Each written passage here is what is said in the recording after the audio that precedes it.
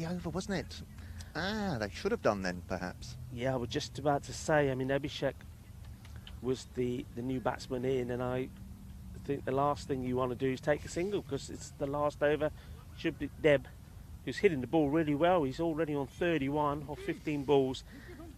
Would have wanted to face as many of these deliveries as he can. Now, who's going to bowl this the last over? Just having a look. I would say that maybe Vicky Sondhi would finish off his spell. I think Vicky Sondhi only bowled the one. And having a look. Looks like Trilochan Singh. He used a lot of the bowlers. Captain's done well here, I think. He's rotated the bowlers really well. Scorers don't like it when there's so many bowlers, because they sometimes run out of. That's well hit. Chase on for the fielder. And my money's always on the fielder here. They've got the right men in the right places. This time it's Hakmal Singh. Is he covering the ground? He was over there, he took a splendid catch. He's getting round, isn't he? And now he's doing a bit of fielding over here. Good work. This is only the sixth bowler, because Trilochan came on effectively first change. So, yeah, he's rotated his bowlers and used his resources wisely. But not yet a scorer's nightmare. Only six bowlers, Frigga. Not yet, okay, not yet. And since it is the last over, it's not going to be. No. He's picked that up well. Is it going to go all the way? No, it is not. And the man who saves the boundary here in front of us, Hakmal Singh, now goes and takes a very good catch. They've certainly shown Garcia here what they can do in the field when they're at their best, because this has been a very top-class performance. Are they going to finish it off with the bat today, or are they going to have another stumble and collapse? Because we've seen them do that so many times. They certainly seem to be up for it today. They've come out here to show the world what they really can do, and that the form they've been in so far has been just a real blip.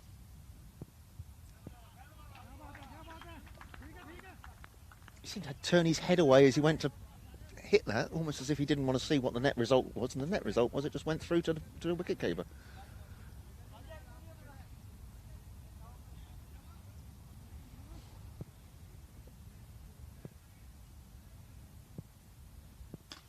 That's well hit. I think this one's gone all the way over. 6 carreras. Bien golpe. Yep, it's a good old hit. And it's just taken them up to, what, 69 is that now? 2 balls to come? Or 1 ball to come? 2 to come. So, Trilochan Singh, what's the reply? A slower ball. Right up there. Go for 2, go for 2, they're saying. In comes the throw. Oh, that's a very wayward throw. Well, you just said how well Hakmal Singh had done in the field earlier. And then an easy run-out chance. And he gets a case that he yips as he throws it. And it goes nowhere near anyone. Very strange. The things that pressure do to you, or does to you.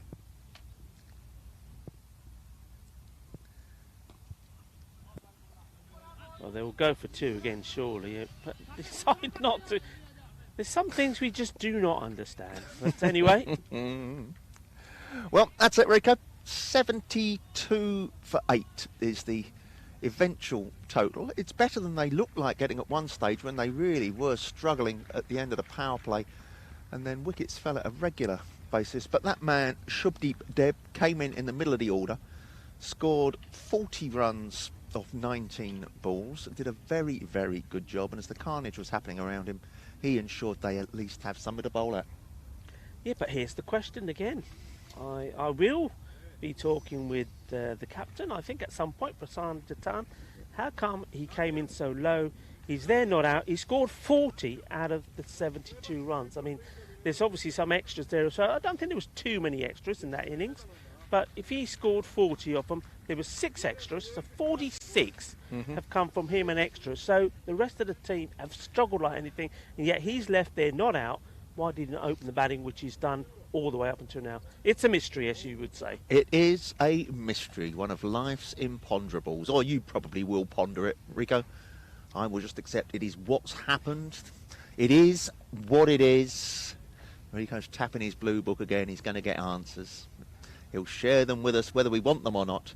Net result is Gracia need to score 73 runs of 60 balls to register their first win in the tournament. We will be back in about 5 minutes to let you know how they get on.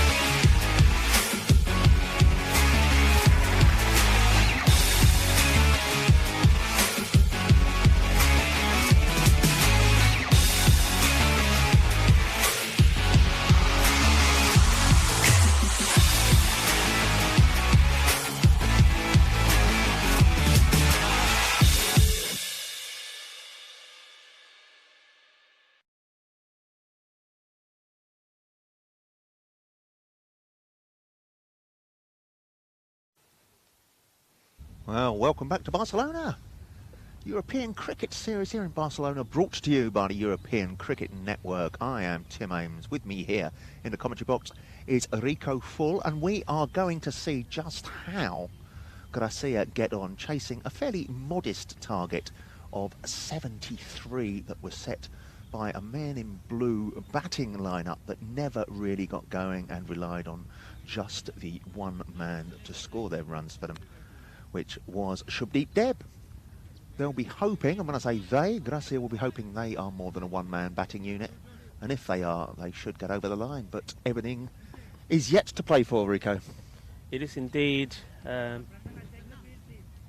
shouldn't be a pressure situation for Gracia Cricket Club, but it is, because this is where they've let themselves down so badly. So they have a point to prove. They've done half the job, and a very professional one that was indeed. And now they've got to see if they can finish it off and register their first defeat. But of course, the men in blue, they know how important a game this is for them. This is only their third game. So far they've won 1, lost 2. A win here will help them no ends, accelerate up that table. And with more games to come, anything can happen. But this is a big game for them. But they're only defending a small total. Abhishek Porikar is the man with the ball in his hands, charged with bowling the first over. On strike is Kuldeep. And he watches it go past him. And they're off, as they say.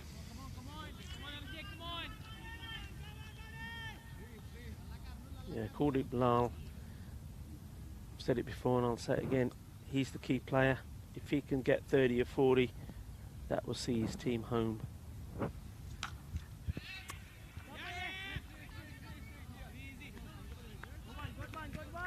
The man at the non-striker's end, Alumdar Hussain.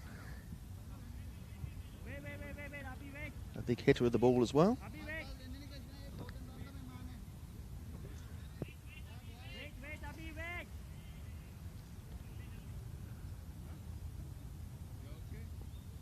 We've got a bit of an injury in the field. Whoever it was that just fielded that down at point is holding his shoulder. I think he might have twinged something.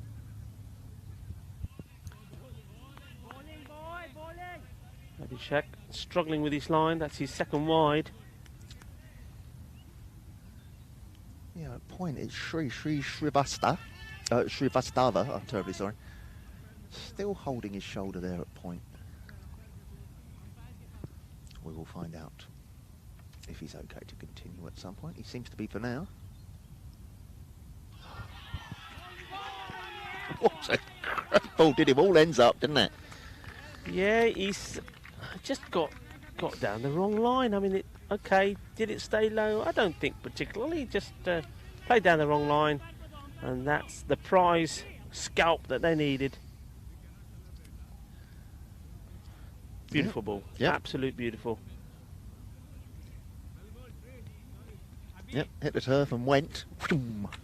Yeah, that was a very good ball. And Kuldeep Lal, when he stood there, you saw him sort of giving the indication with his glove, sort of saying, did that? How am I supposed to play that? We should have got further forward, Kuldeep. That's the answer, indeed. So Kuldeep Lal is not going to be the man that's going to get this run chase on the way. No, and the skipper's come out. He trusted himself to open the bowling. He's come in first wicket down. Likes to be in the action. Hira Mahey.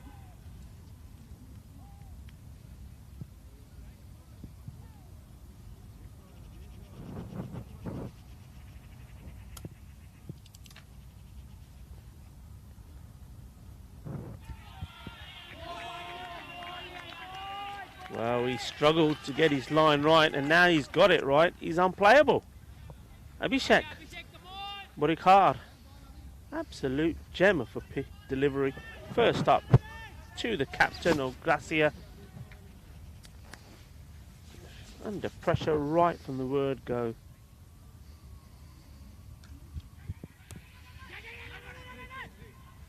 Just lost the line slightly there, Rico, or maybe he was attempting to push it out that wide, but he doesn't get punished for it. Just nudged into the covers, and there is no run.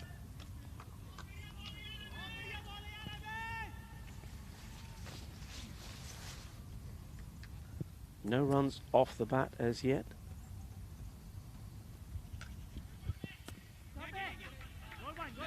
Similar shot, similar result. And this is when the captain, Hiro Mahei, is thinking, okay, that's my shot. They've got that covered. What am I going to do? And is he going to go and be forced to play a across the line panic shot? Just hit it harder. Oh, don't want to go nibbling at ones though, does he? That's not going to achieve anything. What a beauty. I did that. I think that probably also moved away. What a lovely ball. And he's smiling. All ends up. And so he should be. Top over. Yeah, I'd smile after bowling an over like that. Purely hypothetical. That's never going to happen. Love to see that last ball again if we get an opportunity. I know it was only a dot ball, but... well, it's the end of the over. Left hand, right hand combination.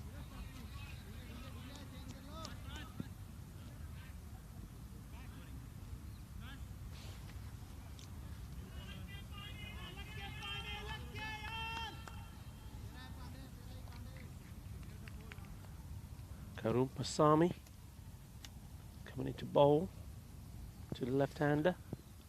Strays it badly down the leg side. Batsman cross. So 2 wides to start the over. Just Karun Paisami coming into bowl, Rico. Just doing first names now, are we? You made me do it. Go on. Okay then. Sundar Pandyan. Sundar Pandyan. Well, one of us could be right, but I suspect we're both wrong. I've been practicing that since you put me on the spot. Again, he's just, that's his shot, and they've got it covered already.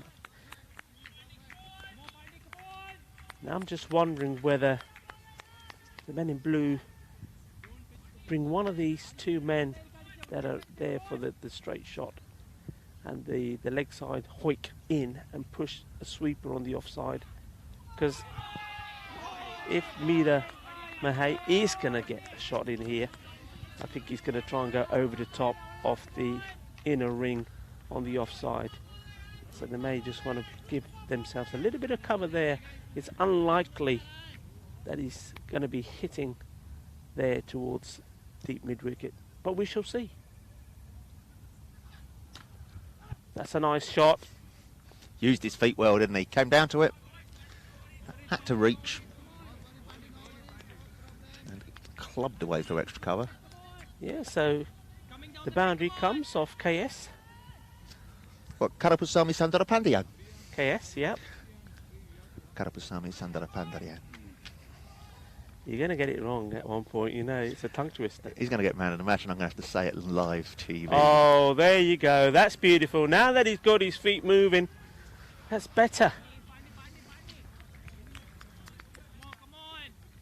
It's a lovely 6 there. Just walked into it. Nice shot. Not been tempted, and that's good from the captain so far. He's been under the cosh, been beaten outside that off stump. His favourite shot's been well cut out by the men at point, and all of a sudden he's had to do something different. And what he's done is use his feet to come forward rather than go across the line. So, yeah, so far, top job. Back of the hand.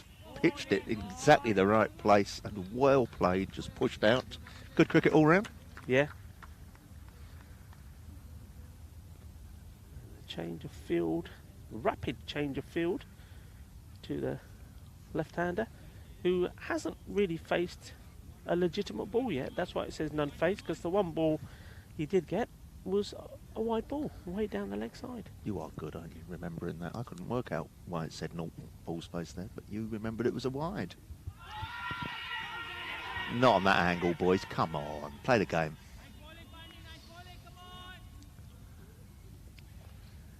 Well, it's good over. For both sides, really. He bowled it well. Bowled it very, very well, but went for 2 big hits in there. So, good cricket all round. Karun Paisami Sundar Pandyan. KS.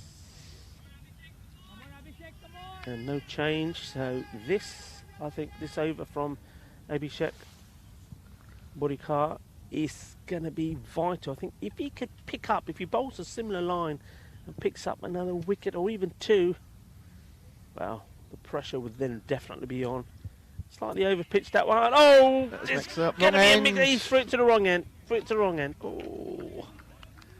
Well, Abhishek had a terrific first over, took 1 wicket and conceded only 2 runs.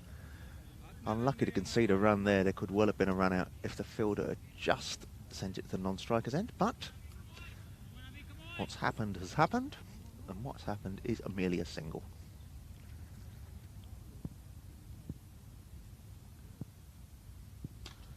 It's just going to go over him. He ran in. As soon as that ball was hit, he saw the fielder start to go towards the ball, and I thought that's just going to clear him, and it does. And KS overrunning it. Well, you say KS, but the people who have printed the name on the back of his shirt couldn't squeeze it all in, so he's actually just Karapasamy Pandyan on the shirt. So he's KP on the shirt.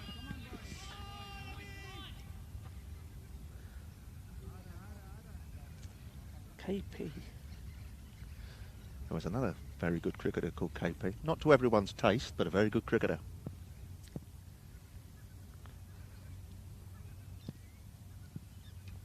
Oh, he's just top-edged it to the keeper. He's on his way.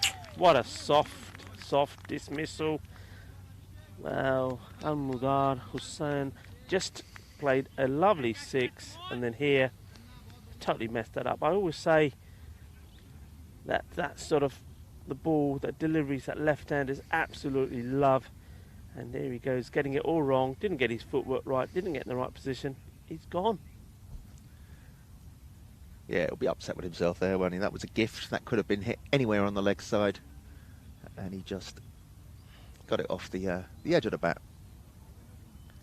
It looped up and was easily taken. So Abhishek does get his 2nd wicket. Nowhere near as dramatic as his first. It's an error. This looks like Bikramjit, who's coming in, Rico. Bikramjit Singh. And off all the names left on that sheet, Bikramjit is the only man who's really done anything with the bat.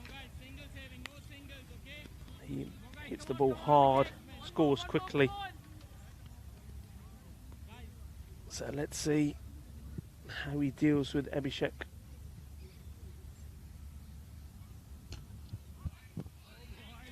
Watchfully would be the verb I'd use there. Dealt with him watchfully. Yeah, and wise too. I mean, if this is, I mean, by no means I was going to say if this is their main bowler, but we still know there's still Puneet to come. He's a very challenging guy, and he bowls a slower ball better than any that we've seen. So they've still got to negotiate some better bowlers to come. That stayed low, probably just missing leg. Chance of a run out. Yeah, not a shabby shout. He was sort of playing around the pad, but as you say, I think missing leg.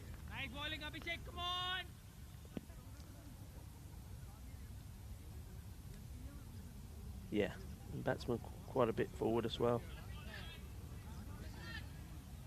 Yeah, so Bikramjit Singh, and also, well, hey, the captain here, if they can see out Abhishek, they'll be happy. They know this is his 2nd over, so they will not see him bowling further in the match. So, but as I say, there's better and more bowlers to come. Oh, that's well played. That's a delightful shot. He saw the change in field there. He saw the man we just talked about, Puneet, come up, and a fielder drop for the shot that he played earlier on the offside. Good vision from the captain. Knew exactly what he was doing there. He's got to keep a very cool and calm head because it looks like he's the key man here. Yeah, great placement because Puneet was on that boundary and they thought about keeping him out, and then he was coming in. And there was a little bit of in, out, and in the end they brought him in. And the shot was just lofted to where he'd been standing on the boundary. So, very good cricket. Such dilemmas will not have to be resolved by the bowlers now as the power play is over. They can have more men on the boundary. The man we've just been talking about Punit Shamali has come on. Number 44 has got the ball in his hands.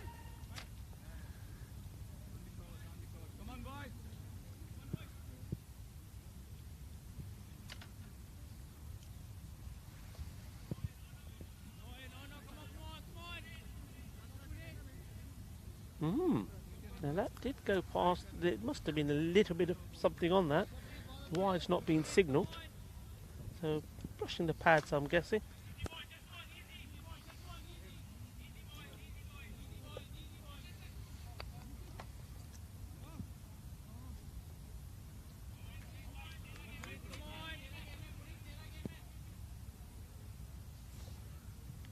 Punit Shamali.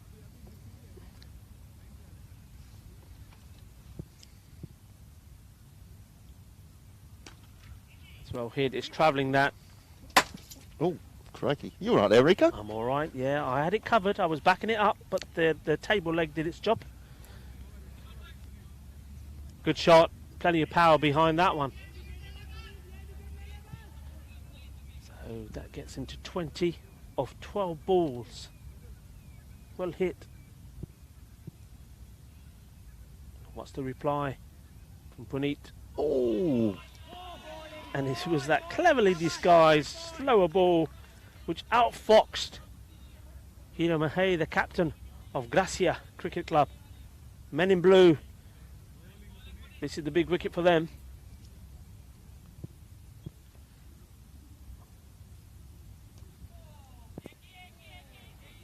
Happy just to take the single and gets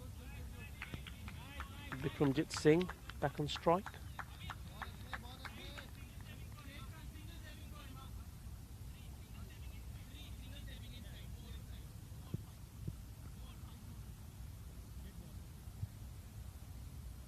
Just losing his footing there. Punit Shamali.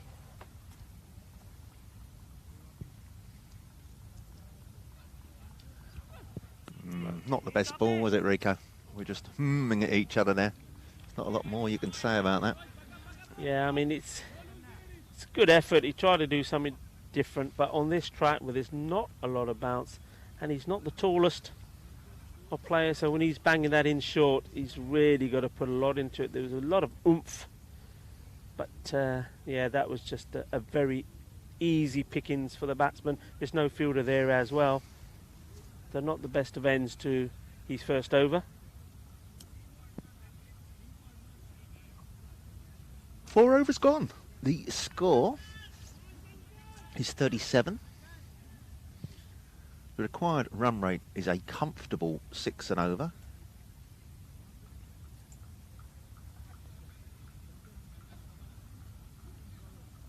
So Shankar Kaligatia.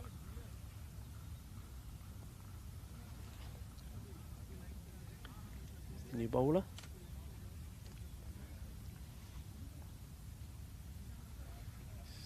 Bowling to the Gracia Cricket Club captain, who's on 21 of 14. Sprays it down the leg, and the wicket keeper, well, unusual technique. Just ran past it. Yeah. Prasanna Jatan, the captain, not quite sure.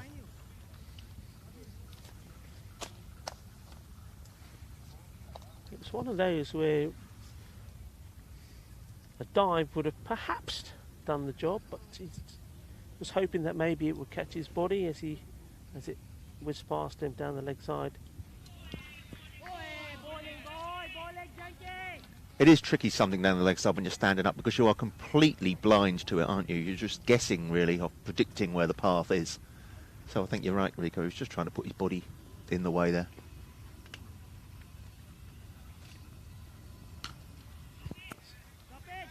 Nice shot, gets his foot to the pitch. Take the single. And that's important for these two now here. As you're saying, the run rate's not particularly massive. So if they can keep taking a runner ball and then look to put away the bad balls, they should really comfortably get themselves home.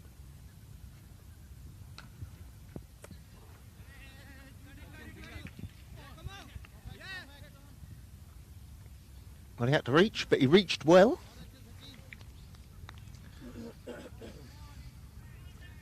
Just the single. And Shankar doesn't really want to be offering quite that much width.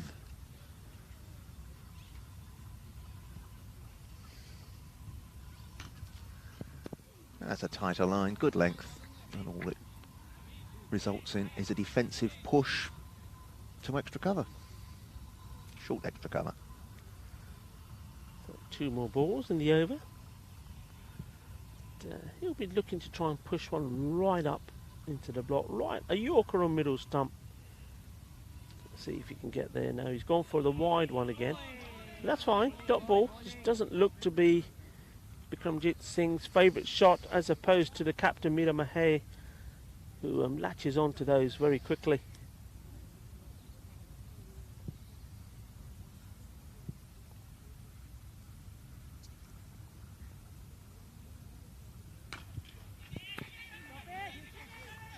Well, this is turning into a very good over for Shankar Kaligatla. And only goes for the 4 runs off the over. Just nudges that rate back up again.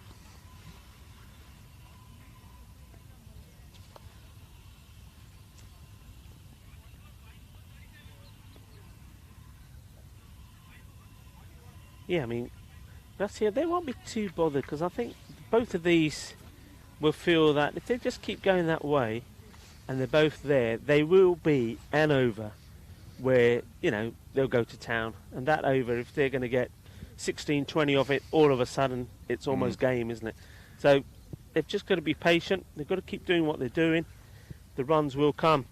Yeah, even one Lord's ball that goes for 6, and then everything else in that over is bunts. So there you go. There's the one that goes for 6. So everything else in this over is bonus runs. Yeah, nice shot. No rushing. I'm going to give the kiss of death, as I do so often. Very impressed with Hira Mahey's batting at the moment. He looks like a man who, every time he plays a shot, at the end of every ball, he's talking to himself, he's thinking, he's looking at the field placements. There he goes again. Takes his time, because he knows how important this knock is, not just to him, but to his team.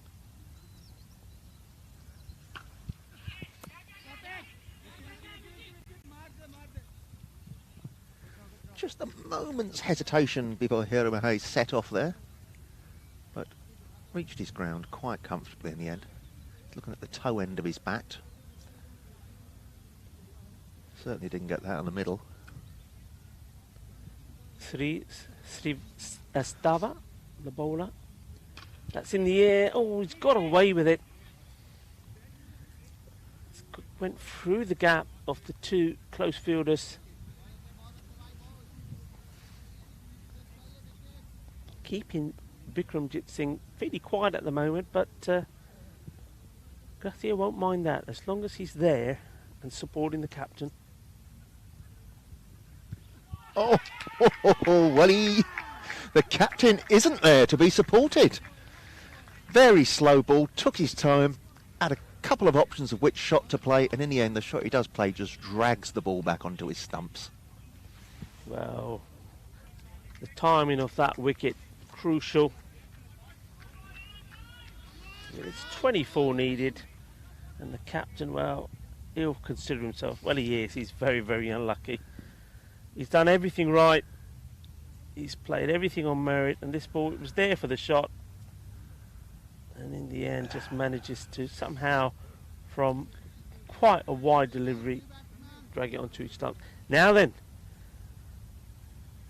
let's see what Gracia Cricket Club do from here. Are they going to continue with the same mindset as the captain and what Bikramjit Singh have been doing, or are they now going to come out and try and smash every ball to the boundary?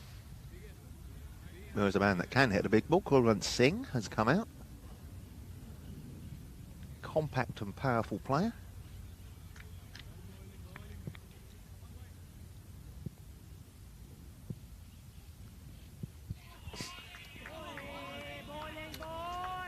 The bowler delivered that. I mean, here he goes, shot it back to his mark. He said, "Oh, let me have another go." God, he sprinted back to his mark, didn't he? But he also looked at the umpire straight away. I think, no, don't give it a wide, don't give it a wide. And he wasn't giving it a wide. That's a better ball.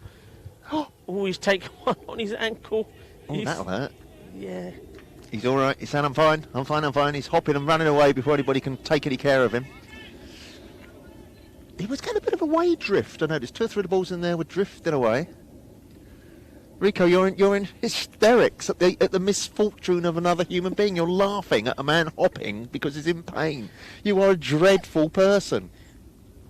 Well, when he bowled that last ball, the one before that, which he was dancing all over the place, looking at the umpire, don't give it a wide, give it a wide. And this time he's dancing around for a completely different reason. But there you go. You have no compassion. You're inhuman, Rico Full. Shankar Kaligatla is the man bowling his second over. Only went for 4 in his first over. He's given one away straight away, and he still hasn't really started this over.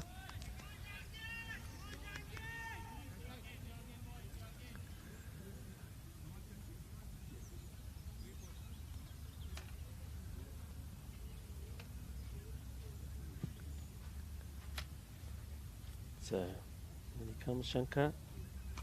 Better ball. Getting that to cut in to the right-hander.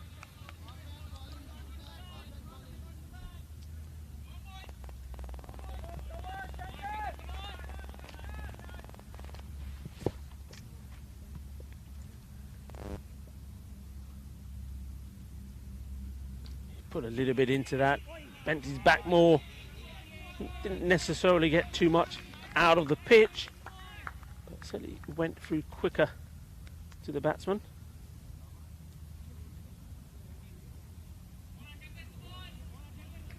So Shankar Kaligatia trying to get another wicket, another breakthrough for his team. Oh, that's leg side again. They haven't got too many runs to play about with. That takes it down to 21. Run a ball they're on at the moment. Garcia.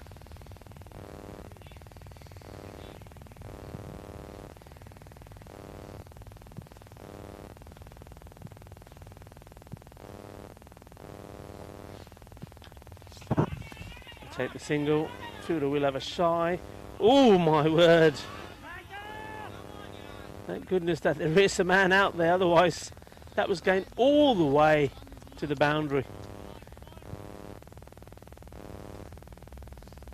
In the end, they take 2. Every run so vital.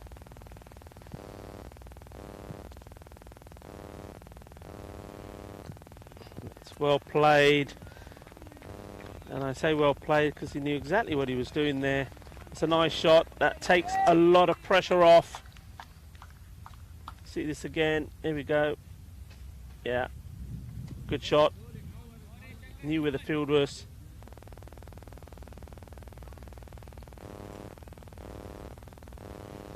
So Kulwant Singh needs to stick around with Bikramjit Singh. Both of these should, and we'll be hoping, can knock off the 15 runs needed. About 4 and over. Oh dear, oh dear, oh dear. What are they doing? Stop, start, stop, start. Boys, it's under, Iba, none of this stop, start business.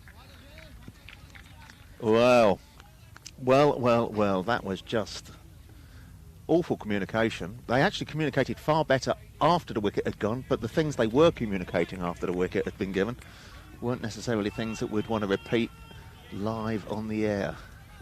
They weren't happy with each other there, were they? No, and this is where they've been. This has been their downfall all the way through this series so far. This is why they're there at the bottom. 4 games, lost 4. The batting just falls apart every time they seem to have got themselves into a position from which they should go on to comfortably win a game. They put pressure back on themselves, and that's exactly what they've done there. They needed 15 runs of 20 balls, and now all of a sudden is 15 from 19, and they've lost another wicket. And another partnership that started to look good, it's gone. Harkamal Singh comes to the middle. Has a rather energetic heave at a wide one. Yeah, I think we're down to those kind of batsmen now. It's hit or miss, and Bikramjit Singh, the other end, is going to feel a lot of pressure on his shoulders.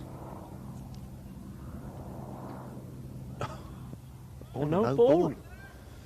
Well, this is not clever bowling. You put the pressure right back on the batting side, and then suddenly you are gifting them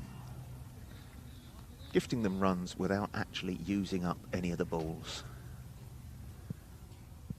Nobody bowls wides and no balls on purpose, obviously, but surely a bit more discipline is called for here.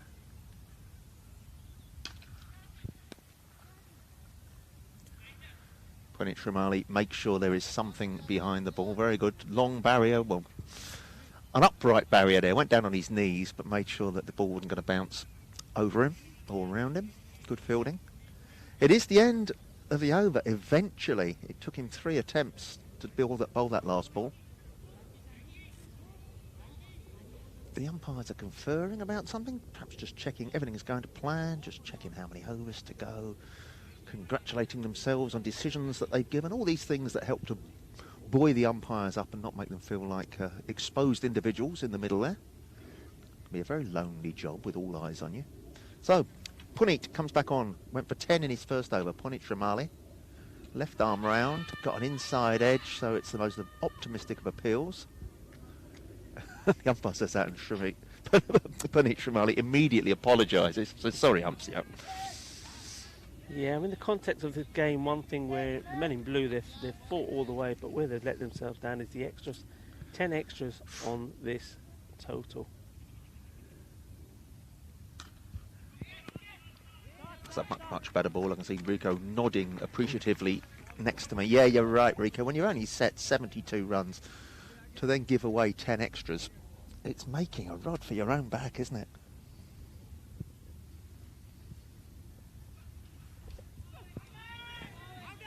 That was well stopped by the keeper because it kept low.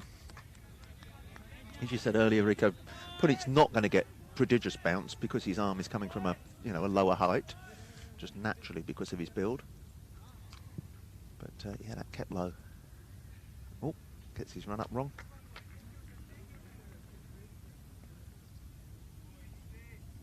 Good support from his fielders. And he comes again. Punit Shamali.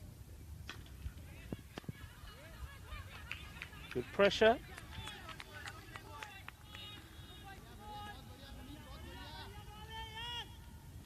Fielders in close, denying them the singles. It's good fielding, good field setting. That one will go away. Chase is on from the fielder. He does get there. That 2 runs will be taken. Excellent fielding, isn't it? Yeah, we see that again. Got the slide in. There we go. Had a lot of ground to cover. Yeah, well done. And what was important there, he kept his legs curled up. Oh, that'll be a wide ball. I think he got away with one earlier in this over.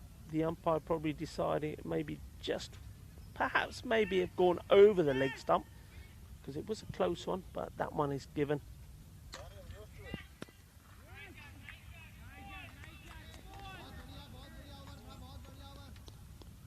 And that's the end of quite a tidy over. Won't be happy about the extras.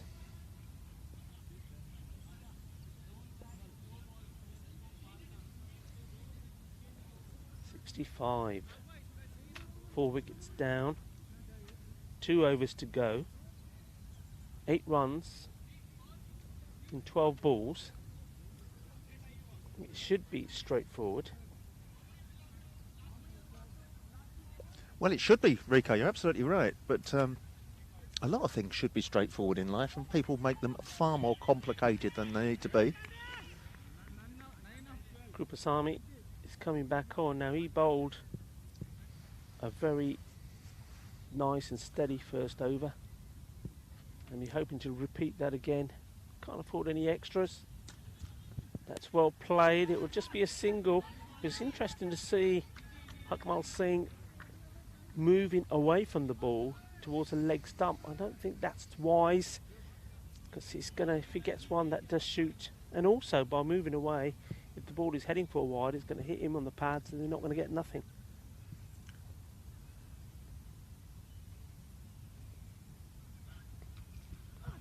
Bottom of the bat, I don't think it will go to the boundary, and I don't think they will chance the two. No, the last thing they need now is a silly run out when there are still 10 balls to face and they've only need the 6 runs. It's time for calm heads.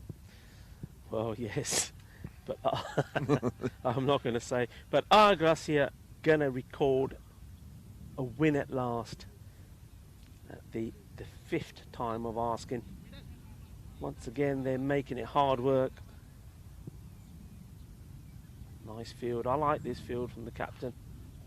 It's nice, and Karapasami's going to have to bowl to it because the man's been brought out from 45 on the leg side behind square and been pushed in front on the offside.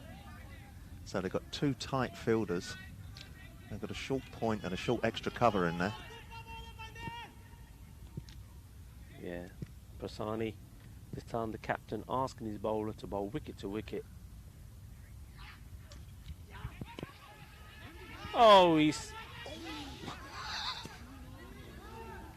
Well, once more, Akmal Singh, if he said he needed a calm head, he's going straight to the fielder and he's trying to take a single. The fielder, on the other hand, was doing the breaststroke, trying to get to the ball. Wasn't he? Very much so. There was a single there in the end and they didn't get it. Ooh. Something happened there to the ball. Means it's no longer fit for play. Thankfully, thanks to our ball sponsor, Kookaburra, there's many more where that came from. Have they been lavishing us with supplies, have they? Yeah, I think we'll have to find out, actually, that's a stat we can find out. The number of balls that have been lost, because there's been some big hits, and there's a lot of balls that haven't come back. So we'll have to have a little chat with maybe the tournament referee, Rob Hemmings has the information there. Back to the game. They need a couple of runs here from this. He's moved early. They've gone for it again. Not the best of throws. At least this time both batsmen were in agreement. Went straight away. You do that 9 out of 10 times, you're going to make it.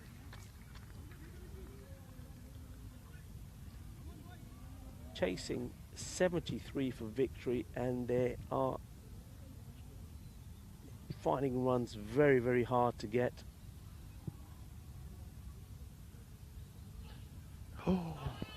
Ooh. A shot befitting the location here, the Olympic Baseball Stadium, but not the cricket shot that was needed at the time. He's lucky to still be there. It's still very much the batsman's game to lose. They only need 5 runs off 6 balls. It's not a huge ask, but with each dot ball, with each swing and a miss, it becomes more and more tense, Rico. Yeah, it's all about pressure, and one thing we've seen and learnt from Gracia Cricket Club, they apply the pressure on themselves, and that's what they've done in this game. And Srivastava is the man, the jumping jack to bowl. It was a hopping Harry rather than a jumping Jack. Yeah, to bowl what could be. Is he going to be the hero? Well, there's changes in the field. They're getting the right men in the right places. Karapasami's been put long on. There's been... Who's that brought in there? Daljit Singh is really tight. It's coming in not actually under the batsman's nose, but tight there. Short extra cover. It's in the air. Has he got a cool... Oh my It's gone down. me! Not only has it gone down, but they've taken 2. Well,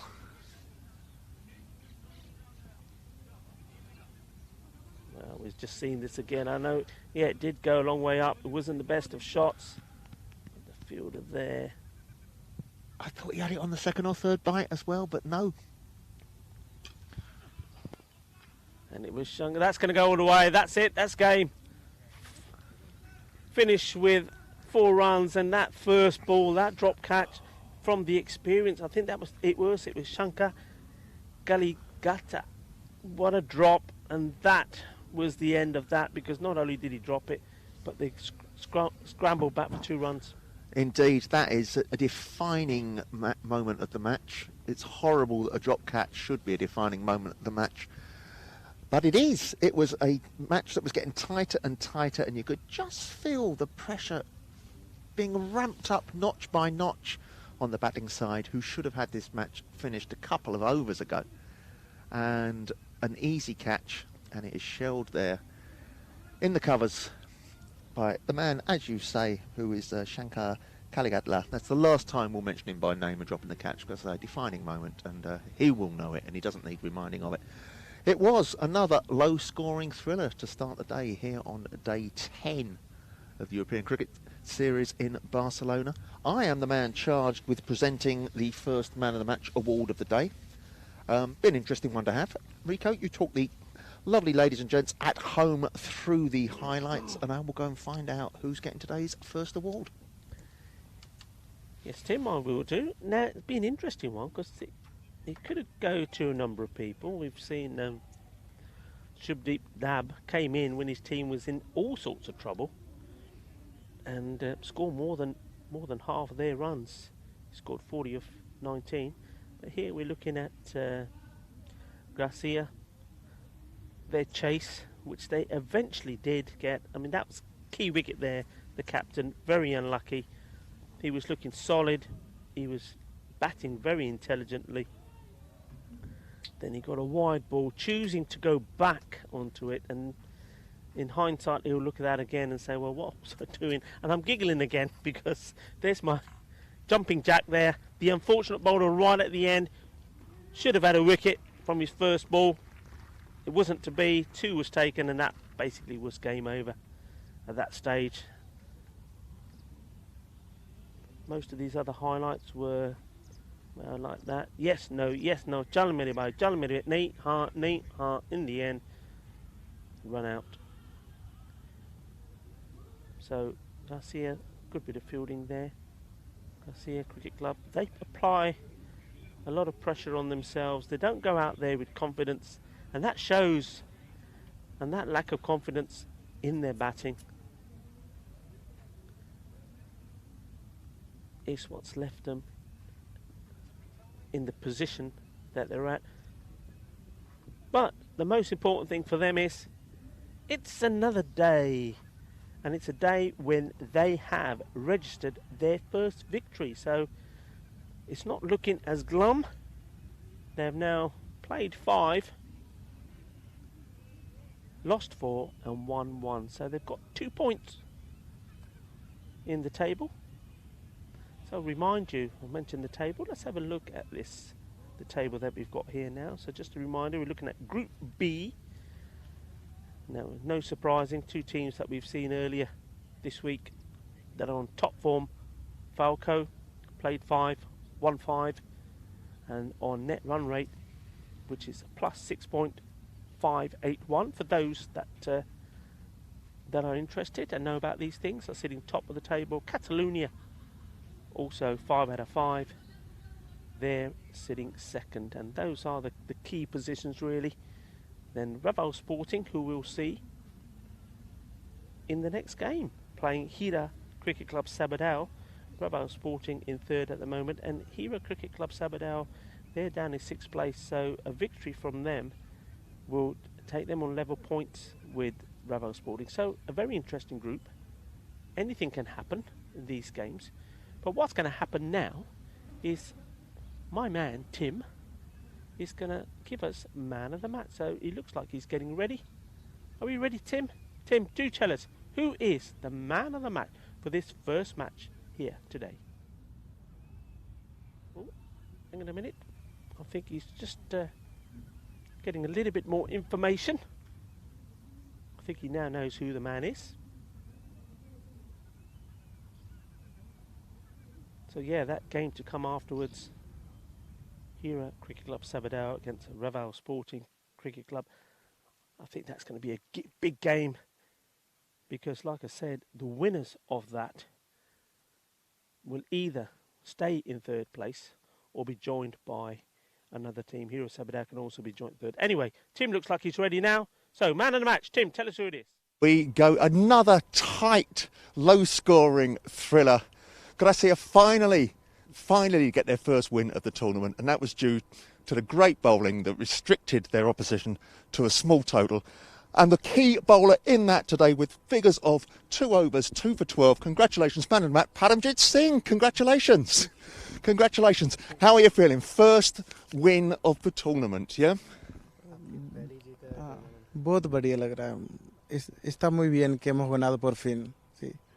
Que estoy contento. मैं बहुत खुश हूँ. I am very happy because it's first win after 5 matches. Yeah. Yep. Well done. You've played some great cricket and you've been unlucky not to have any wins. The bowling side of things has been very good. We've been saying it's a very good bowling unit that you've got, but the batting sometimes a little bit. Yeah, no, batting is also very good, but last matches we had hard luck, that's why. But we have good batsmen. Yeah. You do indeed. We're very surprised you've been at the bottom of the table, so it's nice to see the first win in there. Ladies and gentlemen, our first man of the match of the tournament with 2 for 12. Paramjit Singh, congratulations again. Thank you very much. Thank you. Well done, thank you. Thank you.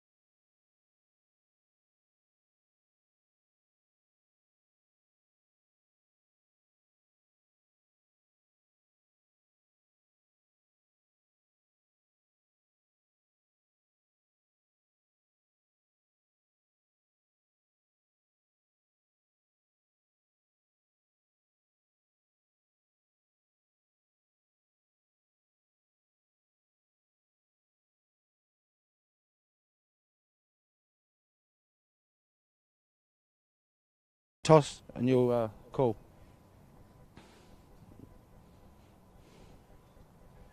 Heads is the call. And it's heads. Okay. So, what are you going to do? We're gonna bat first. Okay. Yeah, You're going to bat first? yeah. Why are you batting first? Because last two matches we elect to ball first, but lose the match. That's why the little bit change in the plan. Now in bat first. Change up the strategy. Yeah, change of the strategy.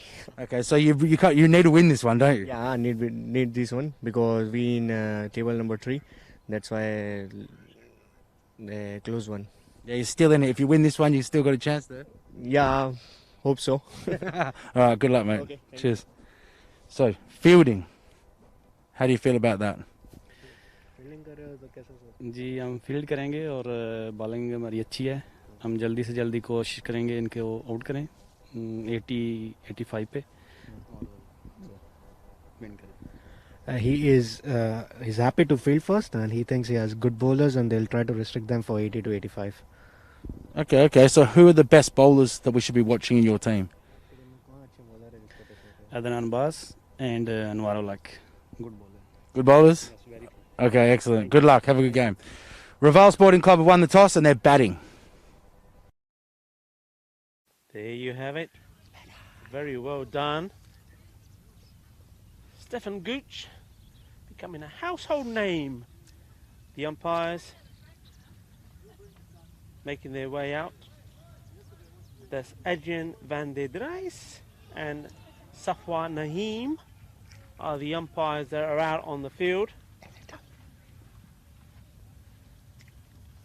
Also in the field is Hira Cricket Club Sabadell, so welcome back to them. And they're going to battle it out and try to prevent Raval Sporting Cricket Club scoring too many runs.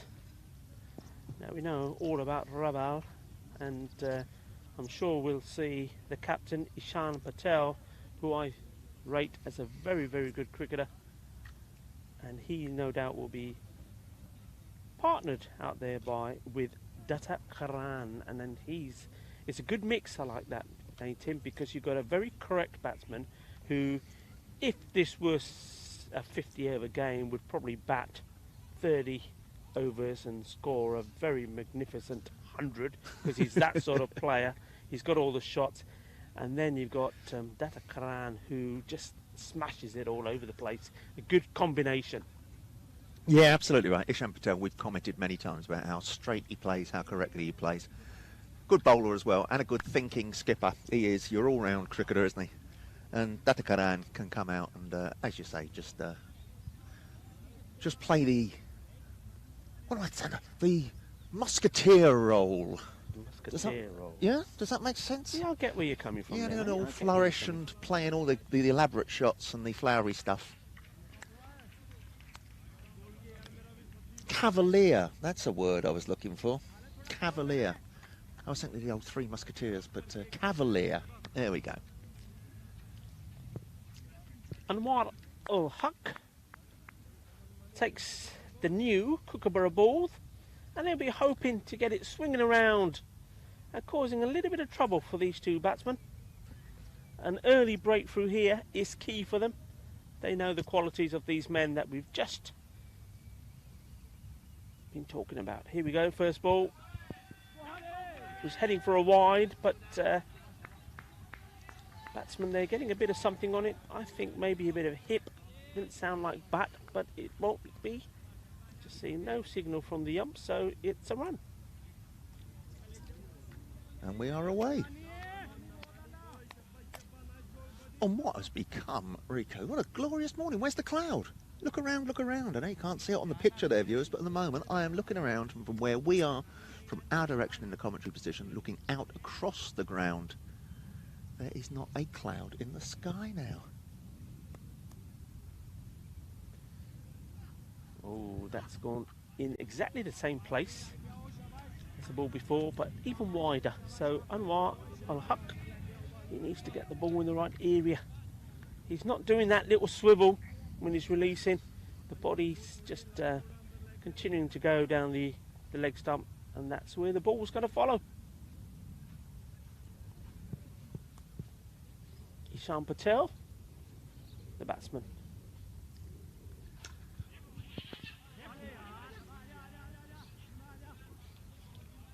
Well, that's a good single. It was just a defensive shot, but I know the men are back on the ring, and it's just a drop and run. And it's nice to feel, especially when a couple of balls have winged past you in various ways, and wides and things. You think, I just want to get bat on ball. I just want to hear that nice clunk and feel that I'm in. So one clunk to Ishan Patel. See if Datta Karan can get a nice clunk as well. Yes, he does.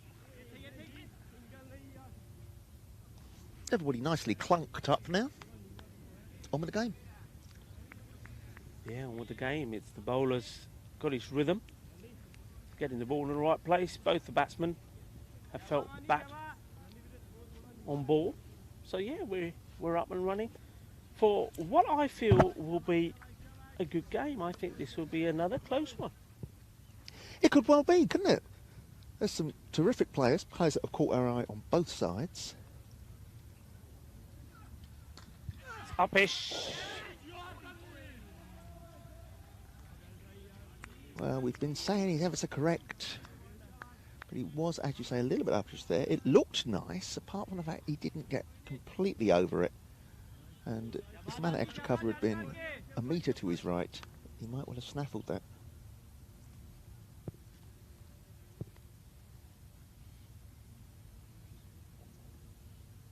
And Mullah Al-Haq, in he comes again.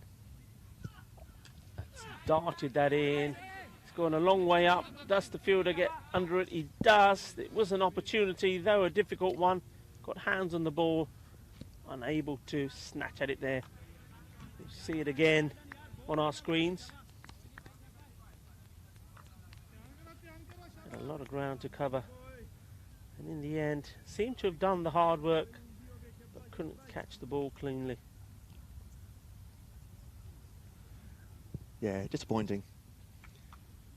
He'd had to turn his body though, and he was facing the sun as that came down, and it is very bright this morning, which I just found out myself when I ventured out into the outside world, outside the commentary position.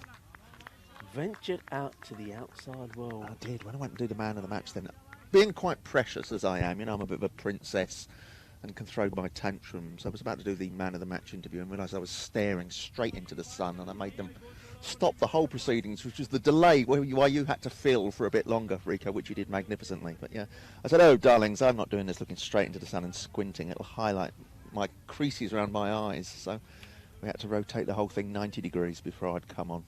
Yeah, I did realise you weren't wearing your spectacles, so obviously the glare was quite strong there, I suppose. Yep.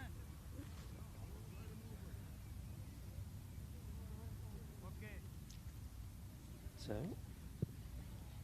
all very calm at the moment, not too much excitement. We've seen half a chance go down to Adnan Abbas.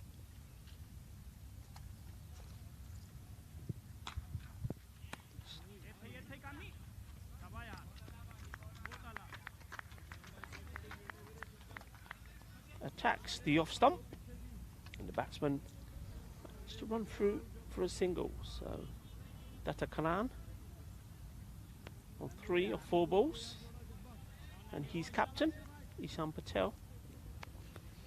Yeah, attacking the off stump. He's got 5 men in the ring on the ones on the offside. He's got nobody in the deep on the offside. Well, good shot, gets into position so well. Nicely played, 4 runs. So the first boundary of this innings, 4 carreras. So we've seen that again on your screen. Nice shot. Yeah, say nobody protecting the boundaries on the offside. He's got 2 men in the deep on the leg side, but no chance of either of them getting towards that one. It was essentially a help yourself ball, and Ishan Patel didn't need a second invitation.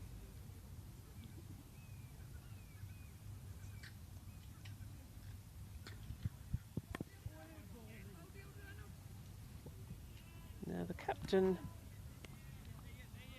Shanwar Shahzad, will have to have a little think about this now. Probably 5 of the runs scored so far are coming in that area where they're just giving a gentle push and getting the single. Now, as Tim pointed out, you've got 1, 2, 3, 4, 5 men sort of forming that circle. I'd be inclined to push one in a little closer to stop those easy singles. Well, they've done exactly that, Rico. The man who is extra cover in that ring, he is walking in with the bowler significantly more than his teammates. So by the time the delivery arrives, he is sort of halfway between the ring and the batsman. So that is the attempt now to stop those quick singles into the offside. Yeah, I noticed that. And the man there that's doing that is Anwar, isn't it? Anwar Al-Haq. Though he starts in line, he seems to be the one walking a little bit quicker. But this time he hesitates. Not like the ball before where, as you said to him, he was already sort of at least 10 paces, if not 15. Oh, they've stolen another bit of sloppy work there. Fielding team caught ball watching, and the batting side, Raval Sporting, deciding, yeah, we can take this one. Wasn't the tidiest throw back in. The keeper didn't gutter it cleanly, and everybody else had assumed the ball was dead and was just wandering back to their fielding positions rather than backing up. Not something a bowler likes to see. It certainly winds them up when you give away easy runs. Adnan Abbas will look for a good reply. Sees the batsman coming forward. It's up, up, up. It's gone over the rope. Seis carreras. Nice shot. Good footwork from the batsman. Went early and just continued with it. Here we go. Here he comes. Nice. Very nice indeed. Good shot. And he knew that was 6 from the moment it left the bat.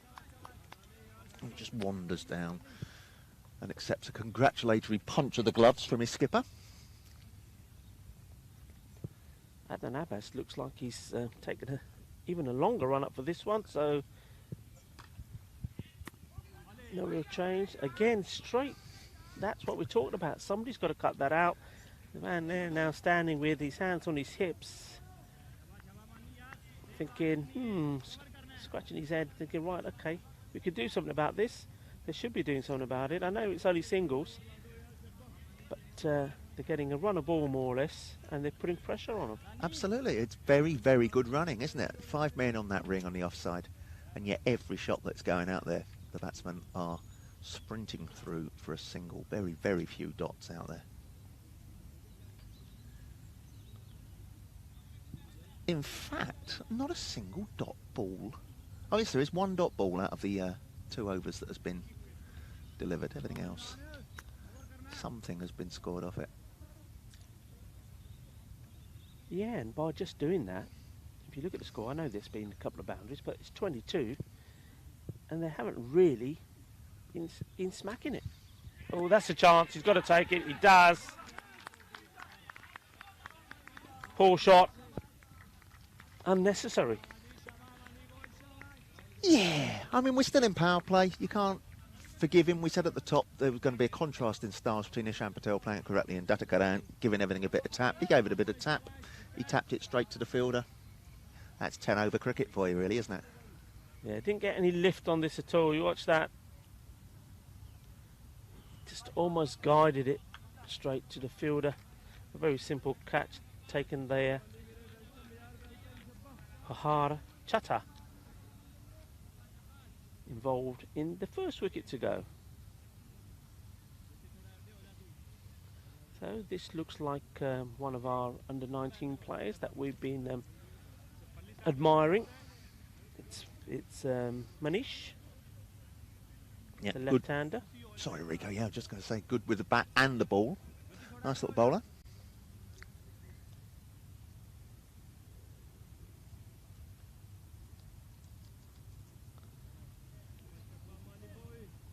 Just taking his guard.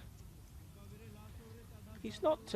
He's not what you would call a typical T10 style of batsman. He takes his time, but if the ball's anywhere near his sort of leg stump, he latches onto it very, very quickly. Well, that was way down his leg side. That's going to be 5 runs. Yeah, that's just horrible, isn't it? So many times we've seen this. We've seen a wicket being taken, so what should be a pressure ball and what should be a ball where you're making the batsman play, you end up giving them a freebie. And, well, there's no bigger freebie than that, is there? 5 runs, five wides.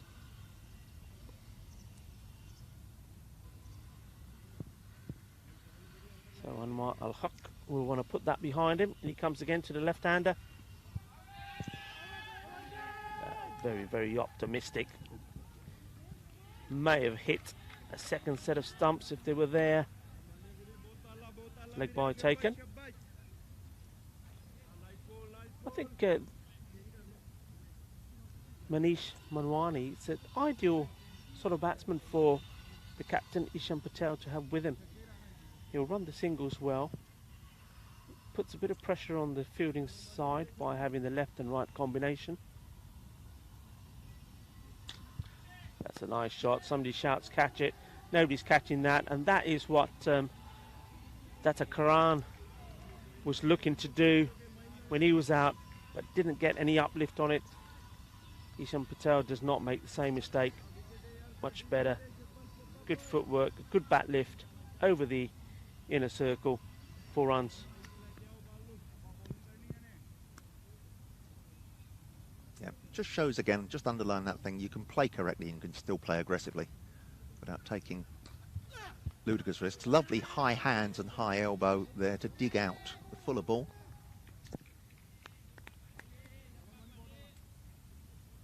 Yeah, what I like about Ishan Patel is when he plays the shots he plays, the bat is almost telling you where the ball is going. You know what I mean? It's almost like he plays his shots, and wherever the bat finishes up, you know that's where. It's almost like he's guiding the ball with the bat, saying, "Ball, go over there." Yeah.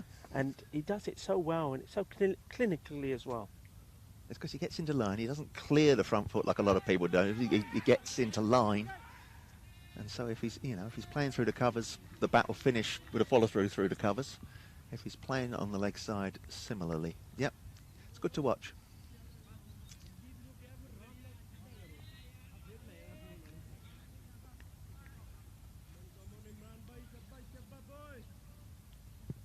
We see the field changing when the right-hander comes on strike. Anwar Ul-Haq, and he comes. And that's a lovely shot, just lifting it again, lifting it over the top. It hasn't gone. Hasn't gone, no. Hit the deck and really slowed down. Takes the 2. Yeah, he'll feel a bit cheated with Ishan Patel that didn't go for 4. But we had a lot of rain last night, didn't we? A lot of rain. I went out walking in Barcelona in the rain last night, Rick. I got absolutely soaked, but didn't mind because it's a beautiful city at night. And I had a little look around. Weren't many people around because it was chucking down with rain. Yeah, as you say, it's lovely at night because everything is lit up. Yep. It looks so, it looks just exceptional, doesn't it? Yeah, and the reflections off the damp pavements as well yesterday. Just some beautiful picturesque sights. But what it does mean, all that rain, is that the outfield is very slow, a bit soft, and balls that normally you expect to kick on across the boundary, as we saw there, are just dying like a pitching wedge onto a green in golf. Ikram Al-Haq, the new bowler. Starting off to Manish Manwani. That's nicely picked up, nicely hit. This one does go to the boundary. That's a nice shot. It was didn't look very orthodox, I must say, but let's have a look at it again. He sort of, he's whipped it, hasn't he? Played it very well. You've got to have a exceptional good hand-eye coordination to do that. And he did it very nicely indeed. That's the talented youngsters for you, Rico. Do you remember when you were a talented youngster? Well, I'd take that as a no then, shall I? It was to show my age and why it was a long time back. It took me a long time to think how far back it was. Anyway, Ikram Haq comes in again. Oh, he's not hit that very well at all. Didn't get into position. Found a gap though. Because we are out of power play, there were men on the boundary defending that very shot, but because he didn't hit it properly, it meant they couldn't get in time.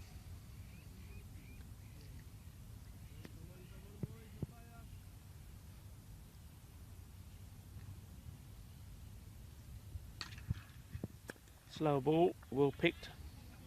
Just a single. They'll be happy just to keep going at this rate.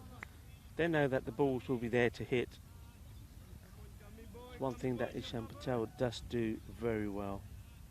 Reads the game perfectly.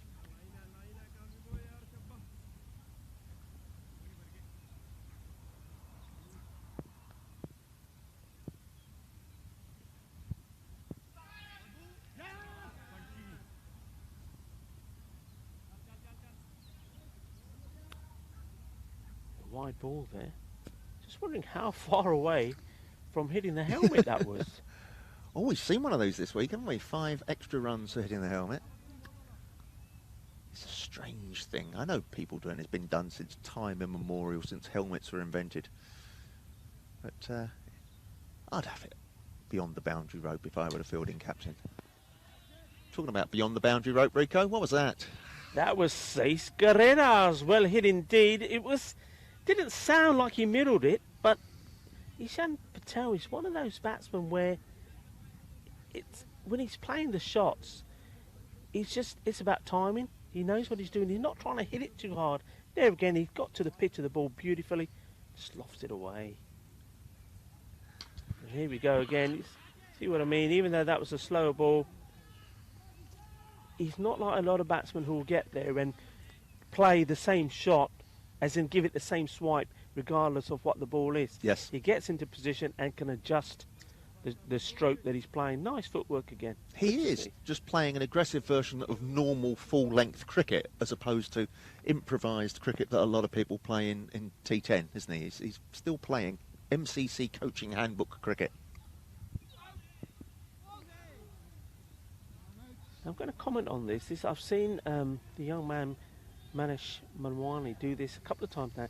He seems to, whereas a lot of left-handers, when the ball's coming in that area, sort of stand still or step away and play the shot, he follows it. He actually drifts down the leg, which makes it very difficult to play, and that's what made the shot, the four that he did play, look very, very interesting and unorthodox. He was in the wrong position, but his hands were able to come down quick enough to play it. He's moving away from the ball, and that was why the shot that he got lucky with, which took the single, he got no power behind it because he's moving towards the leg stump.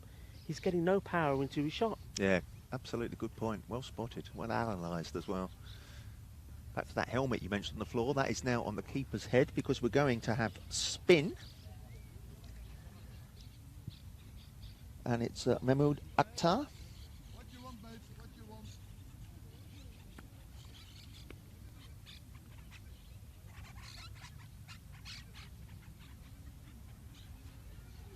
A wily old character. He'll be bowling right arm around to the left arm batsman.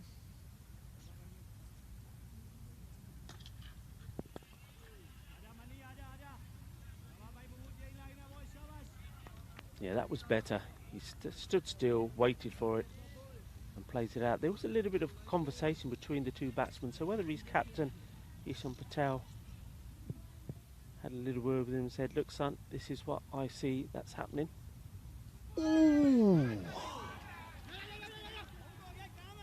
Now that just kept a little bit low. And it could have, but didn't. Taken off stump. So many things in life could have, but didn't. Rico, it's not really worth going into too much detail about things that didn't really happen, is it? No, they're the type that we see, like you say, could have taken off stump or could have taken the inside edge onto the off stump. That did stay very low. Yeah, I think Manish Manwani has realised what he was doing, because in the previous over he would have moved and that ball would have hit him. So now he's standing still. Different ball game.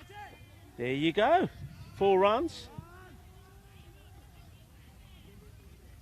Nice shot there. It looks like the fielder might put his dive in here after the ball went past him, or did he slip? Here we go. There goes the ball. Yeah, he lost his footing, didn't he? Nice shot. So that will make Manish Manwani feel a little better. This time comes down, uses his feet well. Lovely looking shot. Cut out by the fielders. I wonder if we'll see that again. I just want to illustrate something. If we've got time, because no time between balls with the spinner on. Mahmood Akhtar.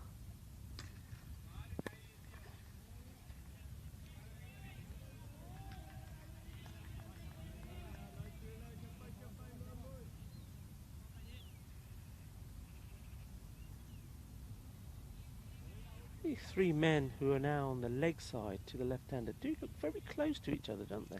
Yes, just between wide, long on and mid-wicket. Yeah, 3 of them within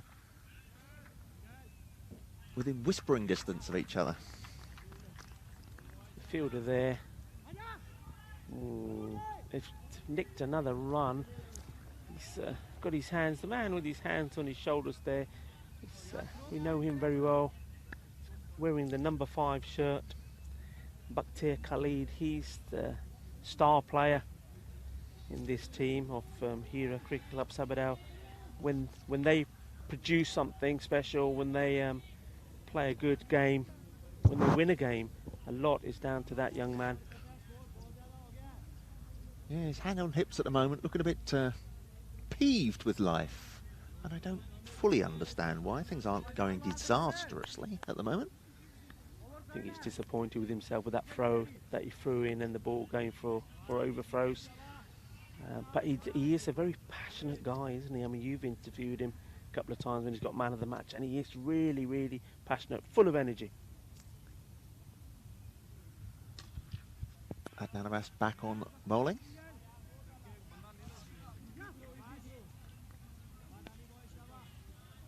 The aforementioned Bakhtir Khalid fields.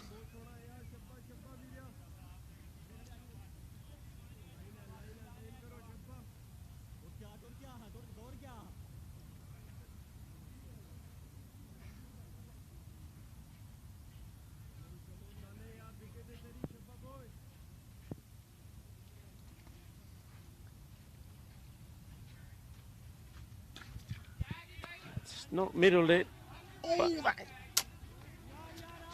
I'm cross. Tell him why I'm cross, Rico. There's steam coming out the ears of Tim here, because what the fielders have done there is something that we both feel is criminal.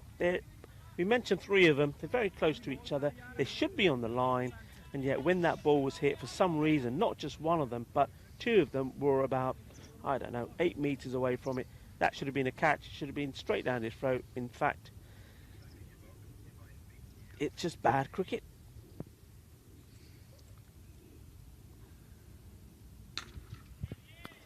It's a good hit. Powerful hit from the young man. 4 runs. Yeah, it's a lovely shot. But going back to that previous incident there, yep, they packed that area of the boundary because they know that's where the shots are going to go. That's where they should be defending it, and it all drifted in off the line, and for that to actually bounce before it goes over the line, over their heads, it's just criminal. One of them should have swallowed that as a catch. Anyway, don't let it get to you, Tim. Did you hear me throw my pen down in disgust when it happened? I thought you were aiming at me again. I thought, oh no, what have I done now? Yeah, but going back to that, if you are on the line, how can a ball go over your head and drop before the line, go for 4? I mean, that's just, again, it's just poor cricket. It shouldn't happen, and the bowler will be absolutely disgusted with those guys as well. And I need my pen back as well. Likewise, the captain is a bit dirty. There's a bit gravel on it now.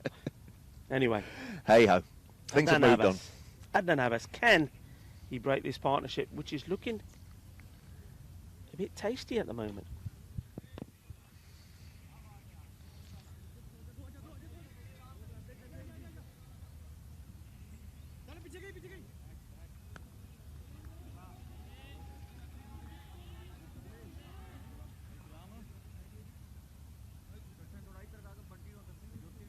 Yeah, in just 2 point. I'm thinking out loud again, aren't I? It was in the I hear third. nothing. I hear nothing. You're just talking about the partnership. I'm just doing maths. That is the 50 partnership. 52 is the partnership, Rico, that you mentioned. And the this partnership came together the first ball of the third over. So that is extremely good going.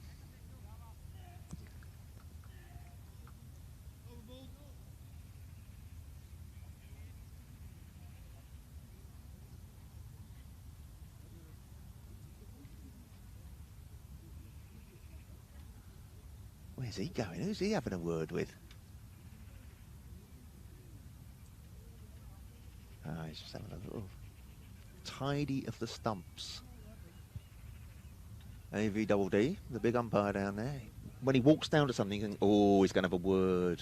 It's like the headmaster coming around and think, oh, I hope don't catch his eye. I hope he's not going to have a word with me. But all he was going to do was adjust the woodwork and then go to his position at square leg or deep point as it is for the left-hander. So Bakhtir, no, it's not. I thought for a moment it was Bakhtir Khalid coming on to bowl. It's not. It's Ikram again, isn't it? Ikram. Yep, Ikram to complete his spell. He went for 15 of his 1 over so far. Here he comes to the left-hander. Okay, he's gone a long way up. 2 men race for it. One calls it and puts it down. Much to the disappointment of the man that I thought was coming on to bowl, Bakhtir Khalid, just as well, because if he's that angry about it being on the boundary, what would he have been like if he was the bowler? They're making no friends. Those fielders on that bit of the boundary, are they? No. It's definitely not. And that's another let off. And when a partnership is building like this, now I'm looking at, he came a long way down the track, so though that ball looked high, still looking at the square leg. Yeah, no call of a no ball because of height. And that's all down to the batsman coming down the track. Yeah, gave it the charge. The bowler did over pitch. It would have been a full toss even if the batsman had stayed where he normally was in his normal position. But as it is, just a fluky single. And the world continues to turn.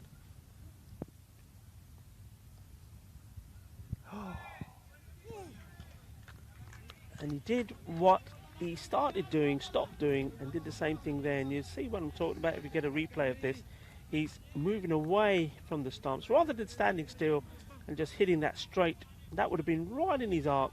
He's moved away from it and made it very difficult.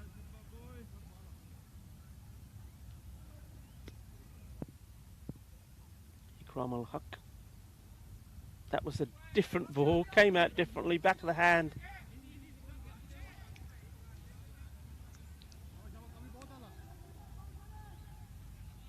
Yeah, he's trying his options, isn't he, Ikram? Trying the variations, and so far it seems to be working for him.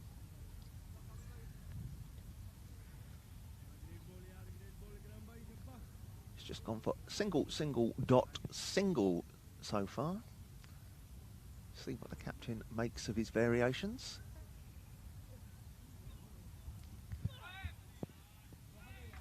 Another dot. Well, for a man that went for 15 off his first over, he is doing a fantastic job now. He's bowled 5 deliveries for 3 runs.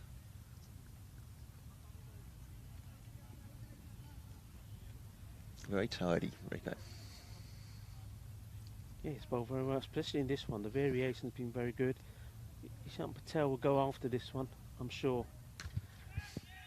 And he does. It drops just the right side of the line as far as the batting team are concerned. 6 runs I thought there was going to be a big shot coming there because I think in the head of those two batsmen, they're thinking 10 and over, 10 and over. If that was anything less than a 2, the objective, the mission would not have been achieved. And that's interesting, isn't it? Because those two, they played some good shots. It hasn't been all fireworks. There's been a bit of tiki-taka as well, but they're going at over 10 and over. Yep. Yeah, it's a good batting performance. There are 3 overs still to face. There are 2 very well set batsmen out there. Ishan Patel has scored 32 off 18. Manish Manwani, in a different style, has accumulated 27 off 16. I say the partnership has raced on to over 60 now. And with 3 good overs, they could push it towards a 100 partnership. We shall see. Let's not get ahead of ourselves. Yeah, it looks like the captain is going to try and break this partnership. He's coming on to bowl, Shanwara Shahzad.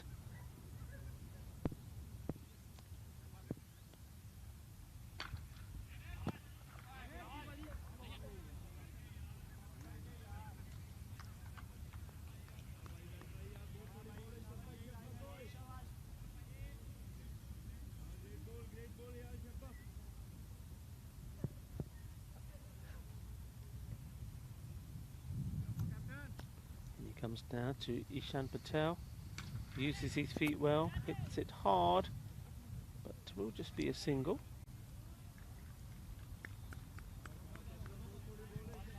Have you noticed whenever the ball's gone in that area, we're talking about these 3 guys again, but well, in that case 2, but normally 3 of them converge on it at the same time. Do they really need to be that close together? Well, I was thinking of a similar thing, Rico, because particularly for Ishan Patel, who can play very well through square leg and a squarish mid-wicket, there's nobody from orthodox mid-wicket on the boundary right the way round until you until you get to those 3 guys that we're talking about on the offside there for him. So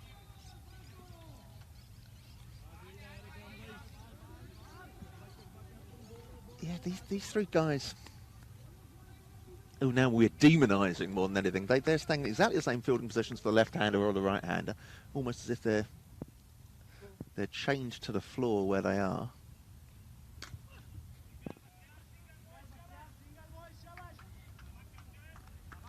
A bit of tiki-taka at the moment. That seems to be the way the overs start. Tiki-taka, tiki-taka, and then right on call, the captain, Ishan Patel, produces a boom boom. Let's have a look. Not this time. That's just more tiki-taka. 5 dots. 5 dots. 5 singles.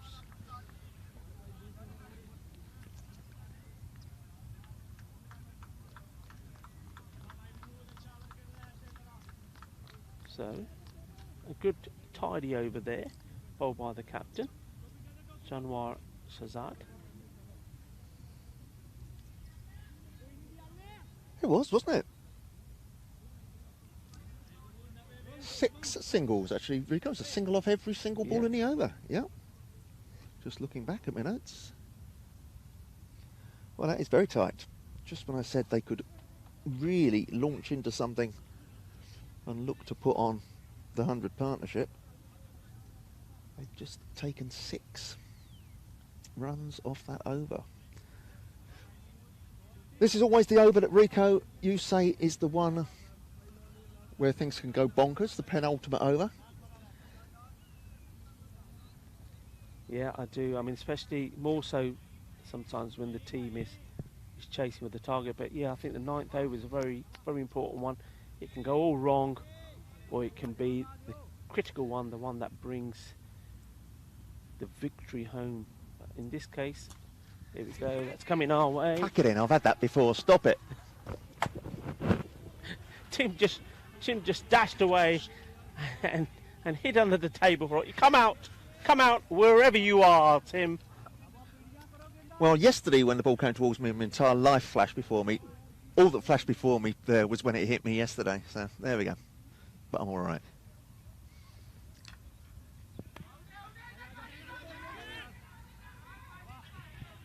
That's well run. Well run and well backed up too.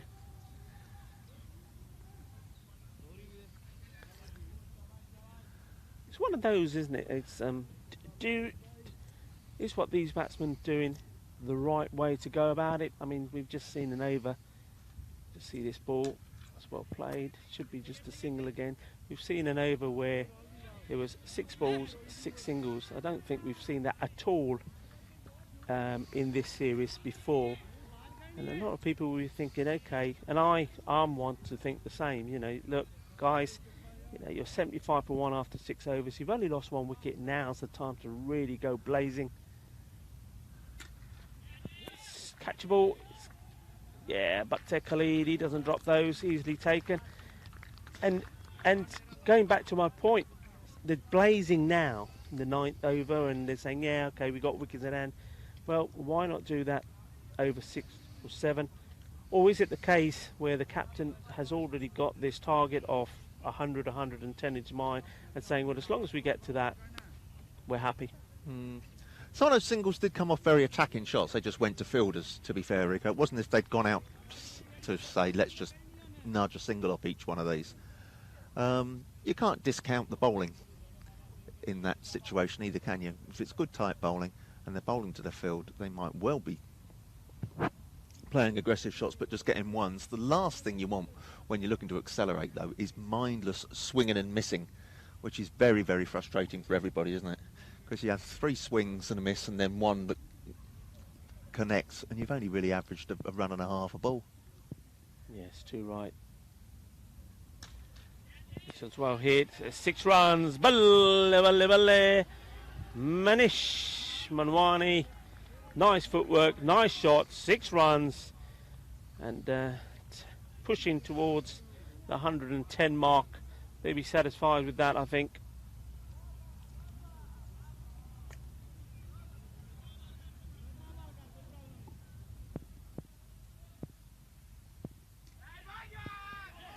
A wide. Just recapping back to that partnership between Manish Manwani and his skipper Hisham Patel, it was 76 runs in 6.3 overs, so they were going along very nearly at 12 and over.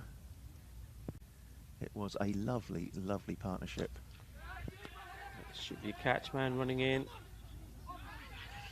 Now once more we've seen a fielder from the deep running in and trying to take a catch as they're running in at a height where you don't want to be doing it. You've got to run in and take it in around about the sort of waist height into the body.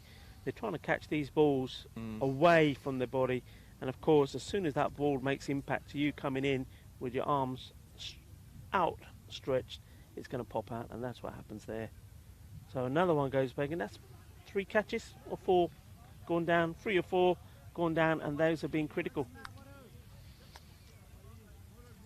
Well, it means there's only 2 wickets fallen in 9 overs, and during that time Raval have scored 107 runs, so we've got 6 more balls to find out exactly how much they will be defending.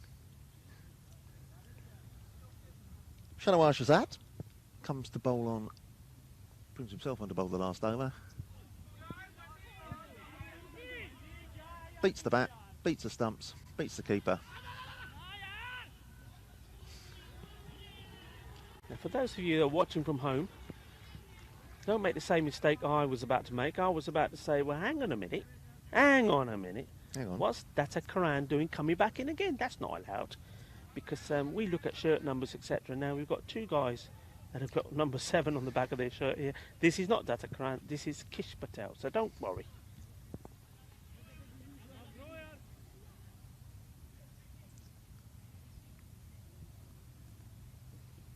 The only defending or mitigating fact with these 2 7s, because it's made me cross during the week as well, is one's right-handed and one's left-handed, so it does make it easier to tell them apart.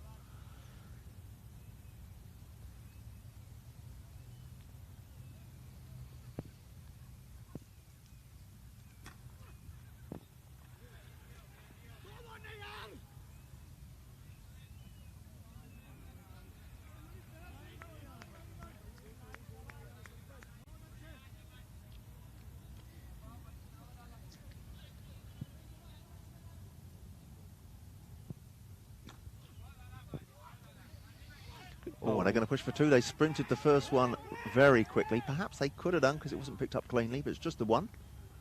Yeah. What we could do, have you got that bit of black duct tape, haven't we? Yeah. Can we put a bit of tape on that and make it a number one? They haven't got a number one. They have got a number one. Everyone's got a number one, haven't they? No, they haven't got They a ain't number got one. number one. We want me to walk around sticking bits of black tape on strange man. Not on the man, on his shirt. Oh, all right now.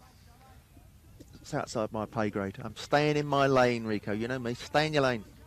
You don't complain, do you, when you put the duct tape over my mooch to stop me talking? Ah, if only. He If would, only you there know. were enough duct tape in the world to do that. Shanawaz Shazad comes back in. There's an appeal, and all there is a wide.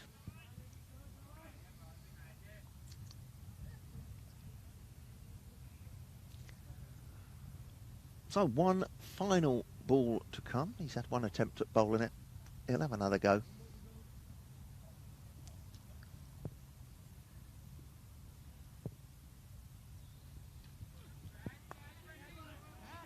Should be, but the way they've been catching, it wasn't. But at least the wicket keeper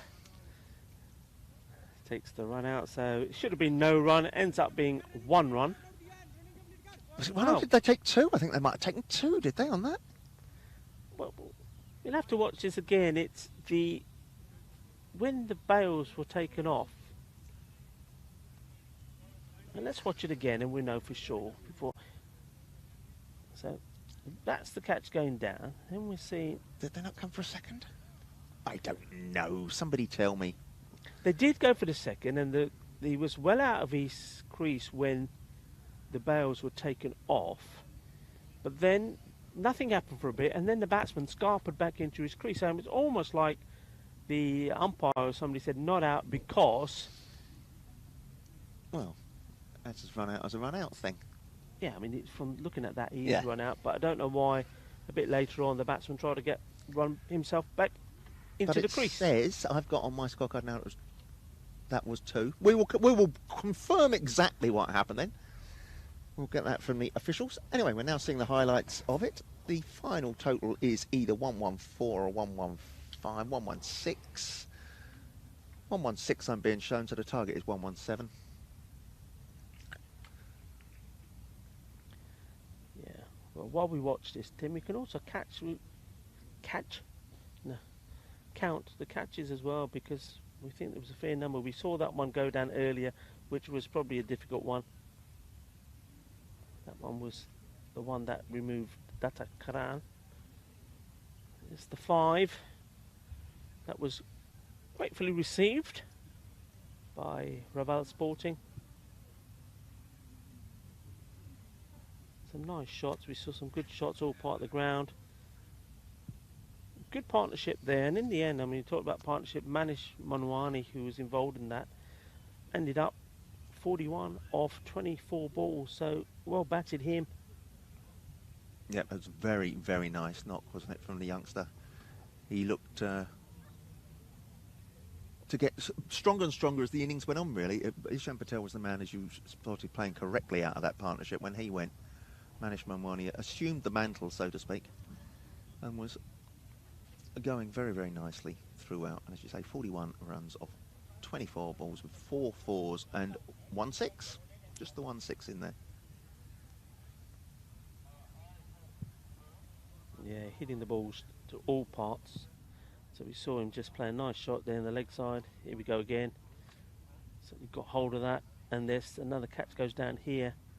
You see what I mean? They're trying to take these catches in a sort of chest-high position with their arms out, so they've not got their eye on the ball, because by the time it's getting to that area, it's sort of chin height. They've got no balance to take the ball into the body. So really, the chances are the ball's always going to pop out. That one didn't. That's the man who we believe is going to be key in this run chase. Bakhtar Khalid, if he bats well, and one thing we do know about him is that he's got quality, he's got ability. Not sure why he didn't bowl. He does bowl sometimes. There's another catch going down, but he needs to stay cool and calm, So as those highlights come to an end, the question is, will he stay cool and calm and see his team to victory? We shall find out. We'll be back in a short while. Hasta pronto.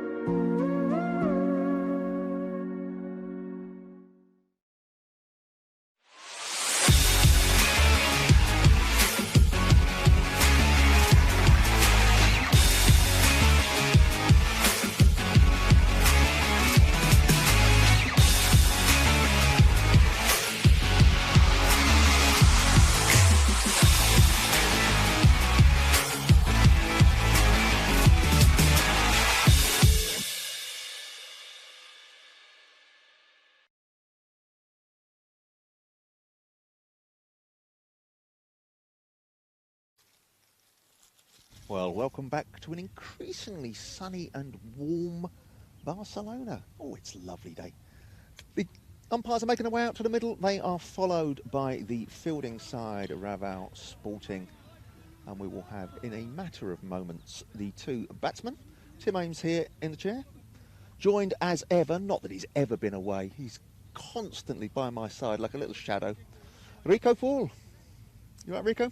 Very well, looking forward to this run chase. I believe it's going to be down to the opening pair. I've got some inside information. Oh, go on. It is going to be Bakatir Khalid, who is going to be opening up with Sanwar Shahzad, the captain, and I think that this has to be the partnership, the key moment. The power play has to be big. What we've seen a lot from Hira Cricket Club Sabadell is once the key men, and these two are key men, have been dismissed, they then struggle.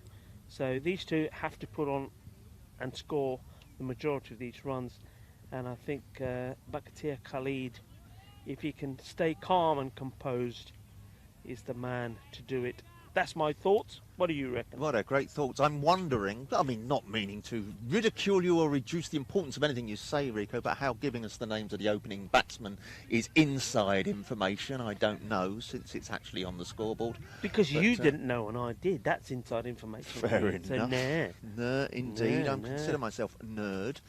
It's a good old total to chase, 117. It's certainly gettable for most sides. It's certainly defendable as well. All comes down to how well things go. Number 13 is Manish opening, isn't it? It is and he's Manish. going to get a wicket. Yeah. Whoa! Now then. That was not very nice. What is going on there? I mean, all he had to do was trot back a little bit to Anthony. Just, well...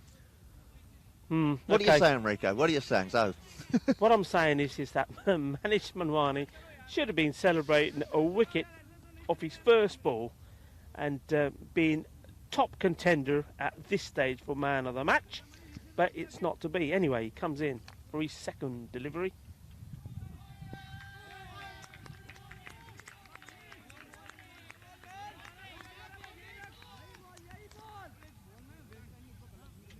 Well, he's fired up, the young man.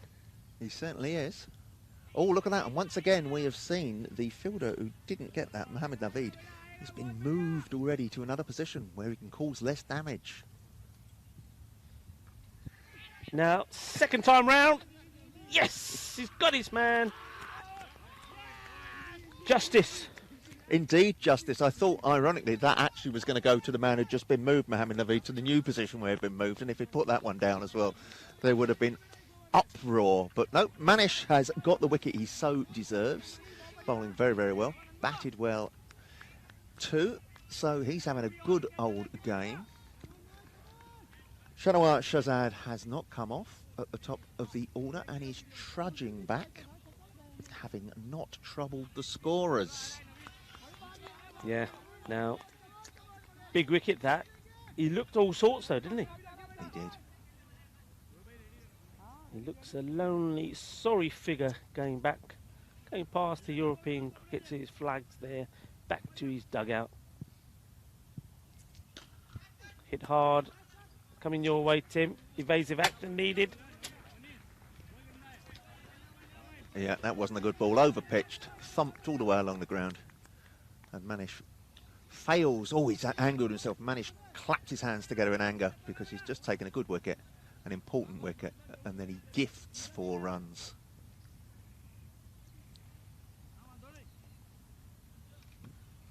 We just see the fielder moving slightly to his right. It's up. Fielder in. It's going to be safe. Tia did slip, but he wasn't running to the danger end, so gets in comfortably in the end.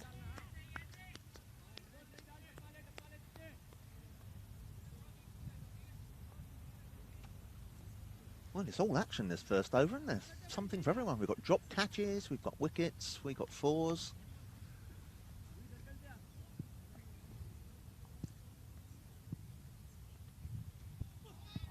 And we've got a huge wide as well. It's not a wide. How was that not a wide?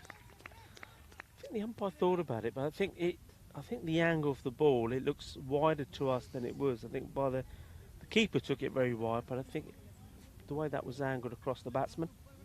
Well, just goes to show you, doesn't it? Well, from a Raval point of view, Raval Sporting have bowled the first over. 7 for 1 is the score, so a nice opening over from them. Here to need to regroup. Coming on the bowl, this is Mohamed Navaid, the man who put the catch down.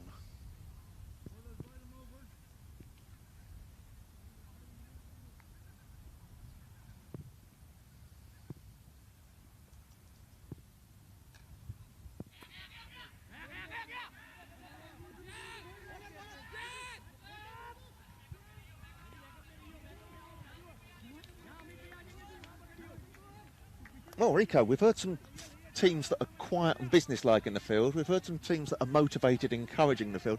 This lot are just chattering away like those parakeets that flew over yesterday. So much noise in the field from them. A lot of chitter-chatter.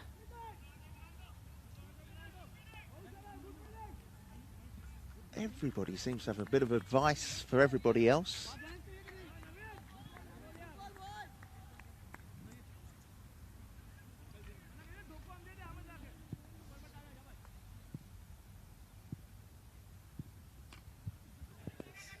Big swing, but it's just going to be a single.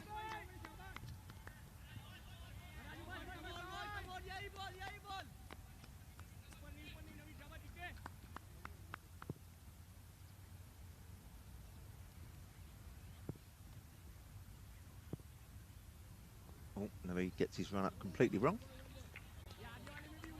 And we'll do it all again.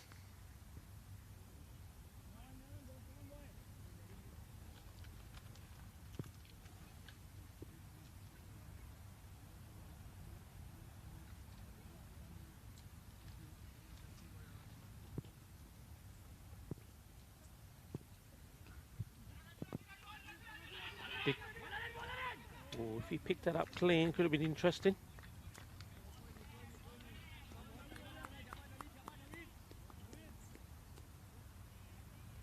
As it is, just a simple single, no fuss, no bother. Again, still no fireworks yet.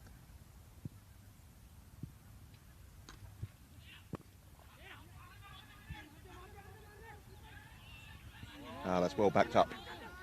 We've seen so many shies at the stumps go through for overthrows, but that's very well backed up.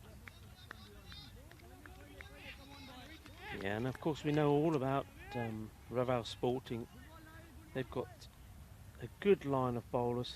This man in front of us, to our left there. I say man, I should say boy really.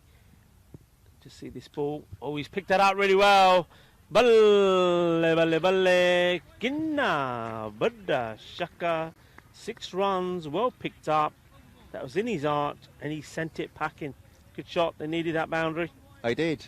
I said no fireworks yet. Well, suddenly we've seen fireworks. You were midway through a sentence before that ball came, Rico. What were you saying? I was midway through a sentence, and I said, the young man warming up in front of us there, we know all about him. Gurang Mayavanishi, and he really, for us so far, has been one of the bowlers of the tournament. The young man, 16 years old, spin bowler, and he comes on once again, and we've seen this many a time, a tactic which Raval Sporting have used. He comes on to bowl inside the power play, so only 2 overs gone. 17 for 1 is the score, and he's coming on to bowl now, and he's been very, very impressive, and so impressive that he was sitting pretty at the top of the wicket-taking table. Was he now? Yep. Yep. Slow and left arm to the right-handed batsman. Left arm round. Gives it a right old rip usually.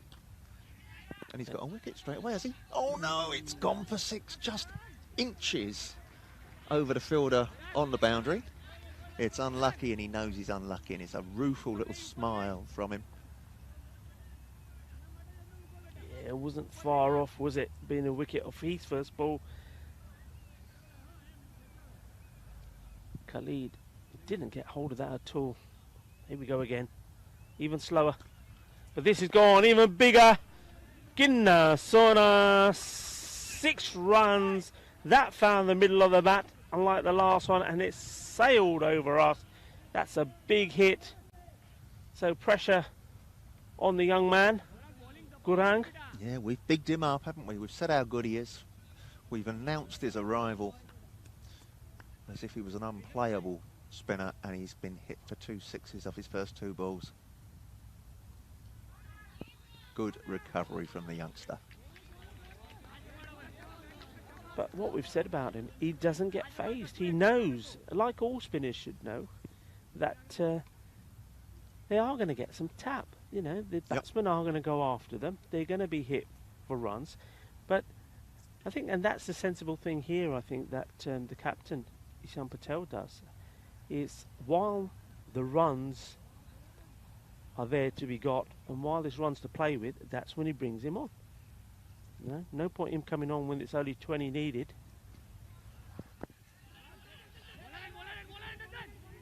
Ooh, well, they're shouting easy, easy, easy. Absolutely stupid. The batsmen were in their ground, were they not, when he threw that? Crazy. He's a crazy man. He's loco. Yeah, there was no reason for that. It's a machismo thing, really, isn't it? People want to have a throw at the stumps, you know, say, oh, come on, you're not taking one to me. Some conversation happening here between Adrian, the umpire, having a chat with Khalid about something. Probably the line that he's choosing to run. Yeah, making sure that his partner understands what that was all about as well. I'm sure the umpires will talk at the end of the over so they both know what the warning was about as well.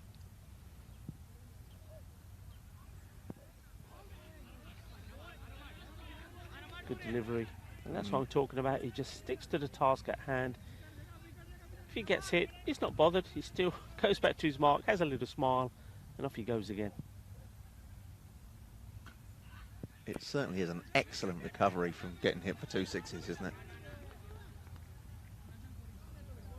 There we go, the end of the over. Showing a lot of maturity at a very, very young age. Very much so, Rico.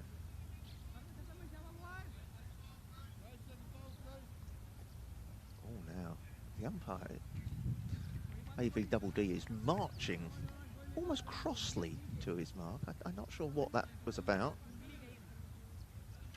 It's the end of the power play, but whatever the word is he had with the batsman has left him flustered. Yeah, now, he wasn't warming up to have a bowled himself there. Just signalling the end of the power play. And the reason I'm saying that is because apart from not having a number on the back of his shirt, he's wearing the same sort of kit, isn't he? He is. He hasn't got a number on the back of his shirt, but there's an awful lot of space on the front of his shirt to write a very long run number, isn't there? You could write pi to 10 decimal places across the front of his shirt. Round of applause from his own dugout, of course, for that shot. So, Mubastat Irshad playing a nice shot there. Out on the offside, beating the man, sweeping, 4 runs. Aims for the same area again, looks to take the single, is sent back by Bakhtiar Khalid, and rightly so. Risky one.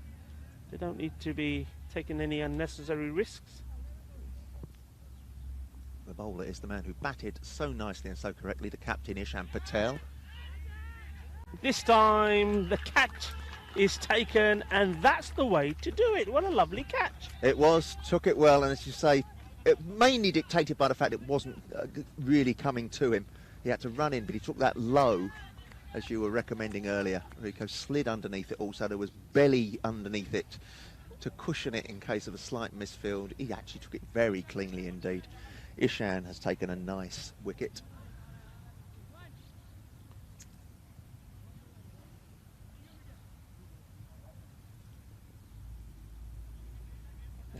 Datakran. It's the man taking that catch. Got to have your fielders in the right spot. On which note that exactly is, because that was a very, very good shot that might have deserved 4 runs, but was played right to the man that Ishan has positioned as an offside sweeper on the boundary. So Ishan's certainly getting the better of exchanges in the over so far. Anwar ul Haq takes guard to receive his first delivery.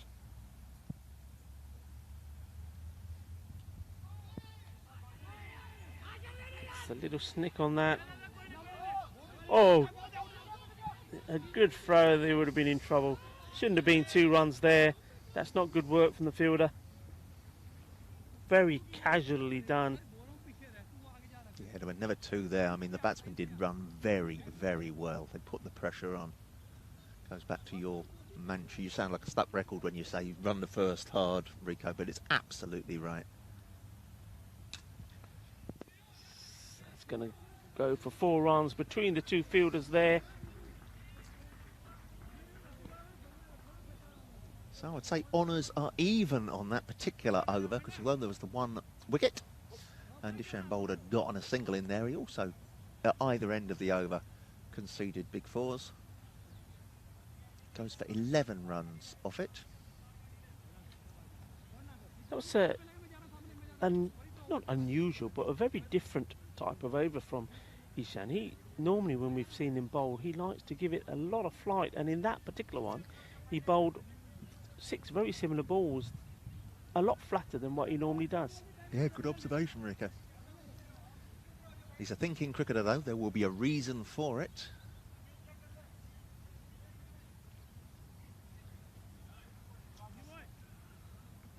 Bowling change here.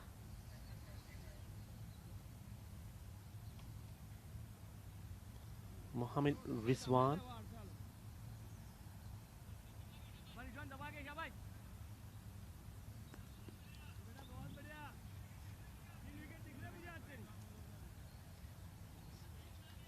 Field well spread.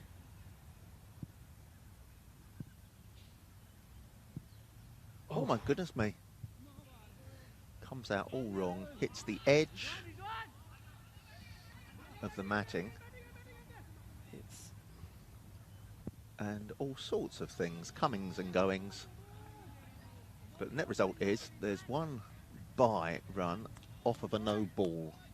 That will be what goes down in the scorebook. So it'll be 2 runs to the total, but it also means this particular ball is a free hit, and the bowler must be slightly edgy because he's got a free hit when he hasn't yet managed to let go of the ball properly.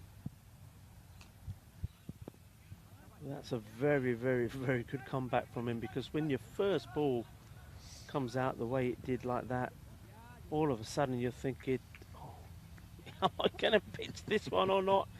He does well.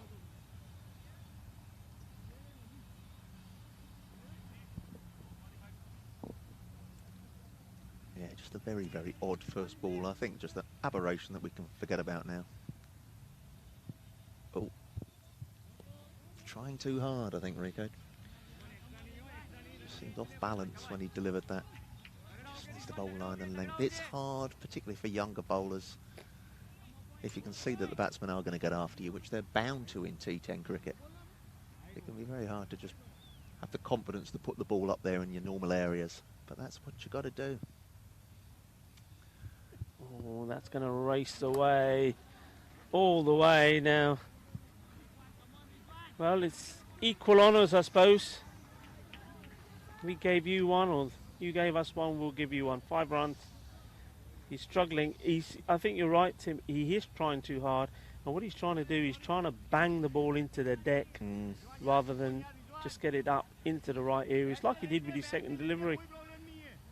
Yeah, I think if he can't get this ball right in this particular delivery, we need a tactical hamstring injury. It's a nice shot. We know he likes it in those areas. He's a good, strong player on that offside.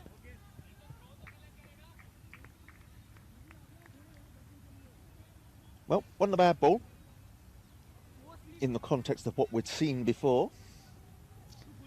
Let's see if he can tidy it up, pull himself together, get a bit of composure, and finish off the over tidily. And when I say finish off, we've barely started because a number of them have been, and there's another one as well. Yeah, if I were the captain, I would give the special signal to the sniper I've got in the stands if he can actually just shoot him in the leg and have him replaced, injured.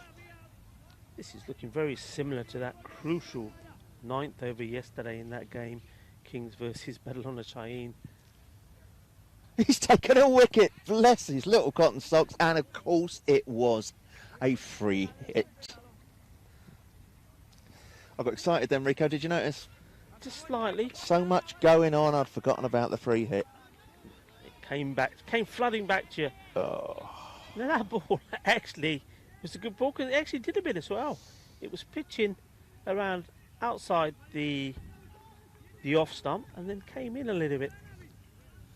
Well, if he can just deliver a few more in those areas, if he gets hit, that's fine. But he can't afford to keep giving wides and no balls. There's more discussions happening here. I'm not quite sure what it's about. Adrian VDD has now spoken to both the batsmen about something.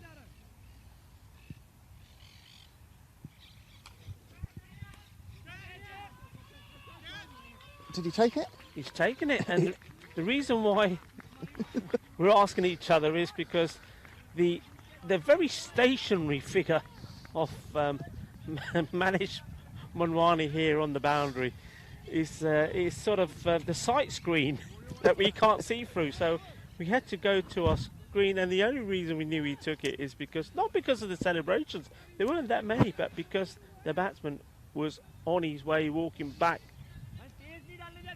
Yeah, well, Manish, as you say, standing right in front of us. He is a beautifully well-nourished young gentleman, and Rico and I are very keen that the boundary fielders should stay on the boundary, not necessarily in the way that he does, which just stands there flat-footed with his arms folded, but he's a great cricketer. He's a character as well. But the reason we had to ask, because he didn't move or celebrate himself, did he? Well, he'll have to move now, but one of these fielders has to do... Oh! That was, well, misjudged totally. He sort of dived over it, didn't he? It ends up being 4 runs. It seems to be the area of the field where fielders aren't acquitting themselves terribly well today, down there at deep extra cover to the right-hander.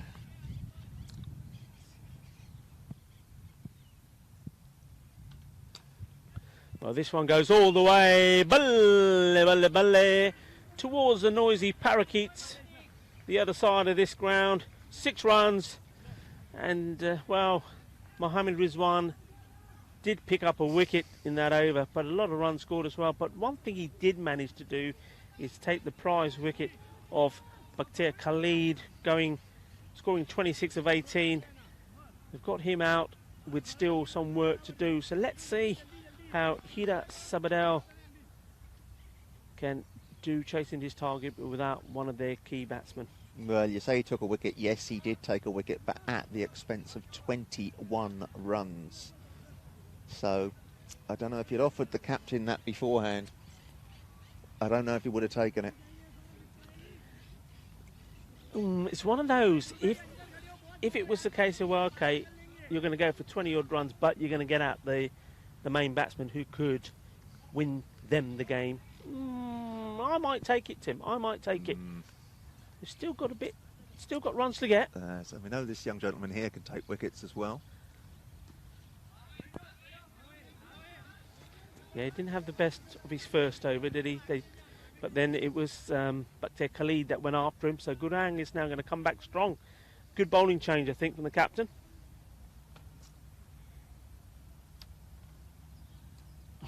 Nearly pays off. Gets a snick inside the ledge there.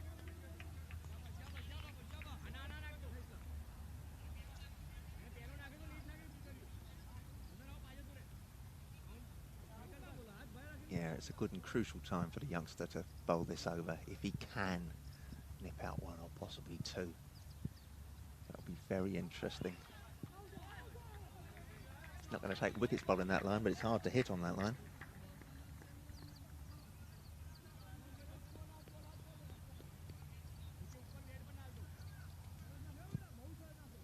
Here he comes again.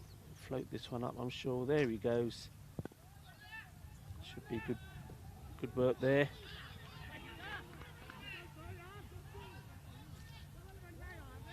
Good stop from Manish on the boundary. Puts the big foot down. Has he got different sized feet? Has he got a big foot and a little foot? Or what? I don't know. I know a lot of He these just said he players. put his big foot down. I thought maybe he had a big one and a little one. He's called upon to field again. This time, doesn't use his big foot. Uses his big hand. Right. At the end of the over, I will tell you something I heard recently, which I found very amusing. Ooh, is this personal or to everybody? Medical. Oh, medical. I think I know what you're going to tell us, but I shall wait. Bowling to his field.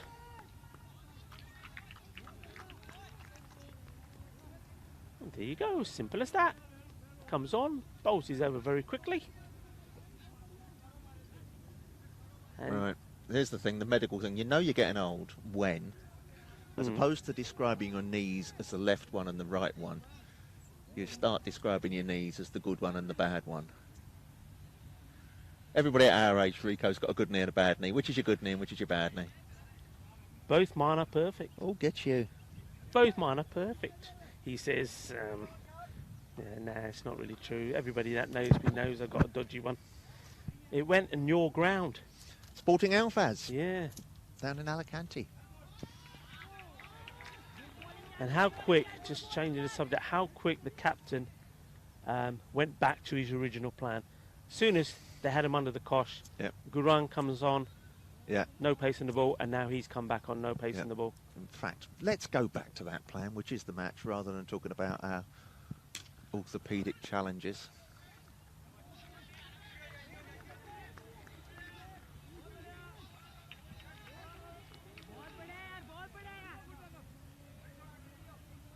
That run rate is creeping up. It got to about 10 a few balls to go, and now it's going up to around 13. They need to find boundaries. Was he out his crease? Yes, he was. The finger goes up. Good work from the wicketkeeper, Kish Patel. Quick hands, we'll see that again. Oh, so this is where I'm backing myself up and saying that when the big Bakhtiar Khalid, big player for them, is dismissed, the rest seem to tumble pretty quickly. Yeah, that was good work. So Harjit Singh's on his way. Didn't stick around for too long.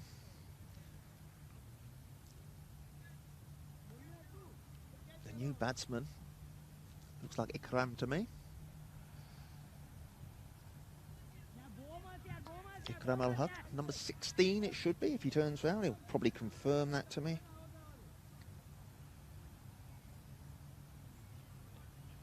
So Hisham Patel. Here he comes. Chase on, that runs pretty quickly down that part of the ground. Well, he certainly wound up the swing for that shot, didn't he? And then when he let it go, it was all a little bit of an anticlimax.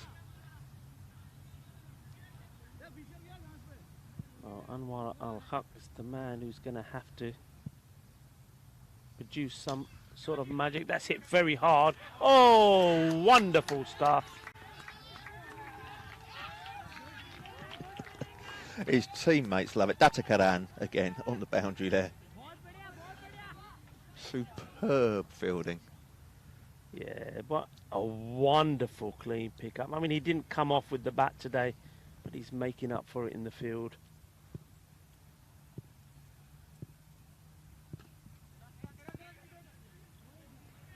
And then he comes again.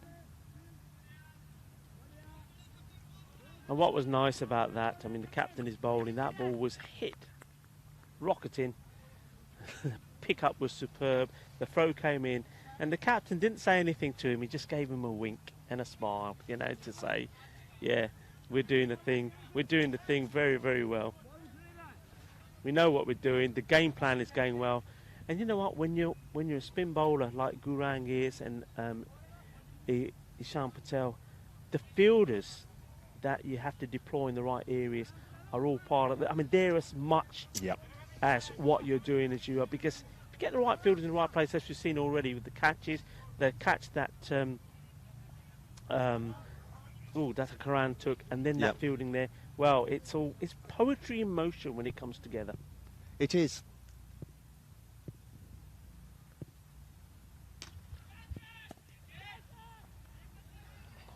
Oh. You know what? Again, Yeah. good fielding, quick thinking. Yeah, Manish is nothing like the athlete that Datakaran is, but he got across there very well. And he did enormously well to field that, because his feet went from under him on the wet grass, and he could have done the splits and damaged himself, and he did enormously well to stop the 4 and get the throw back in. Gurpreet Singh. Now this should be a catch. Too much shouting going on. Very confusing for the fielders. Too many people shouting encouragement. There should have been one clean call for whose catch that was. Yeah, that didn't start very well. There was a little bit of hesitation, and that was enough for him not to be in the right position to take that. In comes Gurpreet Singh again. This is hit very, very well. Captain Caveman style. Over the boundary she goes. 6 runs. 6 badly needed runs, you have to say. But he stood up tall and just, well, clubbed it. It's back to clubbing time again. Big hit. Well, sometimes that's what's needed. There are, as they say, no style marks in cricket, Rico. Sometimes you need to do what you need to do to get the ball over the boundary.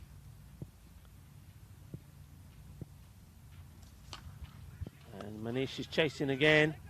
Gets down low.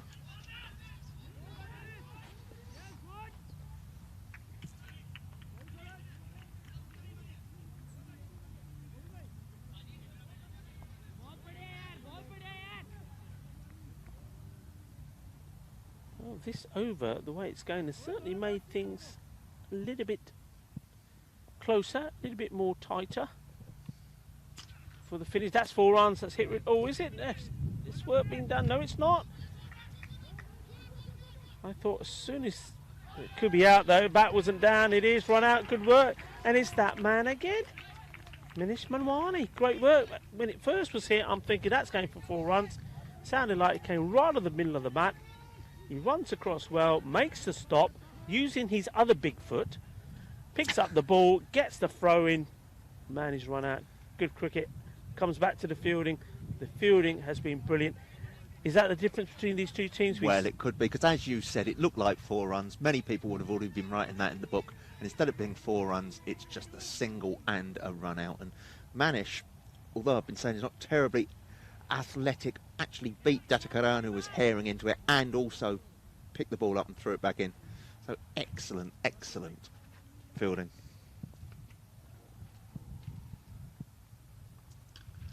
Oh, he's given that a big heave, and he's got the right result. He's got the result that his team needs from him. 6 runs, so an over where wickets have fallen. Yes, they have, but at the same time, runs. Well, well, well. And I say well, well, well, not just to the cricket. A nice little plate's been put in front of me. I've got a samosa. I've got a samosa here. Well, whoever got those, thank you very much. Tim's gone quiet. I wonder why, people. Why has Tim gone quiet? Samosa. Yeah, he's taking a big bite of this samosa. And I don't blame him. They look very nice. I should just wait until... Well, yeah, just confirming. This is Manish Manwani. He's been asked to do it. Oh, when There we go. I'm sure that's cannoned off the pads onto the stumps. I don't think it went straight on. We'll just get that confirmed on our monitor. Well, you know what? I think here we are watching the man of the match. So, as I suspected, cannons into the pads and onto the stumps.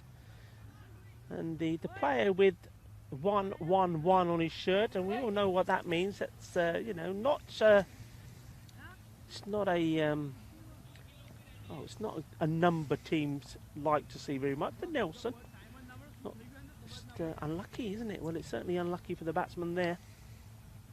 He's on his way back. It's almost tempting fate, isn't it, having Nelson as your number on your shirt, as if to say, ha, Yeah. cricket superstition, I laugh in your face. Hasn't done him much favours there, has it? No, out for 0. That's a big shout for Manish as well. The umpire is scuttling out the way in case of the run out, but at the same time he indicates he felt it was going leg side. Good multitasking from the umpire. But what a cracking performance from this young man. He's doing everything. Batting, bowling, fielding, the lot. Oh. Why do you do these things to me, eh? I tell him how good he is and then suddenly shoves a heap of nonsense down the leg side. Are you being hugely professional and avoiding your samosa until the end of the match? It's getting close. I can't be eating a samosa when it's coming up to, like, you know, the last, because it's going to be another wicket surely. Oh my word! Dear, oh dear. He's put it down. I can't believe that. They've been so good. And I think that was that Gurpreet Singh? Get a feeling it was. Might well be down there, just at the furthest part of the ground down there. Denied our man his 3rd wicket. I suppose the good thing about it was he kept the ball inside the rope. A bit more fielding to be done here, this time by the captain. Does it the way us old timers were taught to do it. Long barrier. Yeah, it gets Long down barrier. low. Doesn't put a foot on it like some of the youngsters. Gets down low, body behind it.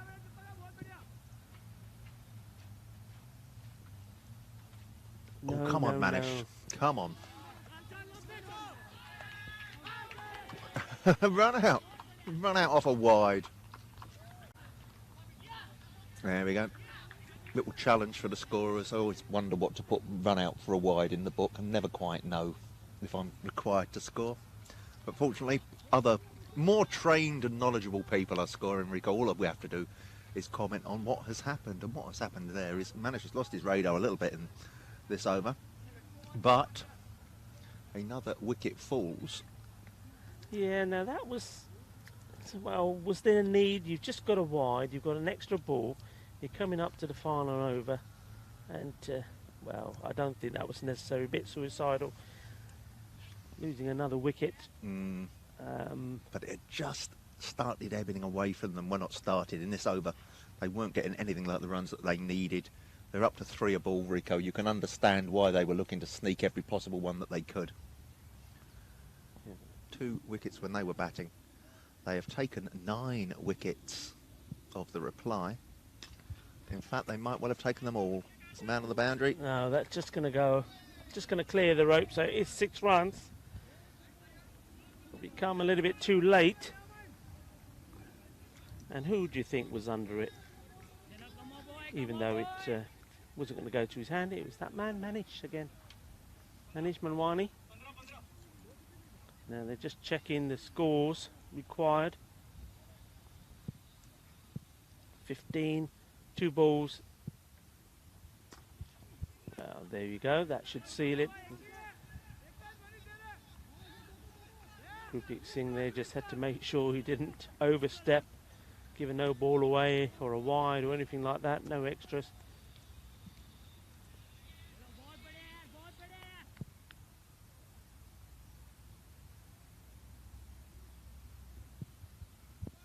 And there we go. That's the formalities. That is the last ball. It's been a good performance by both sides. Sierra Sabadell gave it their best in the reply, but they lost wickets at regular intervals and never put partnerships together, and that was the difference. We saw a lovely partnership between that man, Manish Manwani, and his captain while he was batting. So there we go. Raval take the win. They walk off with a spring in their steps, as well they might. Hira Sabadell, who have come off second best in this, will get a chance to make amends almost immediately. They are the next team up in match 39 against Pak Moncada.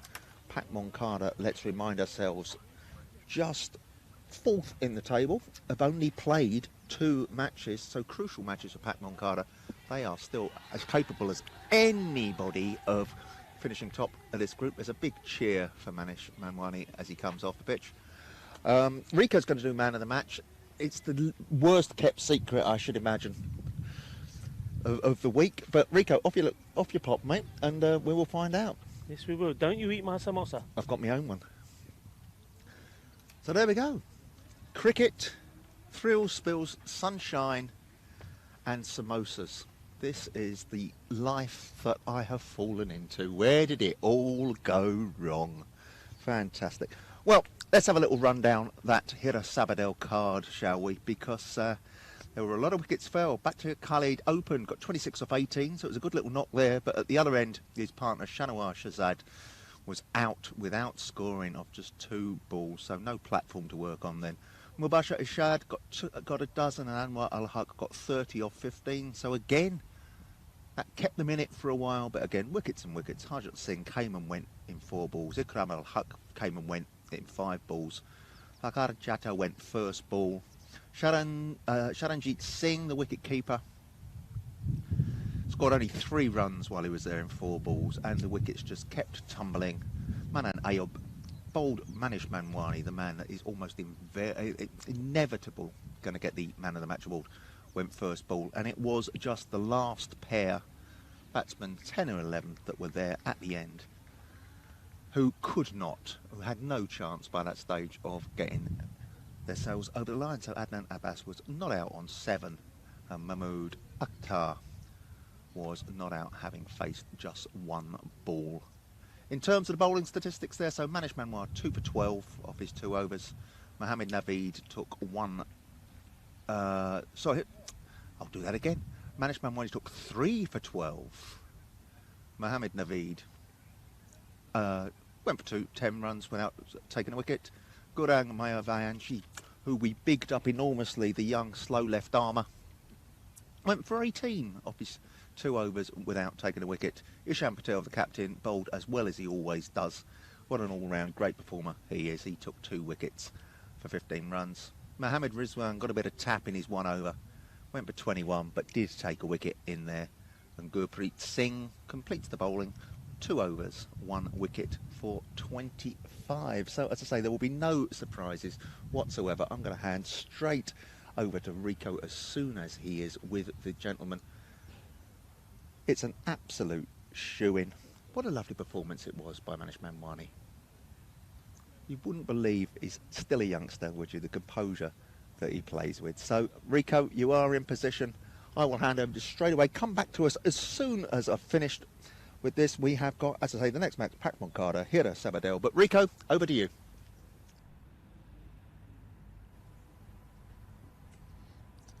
Thank you very much, Tim. And yes, so match 38, Hira Sabadell Cricket Club playing Raval Sporting. Good game, ended up close, but the winning team, Raval Sporting, and because of one man, the man of the match, standing next to me, is Manish Manwani. Manish, man of the match. Thank you, sir. Now, it's not often that a decision of man of the match is made so easy. You did everything. First of all with the bat, 41 of 24, and then with the bowling, 3 wickets for 12 runs. Now, you showed good character, because when your first ball to the batsman was dropped, how did you feel? I feel very sad because first ball and the catch went down. I think if the catch will have taken, the pressure was on the other team. But no problem, we came back very strongly and our team support very well and the fielders also. So I'm very happy. Yeah, you showed very, very good character because what I mentioned that you're under 19, but he's actually 16 years old, so man of the match at 16 years old. You were also under pressure with the batting when you went into bat. I mean, Data Karan, who's normally scores runs, didn't score many, so you had pressure when you went out batting as well. Not too much because it's teach hand and there is no pressure. We have to go and hit it hard how we can. But I am very sad because I can't middle it any ball. Only one ball went for six, another were single, double, two fours, and it was not good batting from me. You say not good batting, you scored 41. What I did notice is that early on you were struggling with your feet, you were moving away, and then I don't know if you had a chat with your captain, Isham Patel, and said, look, you're moving around too much. After that, you seem to be timing it a lot better. Yeah, I was playing cross bat and all my feet isn't moving, and then he said play with straight bat, and I shattered that so I can score runs more. Well, there you have it. Man of the match. He did everything, scored runs with the bat, took wickets, was fantastic in the field as well, involved in a run out. Congratulations, Minesh Mohan. Thank you, sir. That's our man of the match. And don't forget, coming up, join us on the hour when we welcome back Pak Moncada, and they're playing against a team we've just seen lose there, Hira Cricket Club, Sabadell.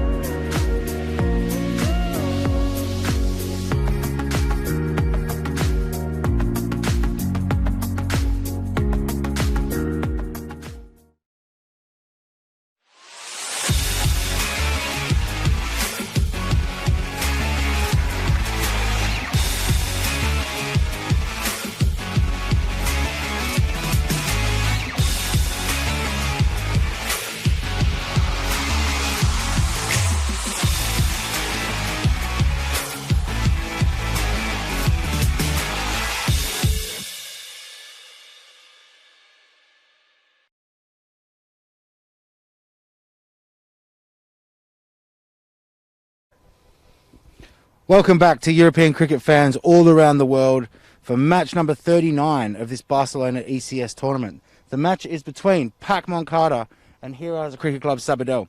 Now, Pak Moncada have only played 2 games. They've looked quite strong. They won one and they've lost one. Hero currently in the middle of a match. They've played 4 games and won 1. So it's a big match. Both teams need a win. So let's get the toss going. Got Robbo, our match ref. Sorry, I didn't hear that, mate. You called a head? Yes. Okay, a head's a call. It is a head. Okay then. So, what are you going to do? I am bad first. Batting first. What's the thought process behind that? क्योंकि मैं पहले हम 2-3 दफ़ा कर चुके हैं bowling first, लेकिन अब हम चेक करना चाहेंगे कि कैसे. He said we 2-3 times we bowl first, so now I will try to bat first. So 2 times we do experiment bowling first, so now I try to do batting first. Just change it up then, yeah? Yeah, try. Okay. So you need a win. How are you feeling at the moment? Win करके हम top 3 में कोशिश करेंगे, बाकी देखें, कोशिश पूरी करेंगे कि विन करें. He said we will try our best to win today, and we try to we finished number 3 or number 2. Okay, good luck. Have a good game. Now, so this is a big game for you. Yes, every game is big now. You still have a chance, but you need these couple of wins today, don't you? Really, I am very comfortable still my side. You see, we lost the match. It's very closely. Even the last over, we can anything. So I am very comfortable. We do come back very strongly because we have some batsmen and bowlers, a very complete side. What cricket is, T10 is not very short format, so even 1 hour can change the game. So very hopefully we do best over today. That's good. Well, I'm looking forward to watching you. So you have a good day. Good luck. So Hero Cricket Club Sabadell have won the toss and they're having a bat. Thank you very much, Steph Gooch. On his way to becoming a Bollywood star, household name all over the world. And welcome to you wherever you're watching from. Rico Full here with my partner in crime, Tim. Getting ready for the 3rd match of today.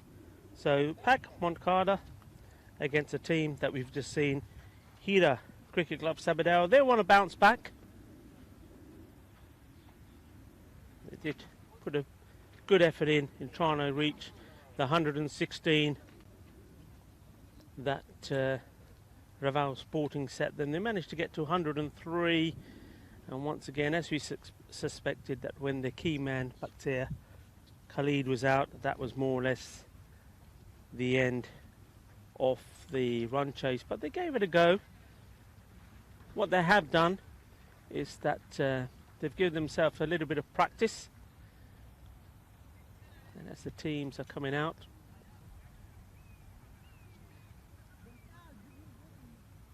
to give you some information who's doing what. And we've had an interesting 5 minutes here. We were all sat here doing our preparations as we do for this game, and all of a sudden, in the blink of an eye, all the marquees were just uprooted and turned upside down. And that's no exaggeration. This gush of wind came from nowhere. So if you do hear a little bit of scuttling around behind me, it's because everybody's being very busy to get things back to where they were.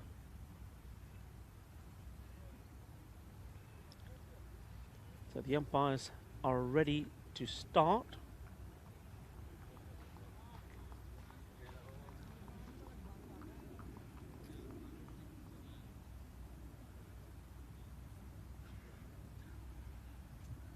So just to confirm, as you've already seen, Hira Cricket Club Sabadell are going to have a bat first.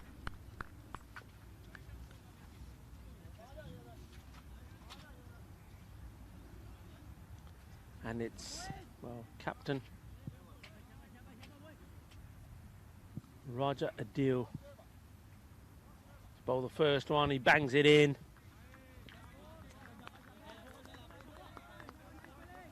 Roger Deal the last time we saw Pak Moncada was on top of his game. Just to remind you, he is part of the national team setup. And he comes again. That's well hit. That's an area where we know this man likes it. Bakhtiar Khalid. And of course, you've heard from us already how important he is to Hira Cricket Club Sabadell. If he scores well, if he has a good game, they seem to thrive. Good positive start from him. What's the reply going to be from Raja Adil? Oh, there you have it. The most explosive of wickets. In fact, that is a chuck there, Fateh wicket. Absolutely. Oh, that was astonishing. What a quick delivery. Stumps all over the place. Tim, how about that? That was a great wicket, was it? What did you describe it as? You said that is a chuck there, Fateh. And that's when everything goes all over the place. We love that saying. Beautiful stuff. Love it. Do you know, it's hard to believe, isn't it? We've only seen Pak Moncada twice in the tournament so far, haven't we? Some teams we almost like old family friends, that we know every player and everything about them and their every idiosyncrasy. And then Pak Moncada remain, here we are at the end of the second week, a bit of a mystery outfit. Well, I've just been telling the viewers what we've had to deal with in the last few minutes. How that sudden gush of wind had just turned everything upside down, literally. But anyway, we seem to have got ourselves sorted again. It's been traumatic. Traumatic. And all you wanted was a coffee. All you wanted was a coffee. All I want, Rico, is a quiet life, mate, and yet gusts of wind doing all sorts of things to me. You held the fort beautifully, though, Rico. Held the fort? I was literally holding the fort. Literally holding the fort, yeah. Oh dear, we'll probably get shot by the Barcelona tourist agency now. I've been saying how what a beautiful morning it is, this, that and the other, and suddenly they've got gusts of wind strong enough to invert architecture.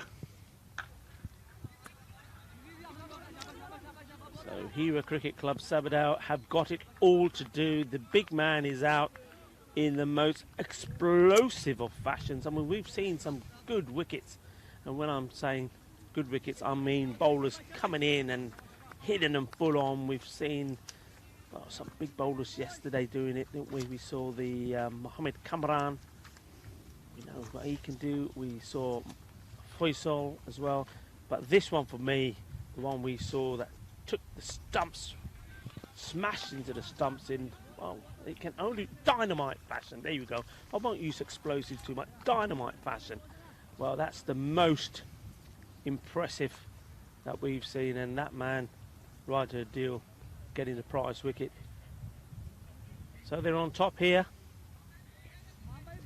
They most certainly are. 8 runs from it, but as you say, what a great start. And of course they've got Pak Moncada.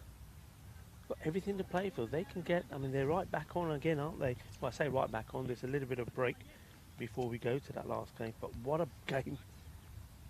What a game that's going to prove to be against one of the teams sitting right at the top of the table, Balco. Yeah, Pak Moncada could finish today in a very healthy position to go through to the semi-finals this time next week. But they've got to take it one hurdle at a time, and the first hurdle that they have got to overcome is Hira Sabadell.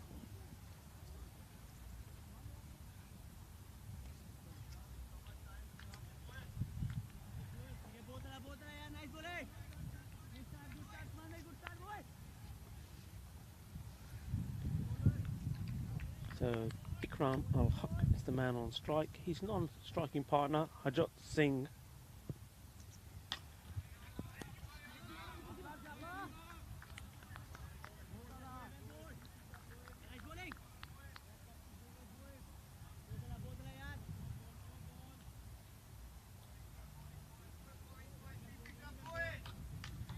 Indeed. Keep it going, boys. Keep it going. Keep it going. Hafiz Usman Anwar. Ooh, and that's racing away.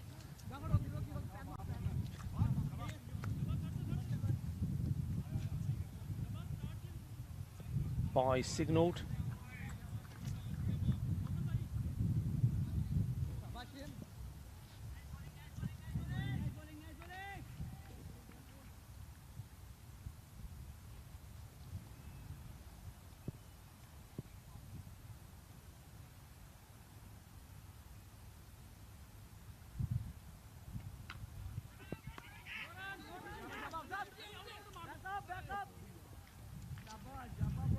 Well, they're certainly up for it. There's a buzz in the field, isn't there? Everything that they do is with a certain amount of intensity at the moment, Rico. Yeah, they're one of those sides, I think we mentioned it last time we saw them.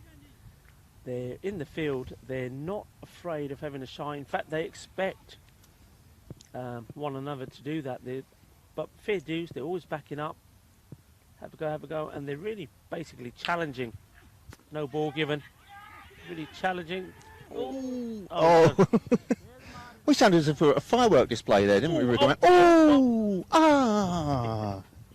Choosing not to use any recognisable words from the English language to do commentary and merely representing it all with oohs and ahs and hoping people can follow what's going on. But, yeah, it could have been tight, but the throw was not very special, was it? No ball was signalled, so this is a free hit, and there we go, it's been signalled by the umpire there.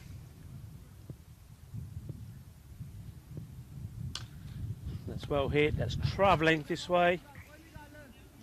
4 runs. Delightful shot.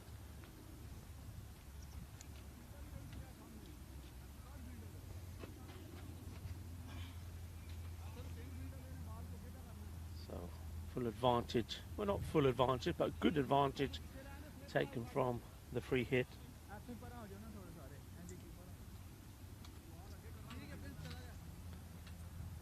Hafiz Usman Anwar just making some adjustments to the field.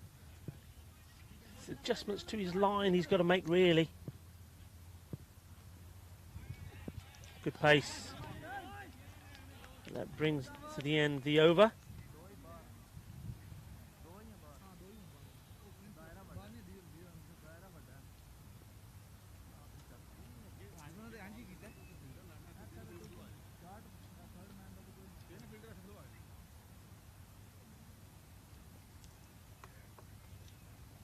So the umpires change over. Bathed in glorious sunshine we are now.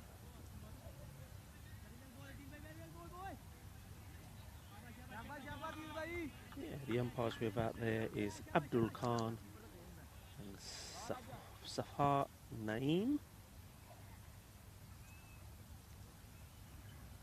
Oh, that's a bit wide, I think. Maybe look wider than it was because of the bounce. Umpire keeps his hands down. Rather deal. The captain continues with the attack, and that's very much what it is at the moment. Yep. It is, and as you say, it is an attack. Sometimes bowling is defensive to reduce scoring, to contain scoring, but this is proper attacking bowling, taking wickets bowling, isn't it? Yeah. It is. That's what it's all about. We've seen the other side of this, haven't we? We've seen the approach where it's all about taking the pace off the ball, floating it up. This is all very much about now put the pace on the ball and let's rattle through them. Just like that. Wow. You teed that up beautifully, Rico. It's almost as if in some small way you are in charge of events that happen in the world. Like some sort of minor deity who's in charge of cricket fates. You set it up and then the events happen. I wish that were true, and I can promise you this, and we won't say no more. If I was, we would be living in a much, much better and nicer place. Are you saying you'd get your bets on? Is that what you're saying? You wouldn't be so immoral, Rico. While we wait for the new batsman to come out, what's one cricket thing you would make happen if you had the powers? Go on, very quickly. I would have beautiful cricket grounds all around the world, especially in Europe where clubs struggle for good facilities. That's the one thing I'd have. Proper cricket pitches. Yeah, with grass tracks, well-maintained grass tracks in the emerging nations. It's the one thing if I could wish for anything, if I were a multi-billionaire, I'd love grass tracks for all these emerging nations so they could play on grass. Good ball first up. Strikes him on the pads, just going down. So yeah, so if there is anybody that shares our vision, please start in Spain and then make your travels to all the other countries. Yeah, we could do with quite a few. Madrid doesn't have a cricket ground. It's been fighting for years to try and get one. Struggling. We could do with a few more here in Barcelona. As we see Roger Dill come in again here. That was a flat-footed waft at that as it went past, wasn't it, Rico? He didn't get across the net, just had a little wave at it. Perhaps he's batting a little bit sooner than he thought he might be, but needs to get the feet moving as well as the hands. Yeah, not getting into line, and that was one of the reasons where we saw the ball making a mess of the stumps earlier with Roger Dill taking his second wicket. If you're not in the right place and just hoping to sort of aimlessly loft the bat at it, the end result is going to be what we've seen already on 2 occasions.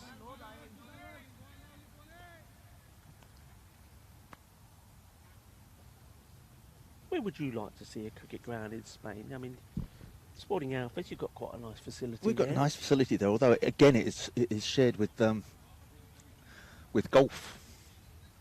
So what I'd like, I tell you what I miss, Rico, because I've never played first-class cricket. I miss English village cricket clubs in the middle of nowhere.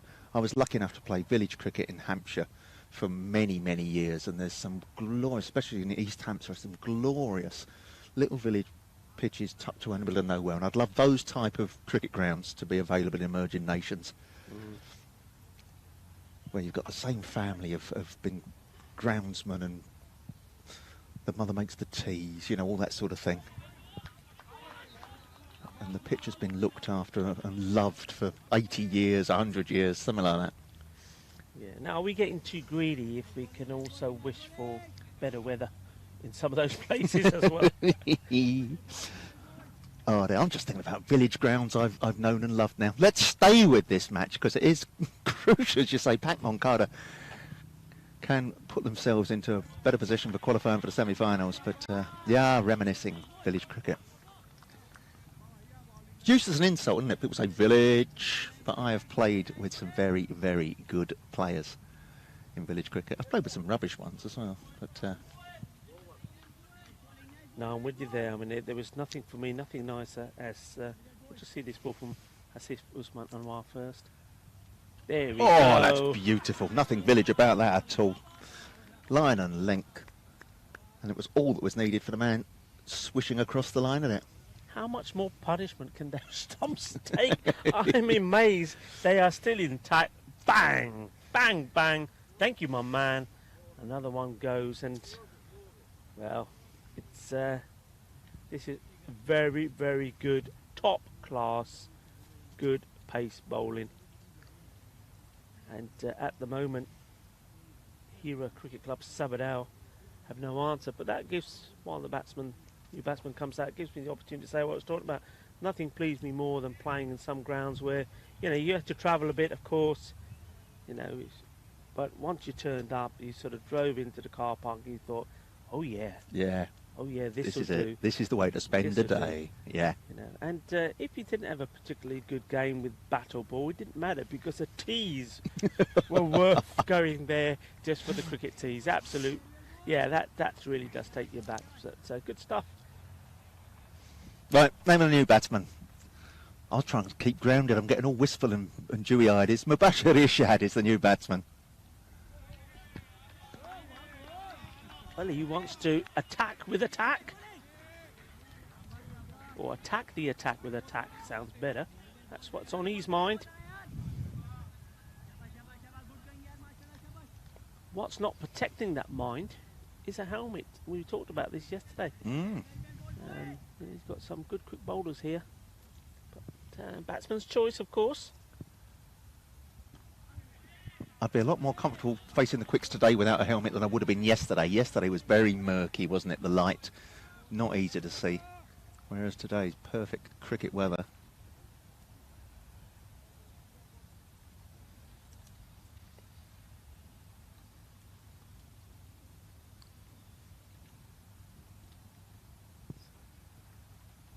So here comes Hafiz. That's a good That's ball. a very good shout, isn't it?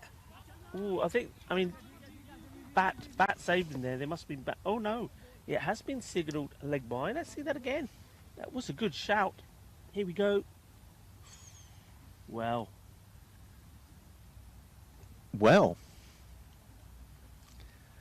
Height. But it was right back in his crease.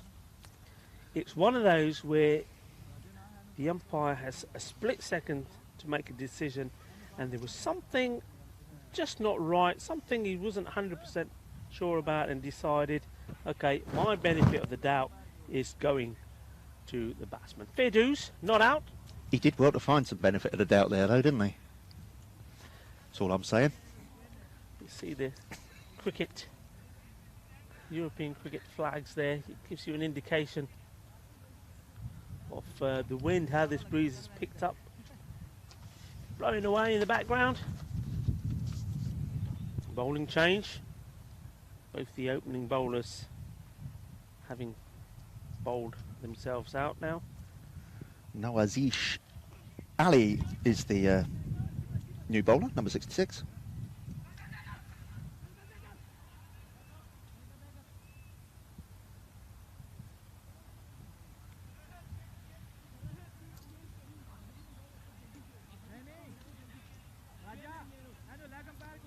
Was it these uniforms, these team kits that you were admiring the other day, Rico?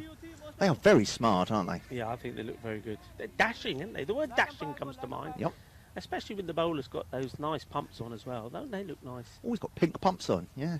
You told me off for calling things plimsolls and you're calling them pumps now. Pumps is more trendy. Is it? Yeah, Okay. more Plimsoll is really, I told you, Plimsoll reminds me of Woolworths as he comes in again. That's well hit, it's catchable. Oh, dear. It was right at him and he had to get low down to it, but he'll be upset that he didn't actually take it. He'd done all the work, he got down, he got his hands behind it. Yeah, he did well, but I mean, it was travelling very quick. But at least he had the vision to keep his head up, to get the ball in.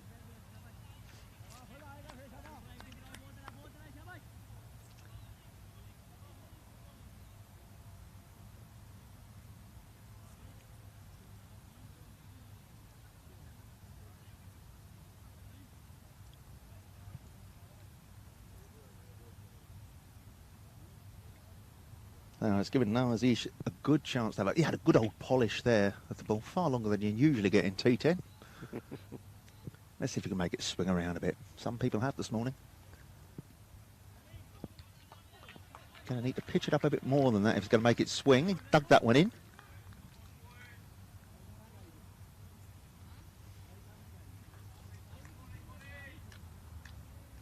Yeah, that was a short one. He banged that one into Mubashir Irshad.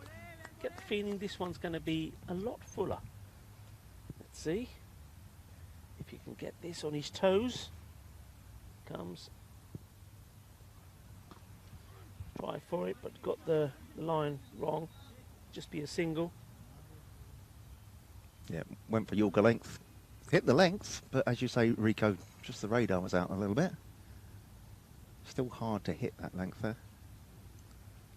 Well, Hira Cricket Club Sabadell, they'll be thinking, where are these runs going to come from? Really struggling. Just moved on to 20. This, the fifth over, 3 wickets down already. And that's very, very well done. Well, there was a real argument in the field there. There was a call of mine, and then there was a call call of no, mine. And then the first caller said, no, I'll have it again. And in the end, the most assertive caller was Prince Diamond. Took a nice catch. Took a very good catch, and that's, for those of you watching, that's the way to do it. Any youngsters out there, we always say nobody's calling it, and that's the way to do it. He was 100% that it was his when he took off, and though perhaps the other fielder backpedaling slightly would have fancied it, running into it, the ball in front of him made the right decision, made it his, took a very fine catch, making it look easy in the end. The Prince takes a good catch. Is that going to race away to the boundary? It does indeed. A very, very welcome boundary.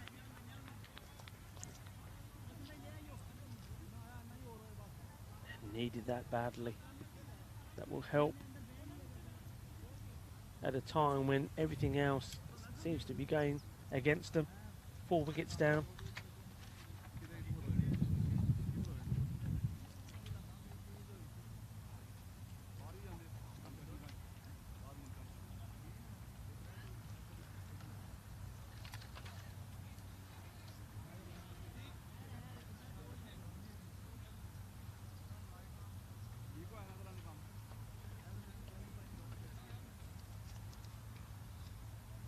So halfway house, as you say, Rico.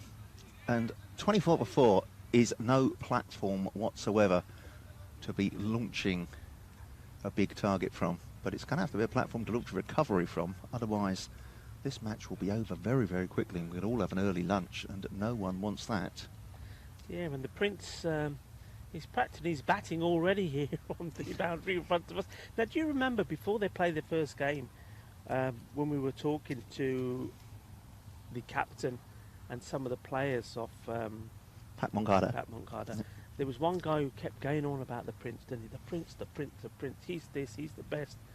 And we didn't really see the best of him with the bat on that particular day. Maybe we will today, but he'll be thinking we need a few runs on the board for me to go and show what I can do.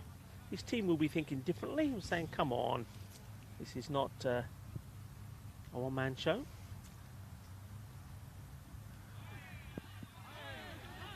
He's quick, good throw. Batsman diving in. Wicketkeeper diving to get the throw in. Batsman diving to stay in. That's how difficult runs are to come by at the moment. They're having to dive all over the place to get them. And Ibra Hussain, they just can't read him at all. They're just waving bats at him. And again, not picking him, knowing they want to hit him. Thinking it looks hittable, but there's just one tiny factor missing from the plan, Rico. Oh, he's tweaking a fielder by about 5 yards right down on the boundary. There's an exact bowler.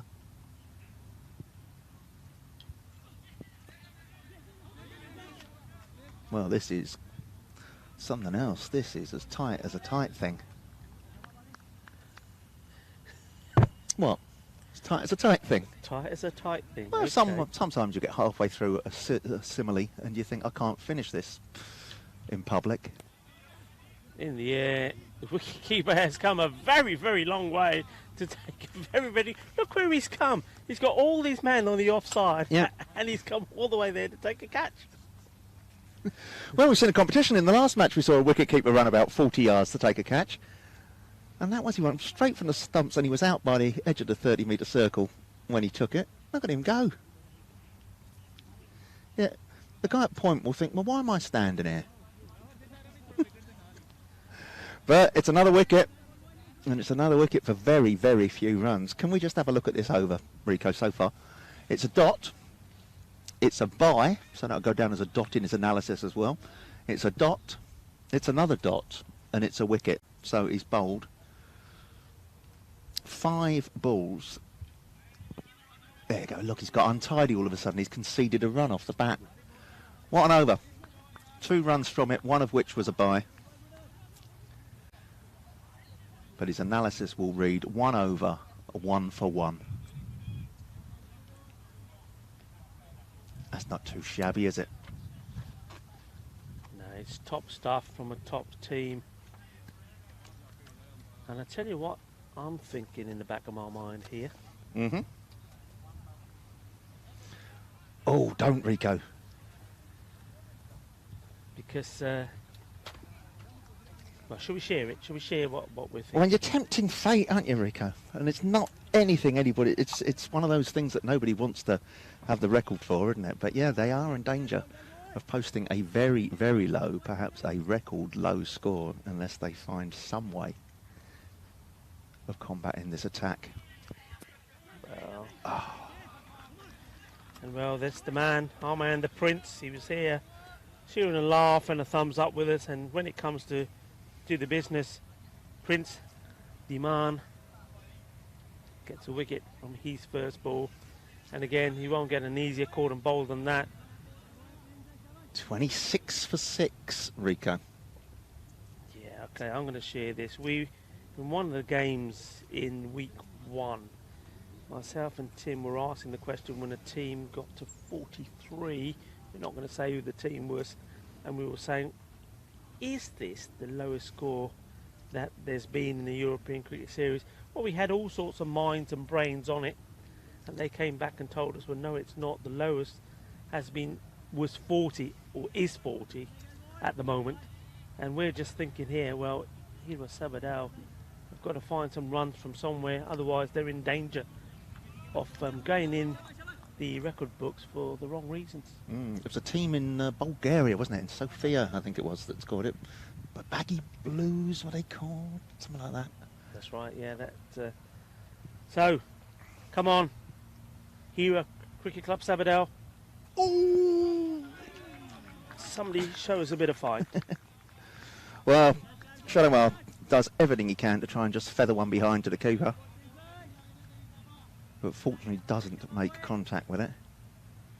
This is quite phenomenal performance from the bowlers. Yeah, the captain. Will he save his team's blushes? Plays a similar shot, which is not really a shot at all, is it? He's wafting.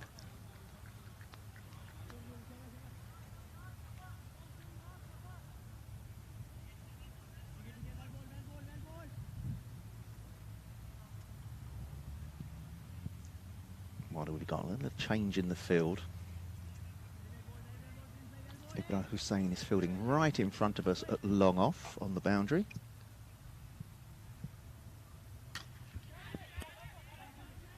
And there you go. There's another one, nice and easy.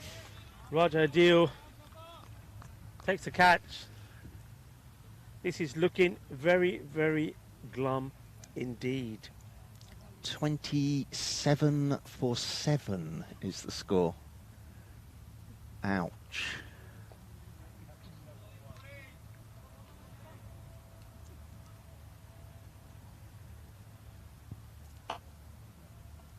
Well, what do? You're coming out to bat. You're on a hiding to nothing. You have to have a swing to try and get a few big hits, a fluked edge down to third man, something like this. But you're up against top-class bowling here. You know what I'm struggling with here? Tell me what you're struggling with here, Rico. I'm struggling with, I'm getting the batsmen's names eventually. I'm writing it down, and then within seconds I'm having to scribble them out again. They're making me work hard here. Well, the trouble with you, because you do insist on writing everything in block capitals in crayon, in your fist, it does take a little bit longer than grown-ups would take to write, Rico. So I do sympathise with you. If you carry on like this, I'm going to hire another assassin, you know. I mean, yesterday didn't quite go to plan. I'll hire another one. Traumatised yesterday getting hit by the ball. Well, what a strange over that was, because we didn't really see a shot in anger apart from the shot that resulted in the wicket. All we saw apart from that was Shanawar attempting to nudge the ball past the wicketkeeper or even into the wicketkeeper's gloves. Shanawar's faced 4 balls without getting off the mark. The the respective analysis of the two current bowlers. Ibra Hussain, I say, 1 over 1 for 1, and Prince Diamond is 1 over 0 for 2. So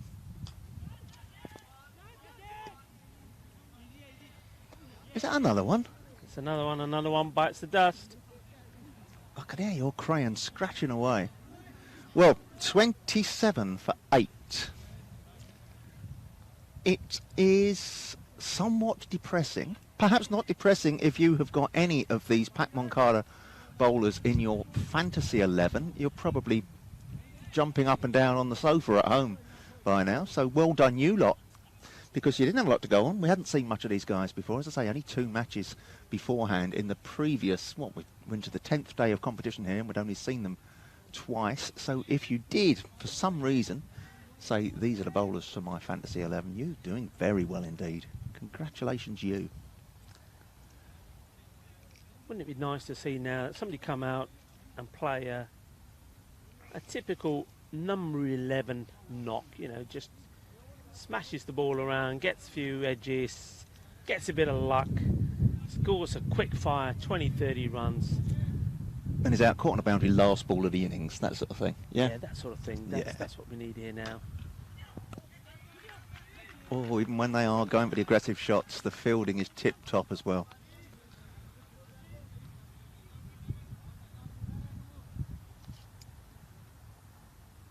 Bit of flight. It's gone up in the air. It's going to go all the way. Balle, balle, balle. Well done, that man. Stand up and fight. Good shot. A few more of them. That's the captain, isn't it? Captain saying, no, I'm not going without a fight. Anwar Shazad. Well, it's taken him 5 balls, 6 balls to actually play a shot in anger. But now he's in, he's thinking this is easy, this batting luck.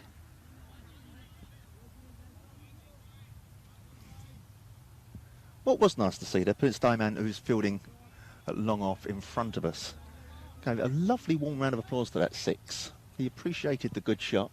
I suppose it's easy to be charitable when you're this far ahead, isn't it? Oh, cruel, and it's a cruel game. It's another wicket. Goes across. He stumps, trying to hit it big again. The captain, this time, makes a real mess of it. Yep. 35 for 9, Rico. What was that lowest score you had? I think everybody knows it by now. Let's not tempt fate. Somebody go out there and smash a 6. Well, 2 overs to go, or 2 scheduled overs to go, 12 balls to be survived.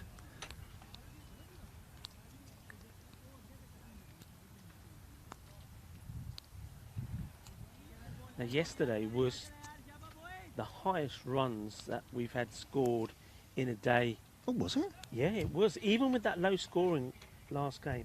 Yesterday, there was 946 runs scored. Only 38 wickets, so it was very much. Yesterday and the day before, day 3 and day 4 was very much batting days. With this one, looks like it's going to be a day for the bowlers. Doesn't it just?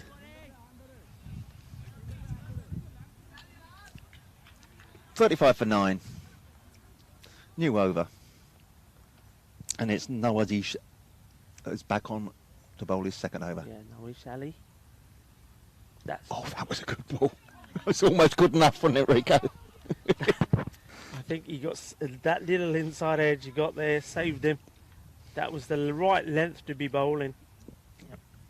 And bear in mind, these 2 batsmen, they are tail enders. Nobody has survived. They've been going down virtually in batting order, coming and going in batting order. So this is 10 and 11 at the crease.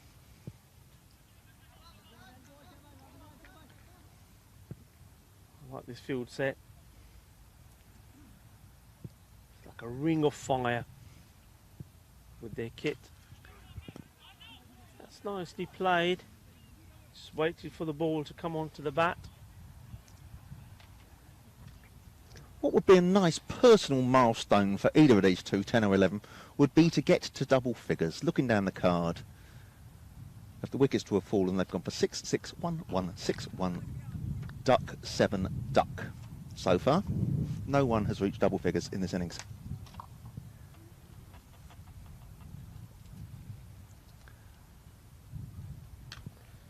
You There beauty. you have it. Sorry, Rika, talking all over you, but you know, you're going to get excited for a shot like that in the context, aren't you? Oh, he's giving it the way away in the commentary box next to me. Bless you, Rico. Yeah, because you know why? We're not going to be embarrassed with the lower score, so it's a little bit of ole, ole, ole, ole. Well done, that man. Top shot, 4 runs. You have saved your team's blushes. You're not going to go down in the record books for the wrong reasons. Shout of catch it, but he's lofted that over everybody. 6. And it's 6 runs. This is what I was talking about. One man to come out and just do a little bit of that. And maybe Pat Moncada there just got a little bit cocky, because that's where the captain, Raja Adil, has been fielding all day, other than when he's been bowling, and then he's brought everybody in. And, well, it's been knocked right over him for 6 runs. If he was stood there on the boundary, would have been a comfortable catch. So, number Lemon is doing his job. Well, how about this? We've got all the ones out there batting. I just noticed that myself. We've got a number 11, which is Mahmood Akhtar, but obviously Fakhar Chattah has decided he's an even more a candidate to be a number 11. Doesn't fancy his batting because he's 111. So you're quite right, Rico. All the ones out there.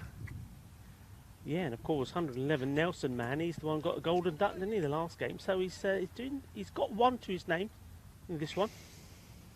Come on, another big hit. Has a go.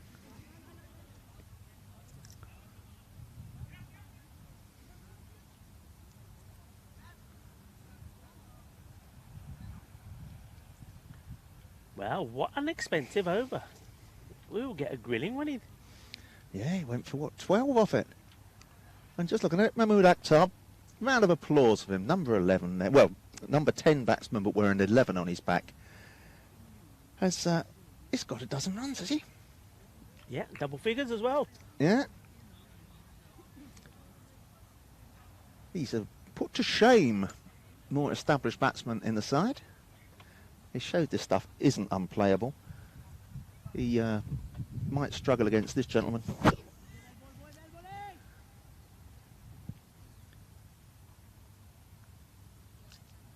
Prince Diman. Oh, it's racing away. 4 byes. Wow. I don't know if you noticed something because you were concentrating on the action there, but just before that ball, Ibra Hussain has now come to field where the Prince was fielding in front of us, and he realised he was standing in the way for me to see, and he turned round and actually checked where I would like him to field. What a lovely man. That's very nice. And I said, you stand where well. Give me a big thumbs up. You stand where you think you want to stand.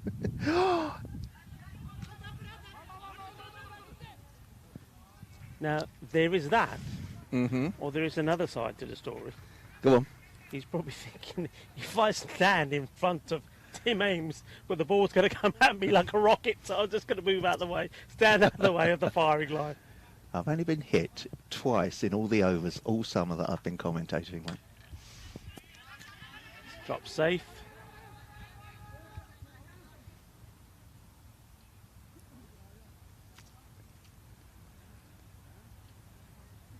So yeah, credit to Mahmood Akhtar. And also his batting partner, Fakhar Chattah. The two of them, well, putting on the best partnership so far of this match. Oh no. Well, Hey, look at that, you sneaky sneakers. Taking byes to the keeper and everything. I think if that had hit, the ball bounced over the stumps from the throw from the keeper. If that had hit, I think he would have been out by a long way. We'll watch this again. Anyway, There they we get go. away with it. It's another run to their total. Fakhar Chattah has faced 2 balls. Look at that. He's faced 2 balls, scored 2 runs, and can play a shot like that that would absolutely not disgrace a number 3 batsman, would it? No, not at all. And my thought process here is saying, look, guys, I know what you're thinking about trying to scarper these runs, but wouldn't it be great if you could end up with, I don't know, 60 for 9, so they're not all out? That would be good. That would be an achievement. And there it is. But it's not to be. Oh, Rico, you little crystal ball gazing chappy. There we go. All out. 50. Oh, we'll give it to you in a second. 56. All out. Well, it's more than they look like getting at one stage. Yes. If that's one positive we can take from it. From another positive we can take, we have seen in Pak Moncardi here a team that are certainly going to be contesting the knockout stages, I would suggest.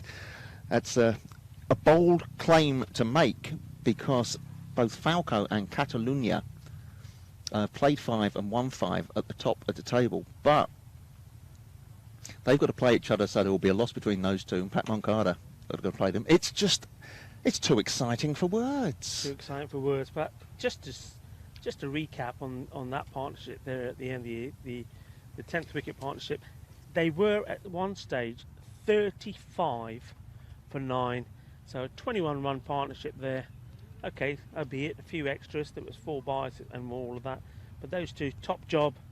They really did get their team out of what would have been an embarrassing and sticky situation.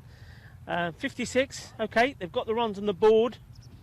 I know we're all thinking it's going to be straightforward, but they've still got to get them.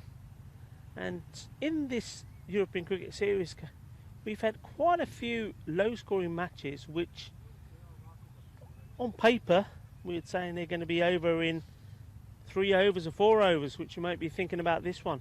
But they've actually ended up going to about the 8th or 9th over. So by no means is this all over, and certainly by no means are Hera Cricket Club Sabadell going to be having that mindset. They're going to come out here and give it their all. Just watching these highlights here, what a catch this was from the keeper. I mean, that's got to be the most ground made by a wicket keeper to go take a catch, and he's taken it surrounded by 3 other fielders. That was Prince Dahim, first ball. So not the healthiest of scorecards. But Mahmood Akhtar, who was the last man to go, scored 12 runs, got into double figures.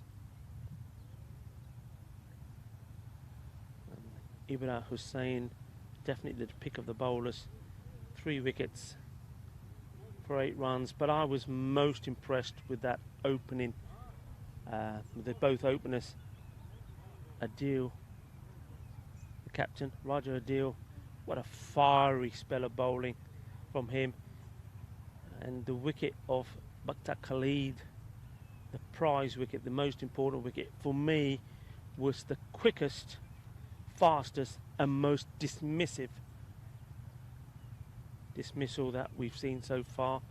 Usman Ali, he had one himself as well, but between the two of them, took 3 wickets, only for 14 runs. And when you've got an opening attack like that inside the power play, restricting the opposition to 17 for 3, well, you are already got the job half done. Anyway, we are going to see them come out to bat, Pak Moncardi, and let's see if they can keep themselves as focused as they were in the field to score the 57 runs needed for victory. We'll be right back after this short break.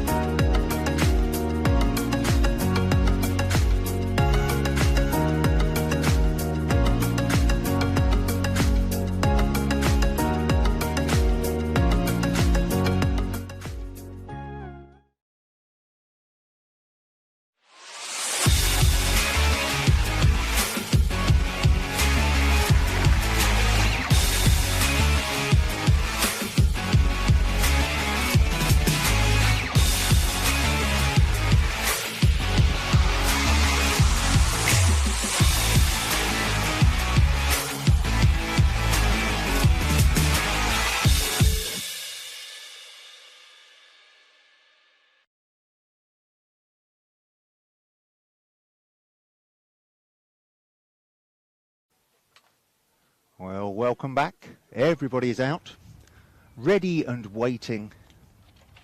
We have just been witness to a very impressive display of attacking bowling as we watch Pak Moncada rip through, and I think it's fair to say rip through 90% of the Hera innings. The tail wagged, as tails often do, because that's the nature of cricket. You always get a few heroes, but still not enough to give much of a target. 57 is the target. Let's see how Pak Moncada get on. And there's a nudged single to take us away. I'll give you personnel as soon as I sort myself out. Talking about personnel, just rejoining, sliding into the seats next to me is my dear friend Rico. What have you been finding out, Rico? Because you're scribbling notes as we speak. Yes, I mean, I was in the area of the Hero Sabadell players, and they were quite keen to come over and have a chat, and well, we'll just see how this ball goes.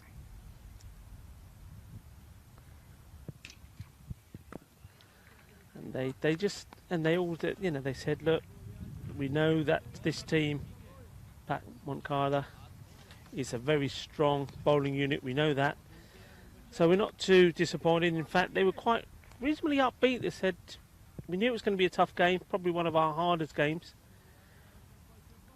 They outdid us, they outsmarted us, but we are not going to go down without a fight. Hey, good for them. Yeah, and they're showing that here already. So the two men opening the batting are the two men that were most devastating in the bowling, which is Ibra, number 10, and 7. The Prince Diamond, and they coincidentally were the two gentlemen that were fielding at long off right in front of our workstation here. So I don't know, would they be the normal openers, or are they opening because they've been rewarded for being such good bowlers, Rika? I mean, the Prince, he came in about 4 down, didn't he, the last time we saw him, so that's a nice bit of cricket, which results in a dot ball. Yep, nice shot, wasn't it? Stood up tall and punched it beautifully square of the wicket. Fielded well. So in all that that Hera was saying, oh, we've done as well as we thought we could, and we're not that disappointed because we know they're a good outfit. Did anyone amongst the Hera players they talked to between innings actually think that they could win this match? Well, yeah, there was no negativity there at all. Like I say, I mean, I did not. We just watched this ball again from Adnan Abbas.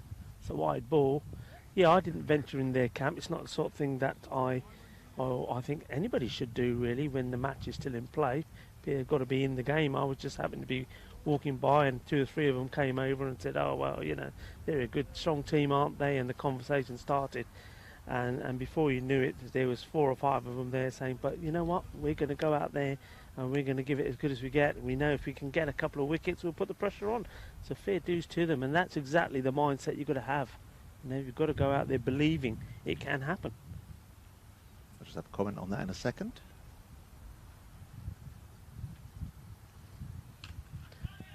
Hold of that.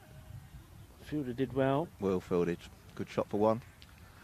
So, I think the expression is, me thinks he doth protest too much. You're saying, oh, I wouldn't dream of going into a team's dressing room. And then you said 3 or 4 of them came across to talk to me. And then when the conversation started, 4 or 5 more came up. You walked straight into that dressing room, didn't you, to talk to them? Go on. No, it would do it. That's not the right thing to do. Not the right thing to do. And I don't think, you know, I think the dressing room, when you've got to take, whether it's a team that have been... team that are upbeat or not, you know, when they're in their quarters, if you like, it's tactics, it's things. They've got a bit of, in the case of Hera Sabadell, a bit of soul searching that needed to be done there. You leave them to it. You are an honourable man, Rico Fuller. I admire you. That's well hit. 6 carreras. That's gone. Oh, my goodness me. I very nearly caught the knee of the cameraman. Sorry to interrupt you, Rico. I was just looking right over your head, and yeah, nearly took the cameraman out off of the tower. That would have scored good points in a video game, wouldn't it? He's cool, isn't he? He just stood there. I mean, he didn't dash away or anything. Just stood there, had a look at it and went, But But there you go. But no, in all honesty, the reason I was over there, I was looking to see if I could find some more samosas, but they're all gone. Sam Williams has eaten all the samosas. You're a man governed by your belly at times, aren't you, dear boy? You like the finer things in life, don't you, Rico? They were nice, though. You can't... Oh, they were gorgeous, the samosas. We're very spoilt here. I mean, the Catalonia Federation, Cricket Federation, really looked after us. And the whole team here, led by Saeed Khan, their president. We had paranthas 1 week, samosas today, masala char. No rushing to take the legwise. Anwar Al-Haq is the bowler. I'm thinking about samosas then. There's the bowler. At least you didn't call him a samosa. Anwar. Yeah. Ah, dear. It is just before lunch, isn't it? And you're talking about food. Stop it. That's a good wallop out to square sausage. Yeah, he strayed on his pads the ball before, and the Prince. I keep calling him the Prince. I shouldn't say that the Prince, because people are saying, well, the Prince of what? He's the Prince of what? His name is Prince, so I should say Prince Diman. Struck him on the pads, wasn't interested in running. This time gets into position to a similar ball and sends it to the boundary. Oh, that didn't get up very much. He watched it well.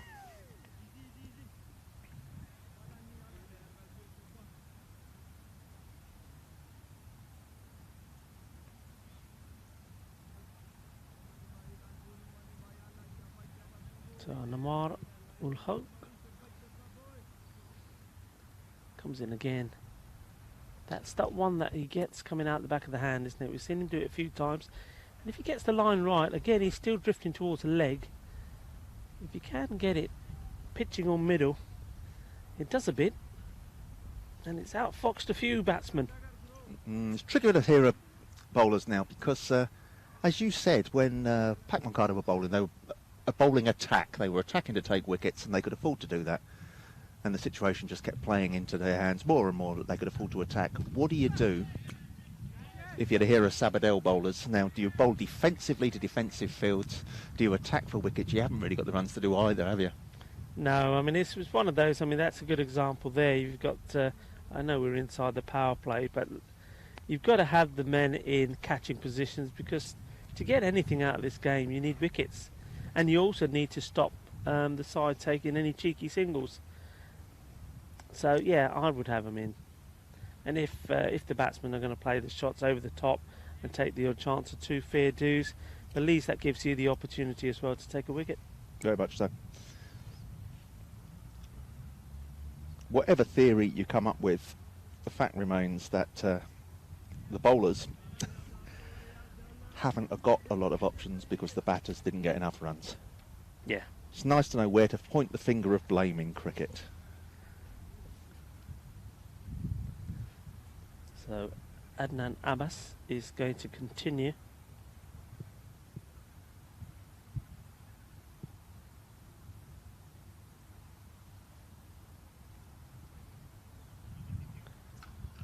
Lower ball, I'm not sure about, yeah, it's been called no ball. I was going to say, not sure about the height, because some of those from where we are look like they're quite high no ball, but by the time they get into the batsman, they're dipping. You see this one again, yeah, that's a no ball. It's chest high, wasn't it? And that's in that area where umpires are advised to just tell the bowler, okay, I'm sorry, young man, but that's in an area which is considered as the danger area, so it's your first and final warning. There, he banged that in, but that's gone all the way. Actually gone higher and over the protective fencing we have there. That's up there for the spectators. That's a big hit. Ooh, you don't bang it into me, says the batsman. Go back and try again. Prince Diman. Big hit, big shot.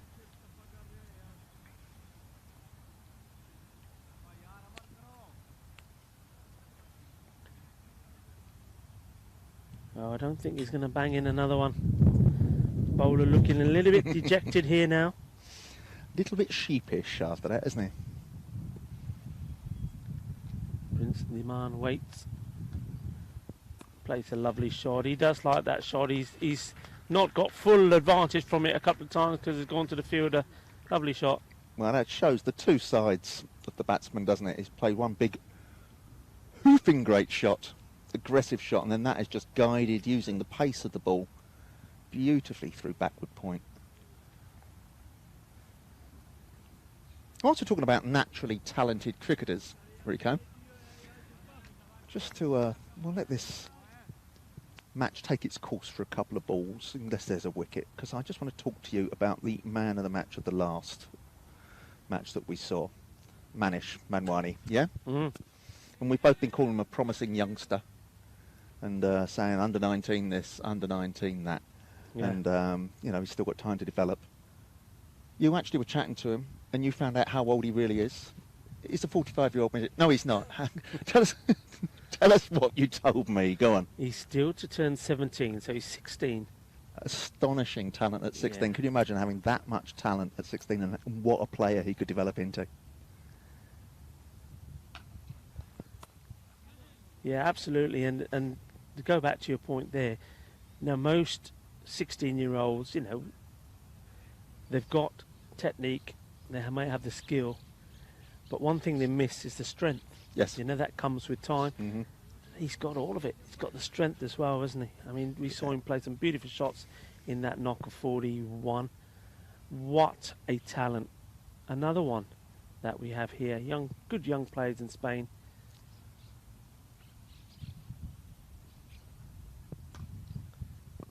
And what this European Cricket Series does, not just here in Spain, but in all of these European countries, it gives the opportunity for these young players to shine. It gives the opportunity for the world to see that in these countries that are not particularly well known for cricket, for example, where we are now in Spain, but we do have good players, we do have good clubs, but more importantly, we do have a future. And the European Cricket Series is giving a future to those clubs, and it's given an opportunity for these youngsters to really, really, really grow into good, mature, talented cricketers, stars of the future. And thinking about at a national level as well, Rico. Mm. I say I'm not ignoring this game, but it's just whilst we're on the subject, I mean, that is so important that next generation cricketers should be coming through all the time, because in the Spanish national side, which of the emerging nations is one of the stronger emerging nations, but you know, they've got an opening batsman at the moment, plays at my club, opens for Spain. He's 50 years old, isn't he? I don't think that gentleman would appreciate your comments. He doesn't mean it, Christian. He doesn't mean I didn't it. mean Christian. I know who you meant. Talking about I Farhan. know who you meant. Talking about Farhan, tremendous cricketer. But he's no spring chicken. He's been in the national setup for a long, long time. He's still got a lot to give to the national setup. But it's good to see youngsters coming up through that can assume the mantle. And I don't want to push too much responsibility onto the shoulders of people like Manish. But it's just great to see talented cricketers coming through the system. That's a lovely shot. Once more in that area. He just loves it there. You can't bowl it there.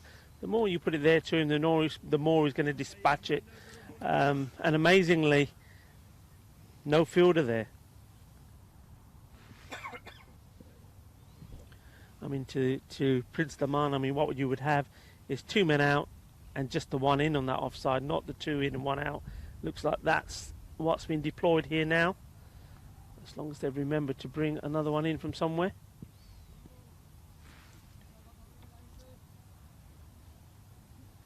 Yeah, it looks like they've brought in the mid-wicket. No, square leg.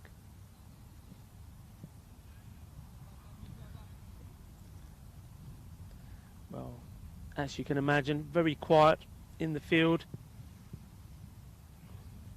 41 has been reached already. Target is 57.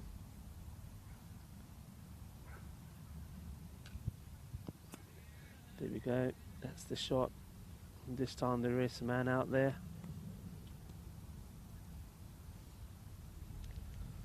He moves on to 28 of 15 balls, and Ibrahim Hussain has just basically come along for the ride, isn't he? He's nice enough, isn't it? Yeah, he's Yeah. only faced 6 balls. He's scored at two a ball off it. he went for the other ball, and he's actually done him. He went for the slower ball. That's a good catch, well taken. Adnan Abbas. Very nicely bowled. It's, I say, hiding to nothing for the bowlers. But he's worked his variations. That one came out the back of the hand. The batsman was through it far too quickly and skied it. And a very, very nice catch by Adnan Abbas. They'll be happy with that. They've got a wicket. It's not going to be a loss by 10 wickets.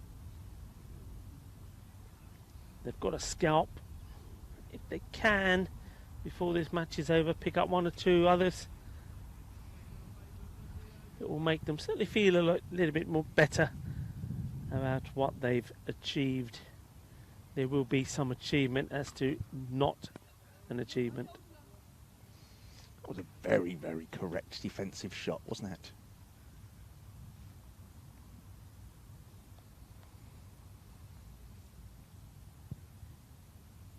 Yeah, Prince, the man looking there as if he was batting for lunch now, and will come out and knock him off in the afternoon session. Doesn't work like that. That's a lovely shot, waited for it. He almost anticipated that, stayed in his crease, crushed it over square leg. The man that's come in to allow the player to go and patrol the boundary on the offside. But again, the bowler getting the line wrong on the legs, put away with ease. Ikram ul Haq tries the same thing again. This time it ends up even further down the leg side, wide ball.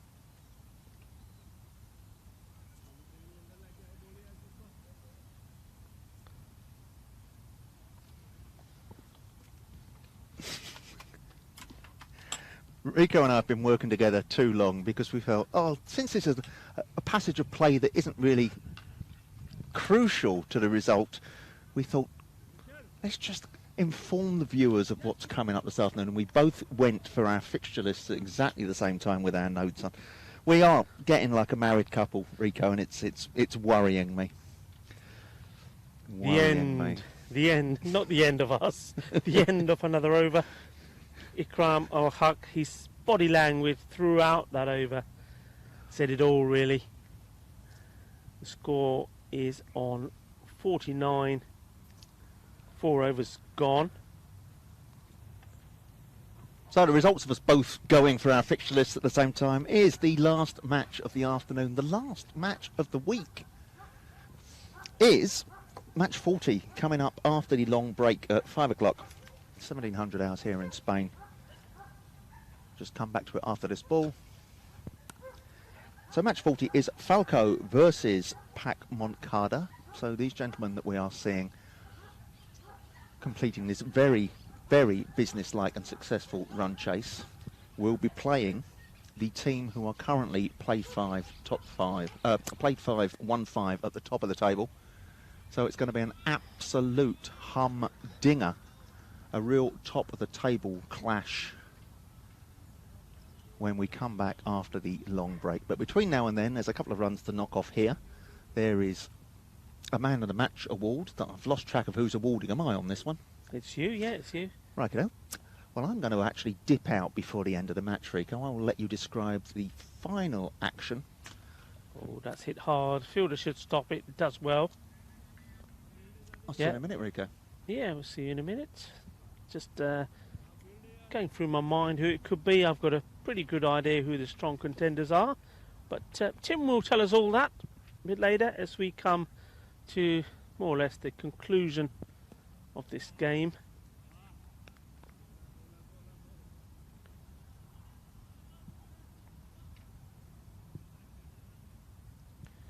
Mahmood Akhtar has done a good job, or in comparison to the rest of his colleagues and teammates, a very good job with the bat, and now bowling a fairly tidy line with the ball. It's up in the air, it will just drop short of the fielder. Adnan Abbas gets the ball in quickly.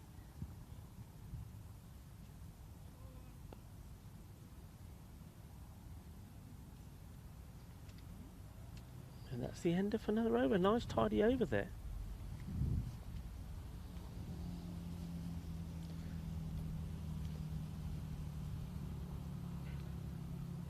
And Mahmoud Akhtar will probably be having a word with his captain later, Sanwar Shahzad, and saying, look, I scored runs when you needed them. I've come on to bowl and only gone for 5 runs.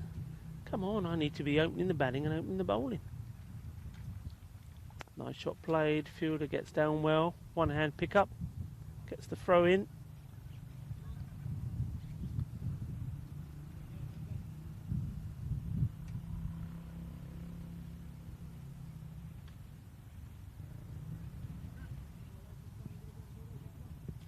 And this is Bakhtir Khalid. He didn't bowl in that game before this, which I did think was surprising.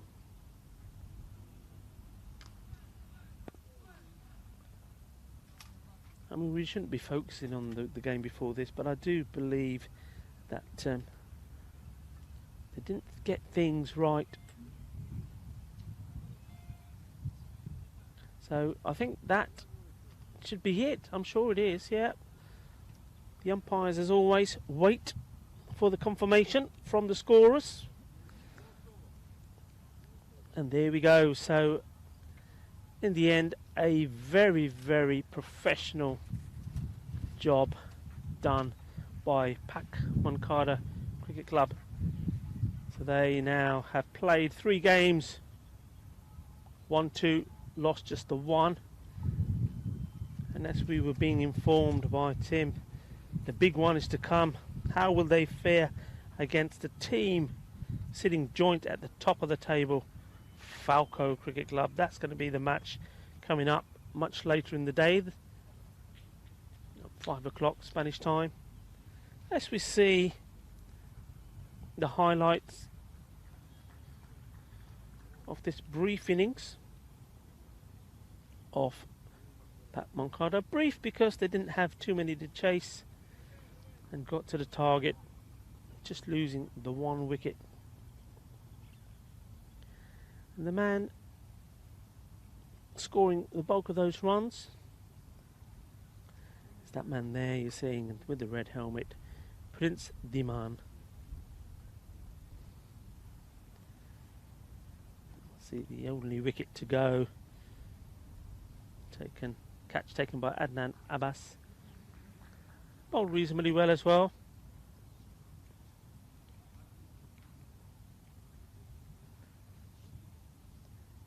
Yuga Cricket Club Sabadell. It's another defeat for them.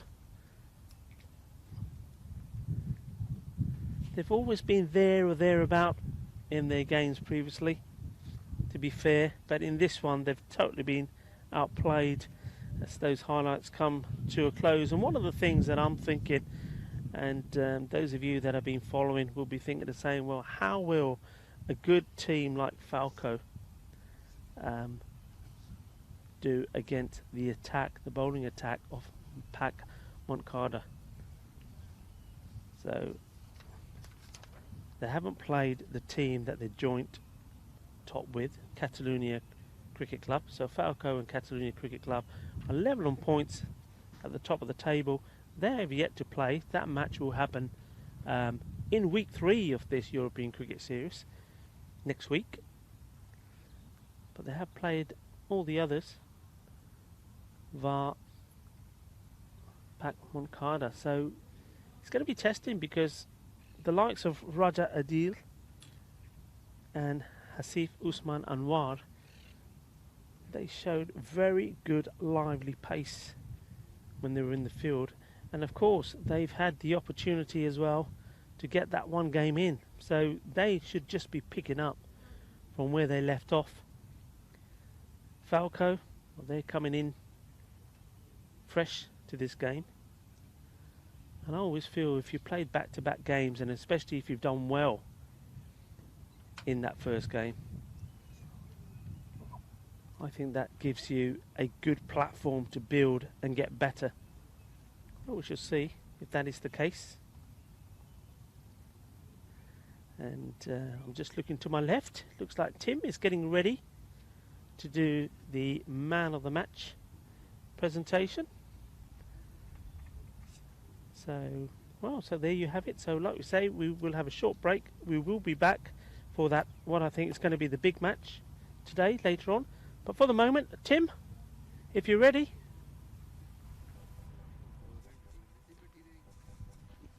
Well, here I am with the man of the match. And what a performance it was. With ball in hand when he was bowling, the most astonishing bowling figures. 2 overs, 3 wickets for 2 runs.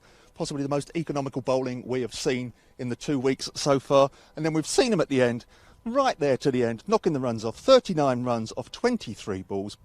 The man of the match is Prince Diman. Congratulations. Thank you very much. Thank you so much. Tell us about your bowling first. 2 overs for almost no runs. Fantastic stuff. Have a smile into the camera.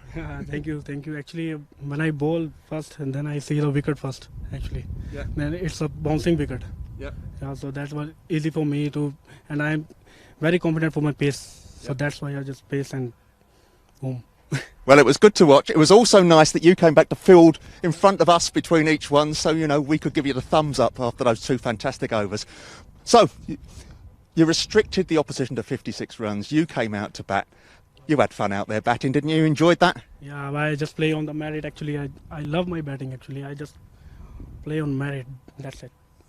Well, we loved your batting as well. And we've got a chance to see you again, because coming up after the long break, you are on again against Falco at 5 o'clock. Now, they're top of the table, 5 from 5, Falco. Do you fancy your chances? We need a very, very important match for us. This is very important for we fight and we won. That's it. Well, it'll be a great match, possibly one of the tightest matches we've seen so far. That is coming up at 5 o'clock local time. But in the meantime, congratulations. Man of the match, Prince Diman. Well done, sir. We will be back after the long break. What a match that's going to be. Stick with us.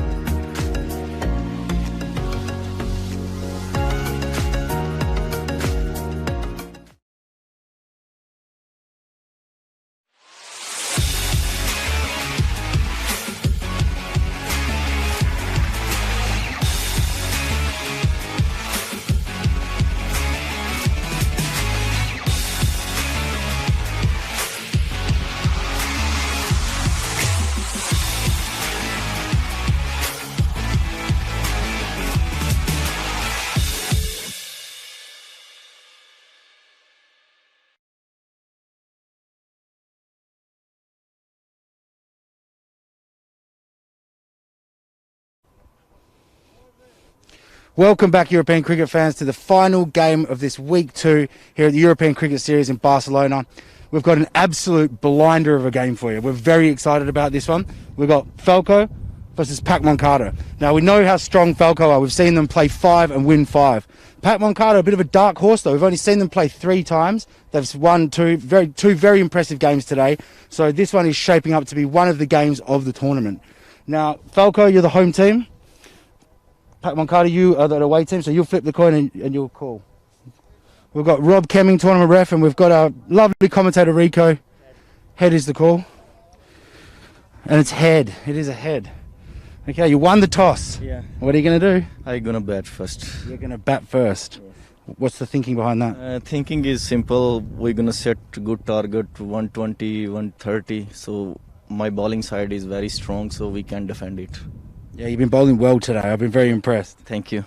These guys are a good team, though. You know what you're up against. Falco, he played 4 games and I think 5 stayed away win. So hopefully you're going to big match. So you want to break their winning streak today.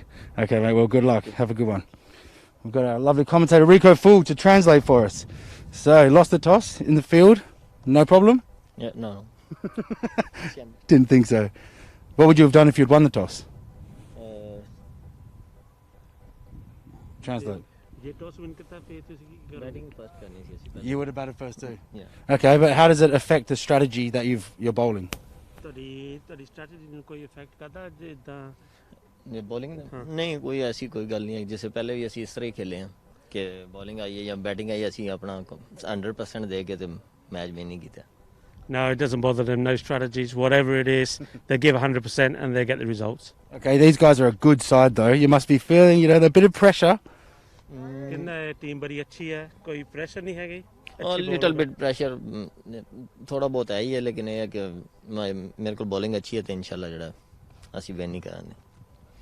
Little bit, but not a lot. He said we got good bowling as well and we got good batting. Yeah, you're a very informed team, so good luck. Have another good game, mate. So Pac Moncada have won the toss and they're having a hit. Well, there you have it. Thank you, Steph. For the last time this week, the final match. So match number 40. Can you believe it? 40 matches, or 39 complete. The 40th about to start. And as you saw there, Pac Moncada Cricket Club winning the toss. And they're going to have a bat. And why not indeed? On a lovely sunny afternoon here at the Olympic Baseball Ground in Barcelona. So the European Cricket Series just about to complete the 40th game. 40 games, Tim. Where have they gone? They have gone right in front of us, Rico. We've had some low-scoring thrillers. We've had some high-scoring run fests. We've had 1 or 2 one-sided competitions, and this one is shaping up to be an absolute humdinger because we just saw the strength of Pac Moncada in the last match before the break. And they are up against the team that are top of the table in Group B, which is Falco. They are 5 wins from 5. There are top-class cricketers in both sides, and it will be a humdinger. I've got to confess, Rico, just before we start, I might get dragged away by the ICC anti-corruption unit halfway through this. What have you done now? I've got a wager on this of a cup of coffee, the whole cost of a cup of coffee, with Sharad in our team here in the European Cricket Network team, because after that Pac Moncada victory in the last match, I said they would win this, and he said there's no beating Falco. So if Falco win this, I owe Sharad a cup of coffee. Now that's gambling, and I've broken the rules. Oh, you might get your wrist slapped as well, eh? Yeah. Anyway, Nadeem Shahzad is getting ready to bowl the first ball of this very tasty contest.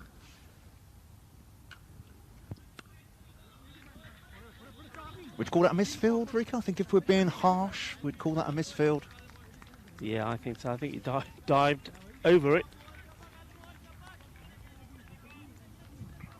So the batsman there taking that single, Prince Dimar. You know all about him. You had a nice chat with him. Yeah, lovely guy. Lovely guy. Very, very confident cricketer. Interesting opening with Nadeem. Takes the pace off the ball. Obviously decided that these two guys, they had a look at them earlier in the earlier fixture. These two guys fancy the ball coming onto the bat, so they're putting Nadeem on to just wobble it down there. Wobble it he does, and very nearly gets a wicket. Yeah, races away off the edge. 4 runs. Just how close was Awais Ahmed, the wicketkeeper, to this? We'll see again. It did fly past him. I think it was past him before he had time to react, to be fair. So Kizar Ali having a stroke of luck there. Slower ball, but also very wide, so wide that it has been called a no ball and it's a free hit. This is not like Nadeem Shahzad. He's normally very accurate. Every time we've seen him bowl, he's always been there or thereabout. Well, Jerry did took a wicket, didn't he? The previous one. Well, yeah. But what I will say, Rico, and we noticed it about 5 minutes before we came on air, it is very, very windy. And there was equipment and tents and things blowing around just before the start. So that is going to affect line and length.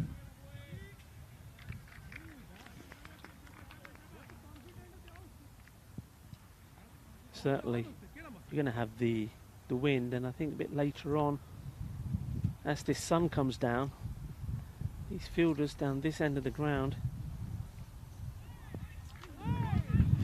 they're going to have caps and probably a nice pair of shades as well.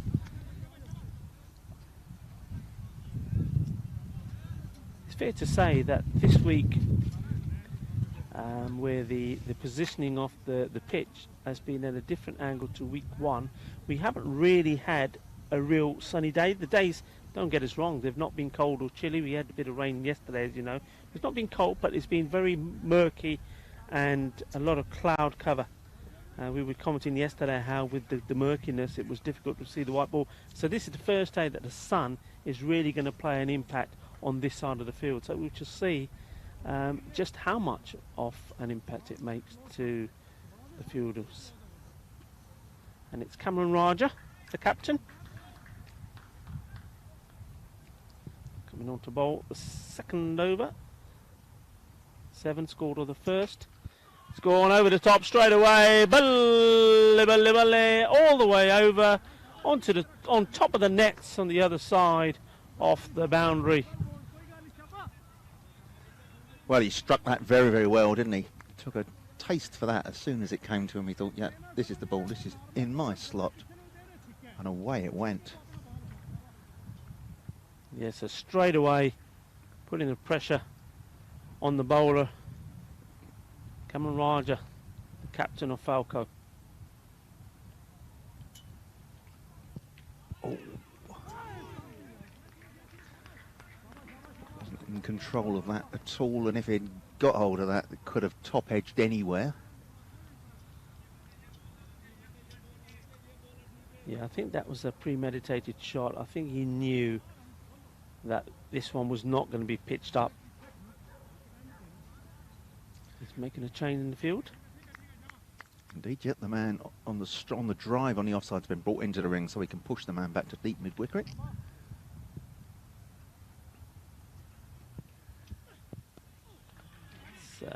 I was going to say chase on, but really once it goes down there, no point chasing it. If it comes off the bat, it's going to be 4 runs. He didn't get all of it, did he? But he got enough. And as you say, it's going to run away down there. Bit of a slope, and that's the direction mainly of the wind, although the wind is gusting.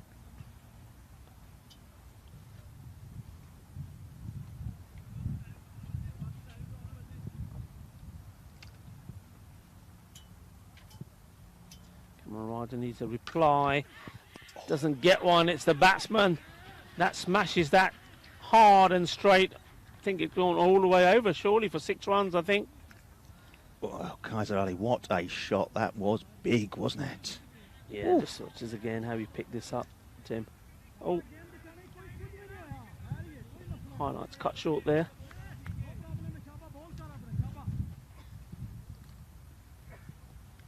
Tasty. Yeah, hit it hard. Not particularly high, but very hard.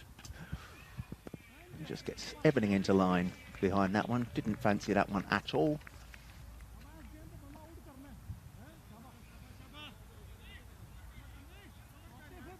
So good recovery by Cameron. Not locked off his length at all there. Came back with the dot ball. Let's see who wins this ball. And the answer is very much not Cameron Raja. What a sweet hit that was. He just so quick onto it. Anything short, he's onto it like a flash. That's gone all the way over as well. 6 more. Oh, Cameron Raja, it's ended the over and he has scurried off to his fielding position as if he doesn't want to be associated with being at the bowler's end there. That was a big 6 to finish with, and he's gone out to extra cover. And he said, "Bowler? No, it wasn't me. One of the other bigger boys did it and ran away."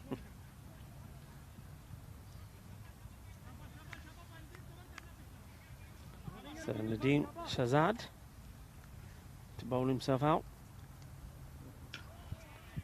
That's more like what we're used to seeing from him.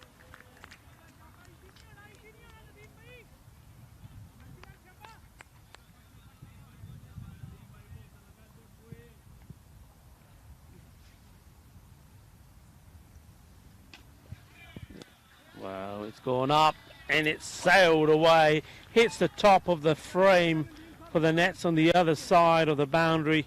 6 more. Ginna Bada Shaka. Well, these two, they're going to punish anything that's in the zone.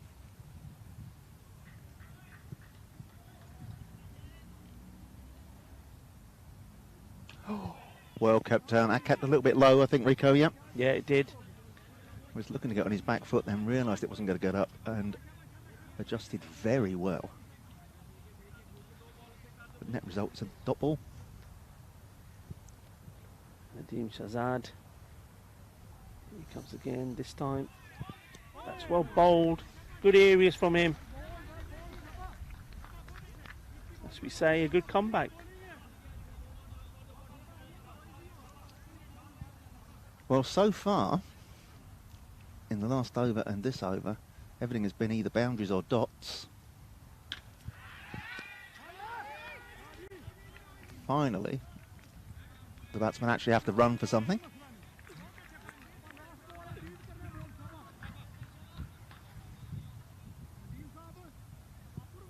Kaiser Ali has actually gone on to 27 off 11 balls.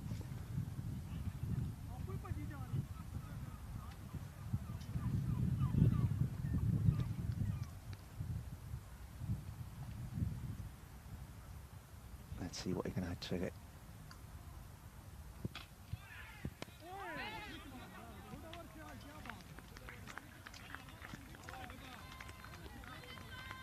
There you go. That's the end of the power play.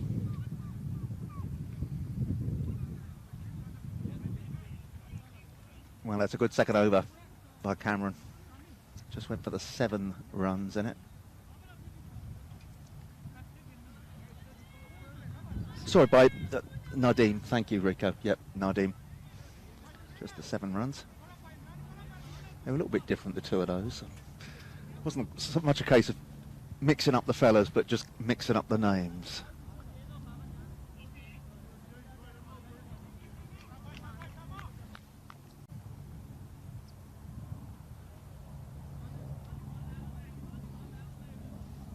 Change in the bowling department. We have Tanvir Iqbal. We've seen him twice recently. The first time it wasn't one of his best outings. The second time he really was up for it, and he needs to be up for it in this game.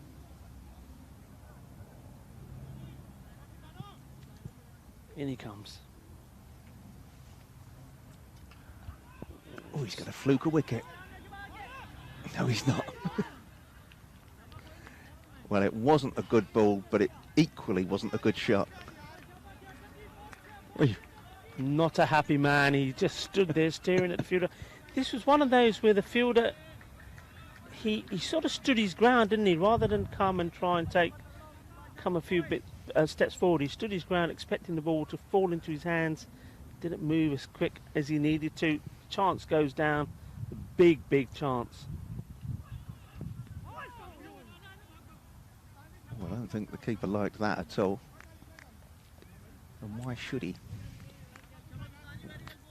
Not a good ball. Yeah, I mean, Tanvir might be upset about that being a drop catch, but it was just a rank long hop, wasn't it? It would have been a very much a bonus wicket if he had taken it. And he comes in again. Tanvir Iqbal will be fired up. Two batsmen decide this time they will take the one leg by, I believe. There we go. Adrian VDD, the standing umpire, and he's joined at square leg for this, the final game today and of this week, by Stefan Gooch.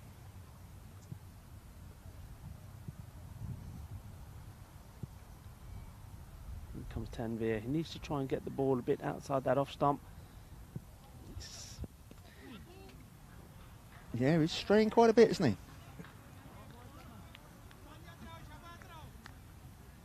He's certainly running in a lot better than he did in that first game we were talking about, where we didn't really perform. But just not getting his arm over enough, firing it down the leg stump.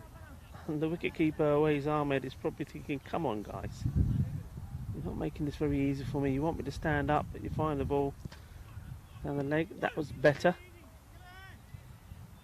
And just an indication there of the sunlight that the fielder, despite wearing shades and a cap, put his hand over his eyes to shield it as he went to field that. So it could well be an issue, as you say, because that is the area where a lot of the long hits do go to, long on sort of area, obviously.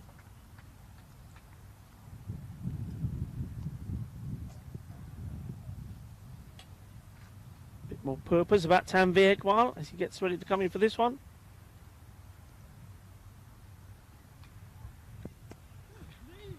Races away, 4 runs. Tanvir thinks that he won that battle. I would say the shot was played by the batsman. Let's have a look. You took the question right out of my mind before I even said it, Rico. I was going to say, is that played for? Is it fluked? It doesn't matter because it's in the book as 4 runs. He was certainly playing for those areas, wasn't he? But I think it was a finer edge than he would have hoped for.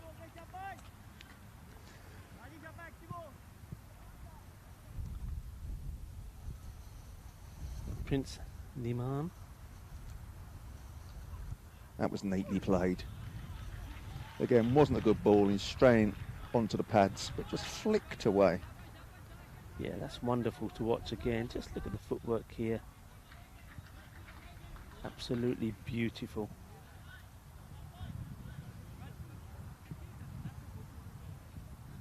Just going to show you don't have to get full meat and give full thumping to every ball. Sometimes it's just elegance and timing.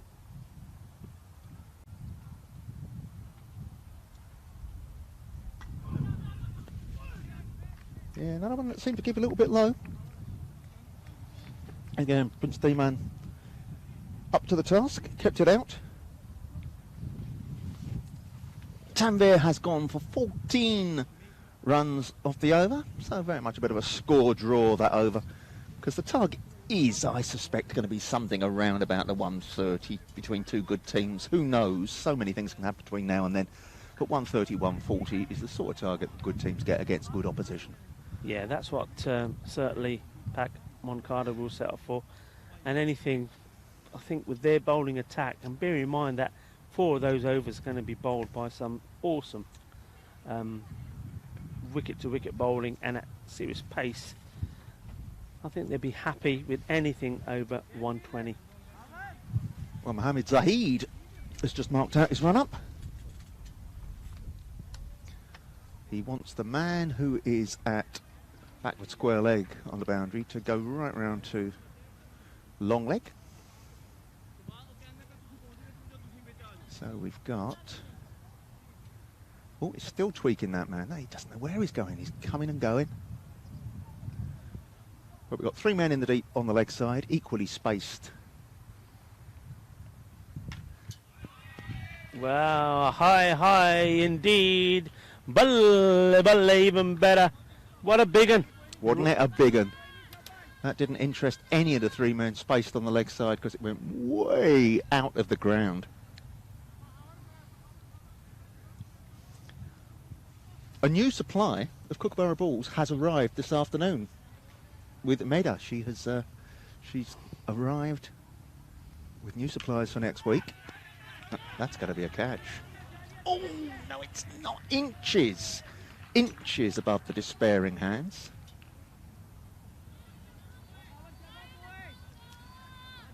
Yeah, we see this again. For just that one moment, you saw the fielder was getting ready to take that right in the boundary. It weren't to be slower ball. Makes no difference. 6 more as the hands go up and the little nod from Stefan Gooch. It's getting a little bit Groundhog Day. I said Mohammed Zahid. It's not, is it? It is Karwa Javid.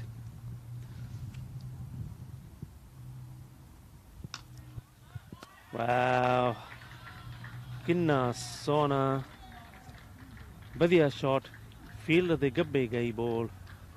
Chokka ho gaya. Lovely shot. Just timed it perfectly. He showed he can batter it. And that 4 brings up a very, very fast 50. Incredible. Yeah, sorry, Rico, I gave you a wrong steer there on the bowler. Karwa Javid, but perhaps he would hope that we got the wrong name down after the start of this over. Well, shiver me timbers. What a shot that was. This is just majestic. I mean, we were all looking to see Prince Dhiman go after this bowling. But this man, Kaiser Ali. So, 1, 2, 3, 4, 5 boundaries, one of which was a 4, 4 of which are 6s. And we still have a ball of this over to go, and it is Karwa Javid, as I said. Chases on, but he's not going to get there. What a fantastic bit of hitting. Well, Karwa Javid, 34 runs off the over. No, sorry, 32 runs off the over. Apologies also to the man that I said that was, Mohammed Zahid, who isn't actually playing. Was on my list as 99, but isn't actually playing in this one. Yeah, he's probably sat at home thinking, please don't tell people that's me bowling if I've gone for 32 off the over. So it was Karwa Javid. I suspect we won't see him for his second over in this match. Phenomenal hitting, take nothing away from the batting. Kaiser Ali has gone on to 60 runs from 19 balls. We are 82 without loss at the halfway point in the innings.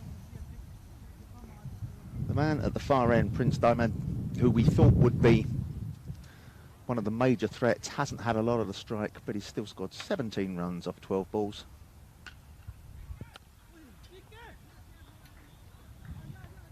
And he'll be quite happy to give the strike back to his partner, Rico, who is in phenomenal form. Yeah, I mean, sensible batting. If you've got somebody that's seen the ball as well as Kaiser Ali is at the moment, why not? Just give him the strike, let him go ballistic, and let him keep taking the attack to the bowlers. Well, Tanvir Iqbal, what you got? Have you got something that can stop him? No, he doesn't. That just lofted away. Once more, out of the ground. 6 more, he's just making this look easy. Cricket's such an easy game, isn't it? I don't want people make such a fuss about it. All you've got to do is wait till the ball arrives, then just hit it out the ground. Very simple batting. This is astonishing. He's not slogging. He's, what, all 7 of his last boundaries have been in the V, Rico. Yeah. No cross-bat shots at all. They're going to have to go short to him. So the experience, Tanvir Iqbal. That's a good reply. He had to do something special. Had to find a way to stop Kaiser Ali. In the end, Gets a good ball in. Thought for that one moment he was going to get all the way through. Didn't manage to get back onto it, taking the single. So he does take the odd single as well. You wouldn't believe it. Didn't time that. It's a chance. Oh! In two-part harmony, Rico and I go, ooh, because it was a chance, a difficult chance, very close to the ground. But not only was the catch spilled, it trickled over the rope as well. There is no justice for the bowlers so far. They are getting whipped. Yeah, and there's been two chances and both have come off Tanveer Iqbal's bowling, so he'll be feeling very, very let down. And that also sounded like a snick to me. And from the reaction of the bowler, who I just said will be feeling very let down, even more so there. See that again, definitely a snick. I heard it here. And from the reaction of the Falco players, they know it too. Tanveer finishes his run up very wide. It's a long and wide follow through that he's got. So it ends up, he has a lovely walk in the country before every ball. He walks from almost extra cover round to the start of his run up and then comes in.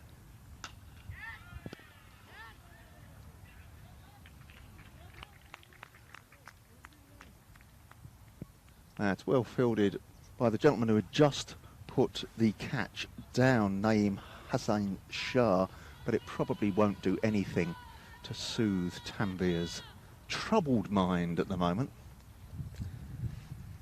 Not at all. And I was thinking to myself, who do you bring on? Well, the person you bring on is the man that's got to try and perform for you. They've relied on him before. Shahbaz Ahmed. He's at the moment joint second wicket taker, and so he's not surprising. Bear in mind he took 4 in one game, including a hat-trick. So the hat-trick man, can he spin a little bit of magic here and get his team out of a hole?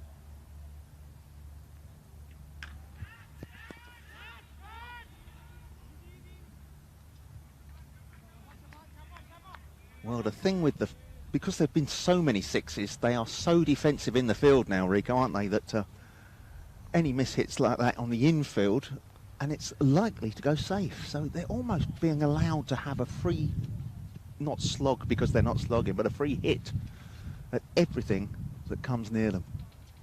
Yeah, definitely. Shahbaz Ahmed. Yeah, and just to follow up on that, the other thing here is what they could be doing, because even though Prince Liman is there, he scored 24 or 17 and he's on strike now, he's not hitting the ball anywhere near as sweet as Kaiser Ali. So maybe change the field to him, but they're not even doing that. They're just sitting on the fence and making it very easy for... Wow. Pac Moncada, I was going to say, but what a delightful shot that is. That's an amazing six. It wouldn't have mattered really where they'd put the fielder for him, because that was a glorious shot, as you say, carved away on the offside. The previous shot with the single that Kaiser Ali trotted through was probably his first miss shot for a while, first miss hit. Didn't hit it cleanly at all, and it was a bit of a slog across the line. Well, did that one go all the way, or did that just bounce just before? I could see chalk flying, and that's an indication that it did go for six more.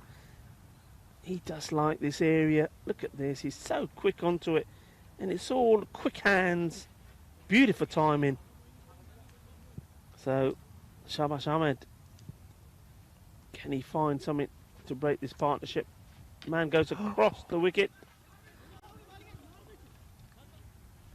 Oh dear, that's very, very poor from a very experienced and good cricketer, Awais Ahmed. What was that about? Absolutely no need. The ball was virtually dead, the play was over.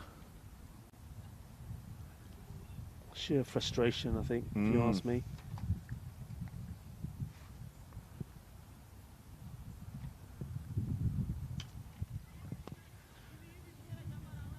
Well bowled in the end there from Shahbaz Ahmed. You'd see how early that Kaiser Ali moved to try and put him off.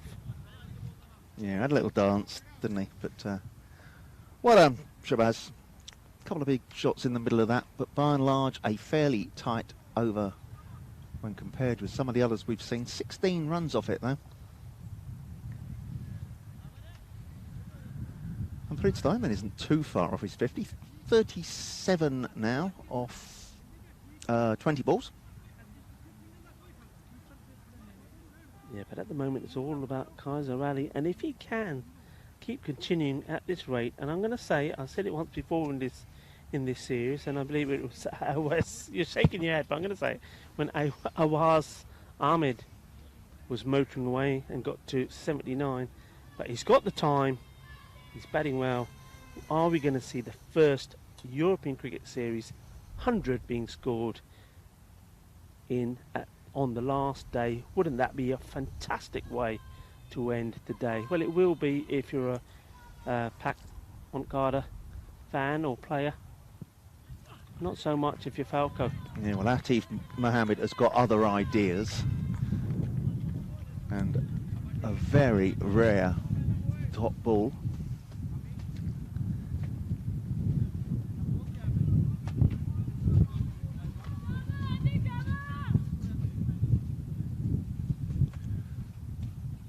Again, just an indication of how breezy it is that the bails came off at the non-strikers in there.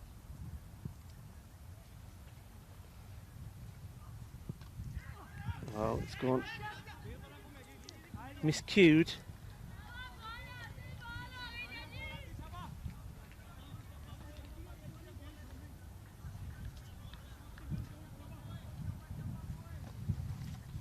Good start so far from Atif Mohammed.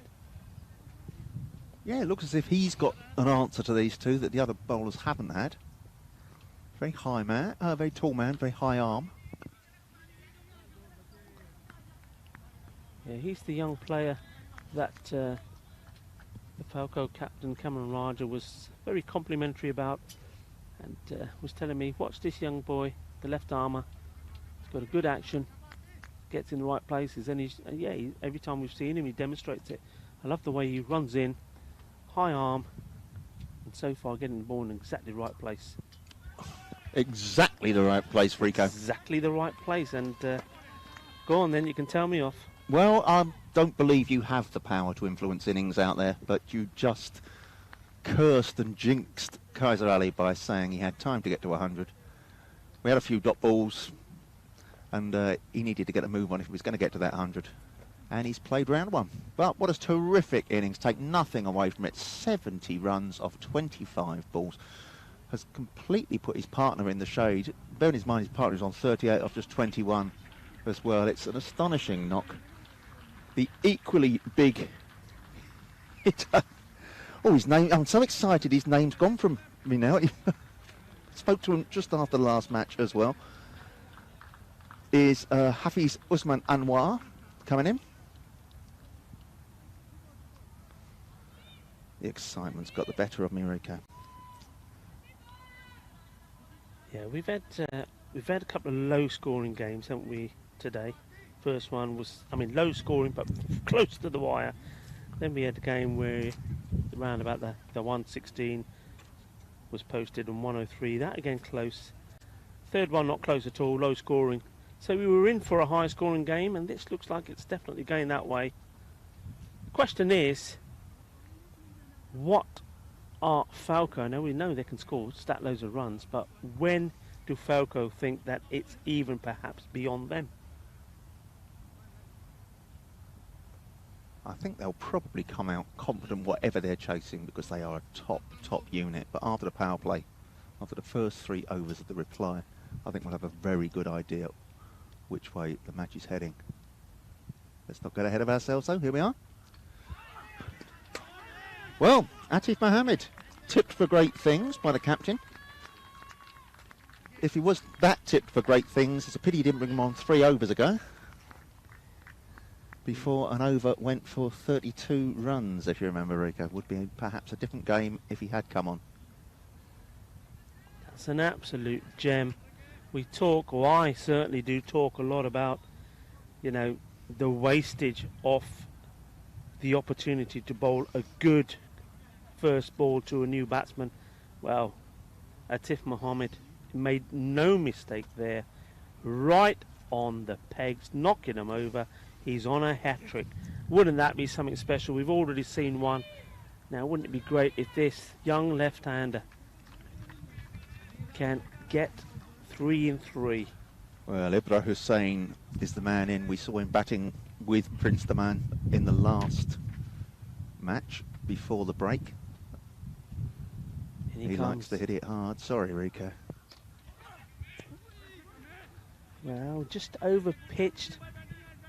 Yeah, I talked over you there. I'm being naughty, but I was egging him on. I wanted this to be the hat-trick. I wanted this to be right on the middle stump. Don't apologise if you're getting exciting about egging people. You egg on, dear boy. Don't ever let it be said that I want to stifle or hobble your enthusiasm for the game. Wouldn't mind throttling you occasionally, but not for the game. Not for the game. Not okay, for the game, that's dear nice boy. to know. And I've got witnesses, millions of them on here, so you just remember that. I've got an alibi.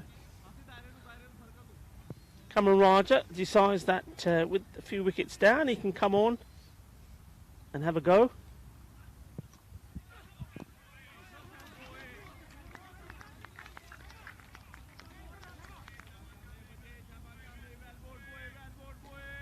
All of a sudden, Falco are finding the voices again, aren't they? Well, they would do, wouldn't they? It looked at one stage, after 5 overs, it looked as if they might be chasing 165, 170, something like that. And it's not going to be anything like that. It's gone a long way.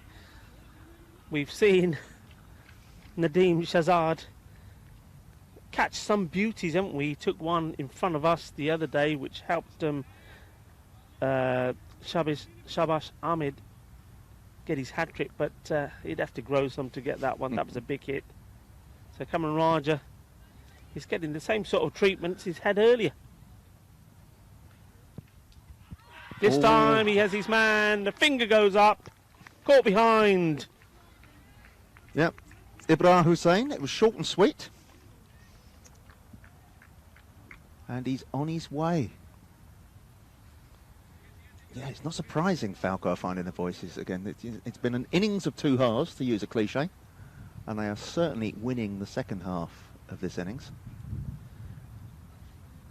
Just take a look there. I mean, the camera can pick him up as well. The non-striking batsman, Prince Daman. He's literally sat there, and I know exactly what he's thinking. He's thinking, I need to be at the other end. There you go. I need to be at the other end. What are you guys doing? I'm here, 38 of 21 balls out, and in contrast, he hasn't faced a lot of balls. Bearing in mind he opened the batting. Let me get to the other end. Stop, A, getting out, and B, every time you get out, it's a dot ball. We don't need that. Yeah. Ibra Hussain, though, who's just gone, he's a big hitter of the ball. You can't blame him for playing his shots.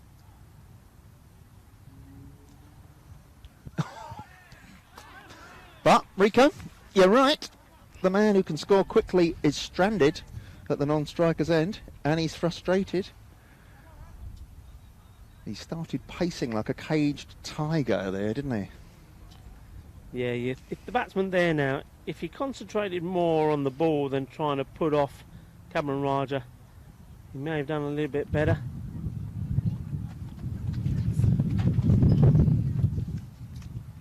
A very significant gust of wind has just come across the ground. Rearranged some things in terms of equipment that didn't really want rearranging. But we'll hold on to our bits and pieces and carry on. Yeah, and for the second time in this match, in this innings, a bowler is on a hat-trick. So maybe it's going to be Cameron Raja's day. Certainly didn't look like after his first over. No, very much. Got knocked for 22 in his first over. And as you say, he's on a hat-trick. Here we go.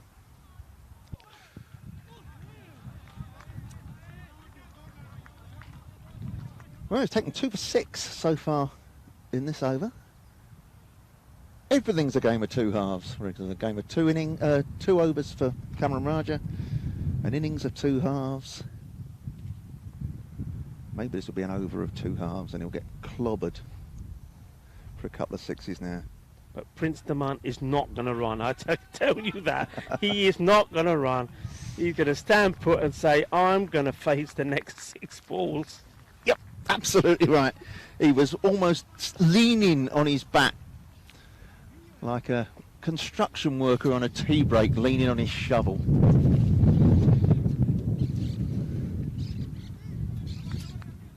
So Asjad Butt will do the leaning and standing at the non-striker's end, whilst Prince Daman tries to bludgeon the ball to all parts of Barcelona.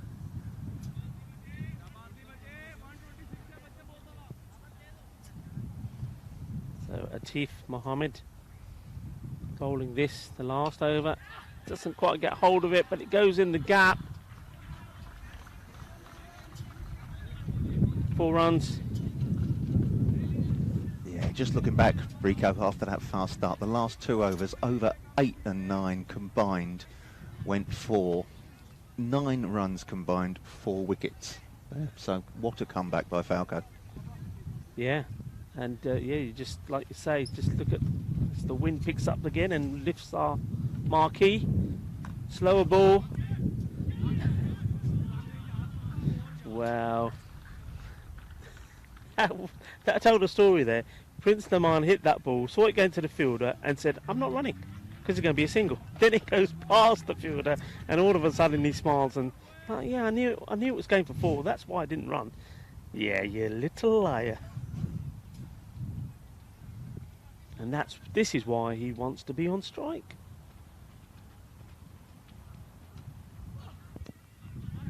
And he's having to run this one.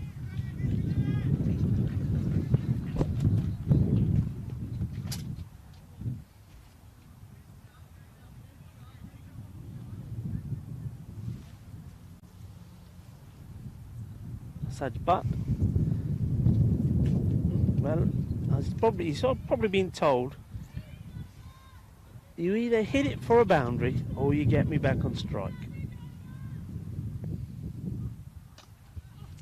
And that's going to go through the gap. That's a nice looking shot. That's a nice shot. Mixed emotions of Prince Daman. He wants to be down that end. Sees it go over the rope before. He congratulates his partner.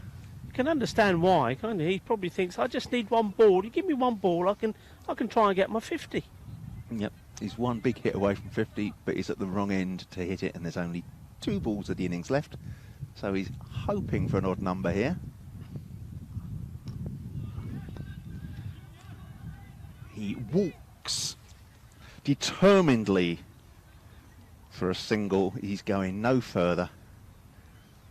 So the score goes on to 134 for 4 with 1 ball to go. But the little mini battle in here is that Prince Daman is on 47 with this last ball to face. Y vale, vale, vale, qué bonito, qué guay. 6 carreras y eso es 50 carreras for este hombre, Prince Daman. Well done indeed, good shot. You even got a round of applause from Tim there, and you've got to take some doing to get that. Tim's already happy with that performance. I'm a hard man to please, aren't I? And yet I liked that performance. He's batted the entire length of the innings, during which time he's only faced 25 balls, so he's faced, well, 5 less than his allotted share would be at the top of the order. The gentleman who got out earlier, Kaiser Ali, it seems quite a long time ago when he got out, doesn't it, Rico? Faced more balls in that short knock of his to get 70. So those 2 opening batsmen between them scored 123 runs. However, nobody else really weighed in there, Rico, and they used up quite a few balls doing it. And as I say, a score that looked as if it was going to be about 165, 170 at one stage is 140. It's a good score. It's a very good score. But it's just, I'll give them 8.5 out of 10 for what it should have been. Yeah, but again, you've got to remember they've just scored 140 against a quality outfit. And in the end, at one point, as you quite rightly said, 6 overs, 94 for 0. It looked like they were cruising to around, could have even been 160. But somehow, even though you had 2 golden ducks in there, remember 2 bowlers were on hat-tricks, 2 golden ducks, very little else with the other batsmen, but somehow they still managed to get to 140. And that somehow is because of two batsmen. Kaiser Ali, 70 of 26. Prince Demand not out, 53 of 25. So the quality also is shown when the new batsman came in. They thought themselves, well, all you've got to do is get in there, swing your bat, and you're going to get runs. It weren't that easy. These guys settled themselves in, got their iron, and then played genuinely good shots. There wasn't a lot of luck, not a lot of slogging, and you can see that from some of these highlights. And you're seeing there even the hat-trick man, Shahbaz Ahmed, how he struggled. These two were a strong pair, and then there we go, there he was, the young man enjoying his moment, taking a prize wicket. Kaiser Ali, and then first ball right on the button, and he'll enjoy looking back at that, and so he should. And remember, those memories for him are there forever, so he will be sharing these many years to come, not just with his children but even with his grandchildren, and say, look, that's what I used to do before I had my hip replacement and my knee replacements and everything else. Rico, it comes to us all, doesn't it? Old age. And, you know, the older I get, the better I think I was. The further removed I get from my playing career, the more rosy become my memories. But as you say, some of these guys will have great memories from this tournament. Hopefully some of the youngsters will go on to achieve bigger and better things on an even wider global stage.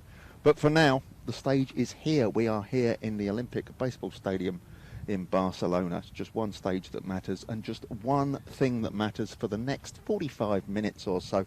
There are 60 balls in which Falco need to chase down 141 to remain completely unbeaten at the top of Group B. Rico and I will be back to describe every ball in that action. We will see in about 5 minutes.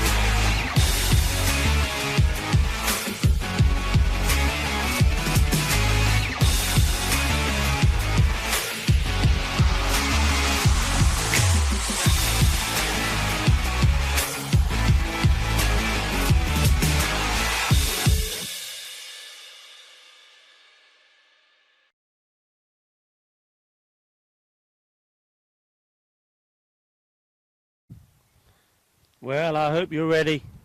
I hope you're ready and sat comfortable. You've made your cup of tea or whatever it is, and you don't have to move from that seat for the next 40 minutes or so, because we have got one hell of a game here. Pac Moncada batting first, scoring 140, and now it's down to the unbeaten Falco, played 5-1-5, to see if they can get to the target of 141. Indeed it is, Rico. Exciting times. It will be, number one, Raja Adil to open the bowling. Tying up his bootlaces now. Whether that is something to just help him gather his thoughts or whether he rushed out to bowl, I know not. The gentleman with his bat over his shoulder like a rifle at the moment at the striker's end. We have seen a lot of him. We know a lot about him. He can hit a very big ball. Awais Ahmed. Yes, you're right. He's the top run scorer in this tournament so far. 246 runs. Here we go. Raja Adil, first ball. It's in the air. It's going to be a chance. Oh, word. What a let-off. The biggest hitter, the highest run scorer in the team.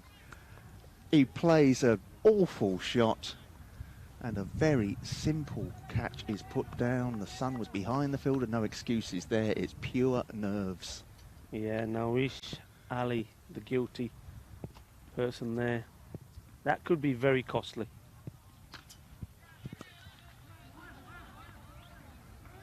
Adil Sawa off the mark straight away as well, but in a bit more convincing fashion than Awais Ahmed, who's on strike now. Oh, I feel sick to my stomach for Nawazish Ali. He must feel awful. He must feel dreadful. What a chance he was offered.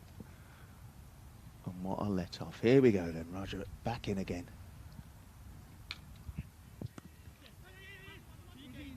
No chances off at this time by the big fella.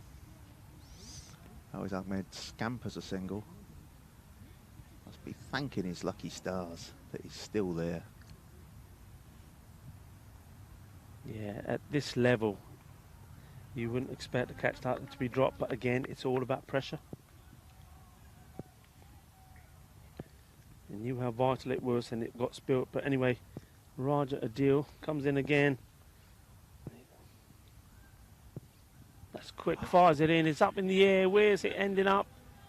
Safe. Oh, well, that was another good ball. That was on him before he knew, wasn't he? He picked the length, but it was quicker than he imagined. Went to hook it, and that could have gone anywhere. Again, this is not an assured start by Falco. And yet, both openers are still there. That was very quick. Not only was it quick, it was right at him as well. You see a lot of bounces being bowled, but too wide outside the off stump, when the batsman can just guide it to third man. That was right at him. It's going to be a Yorker that tears his stumps out now. Oh, so very nearly. He nearly called it. Well, this is class bowling, isn't it? This really is.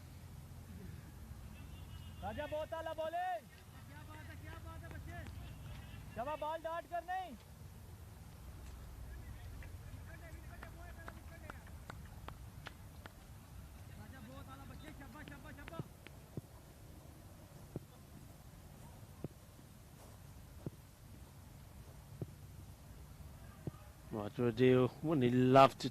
Ooh, I was going to say, wouldn't he love to get this one in the right slot? Too much width, over-pitched, smashed away, 6 runs. Well, that is a great shot. OK, it's not the best of balls. It's looking to get hit, but to actually hit something over extra cover that quickly, that flat, that is a man who has clearly put that early missed shot behind him and is thinking, right, business as usual, here we go.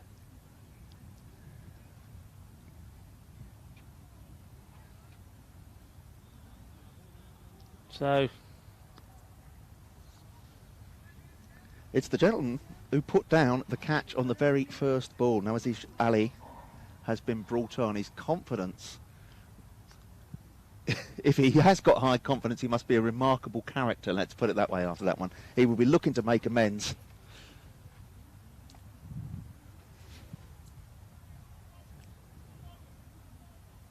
And he comes. That's a well hit through the gap. Joka ho gaya. Well, very small backlift here, wouldn't they, if you look at this? There's nothing too much wrong with that ball, is there, Rico? That is just the shot of a batsman who's been given a life and is thinking, right, it's clearly my day. My guardian angel smiling down on me. Let's have some fun. Just looking through the team sheet here. I'll be back with you in a minute. Well, then comes Nawazush again.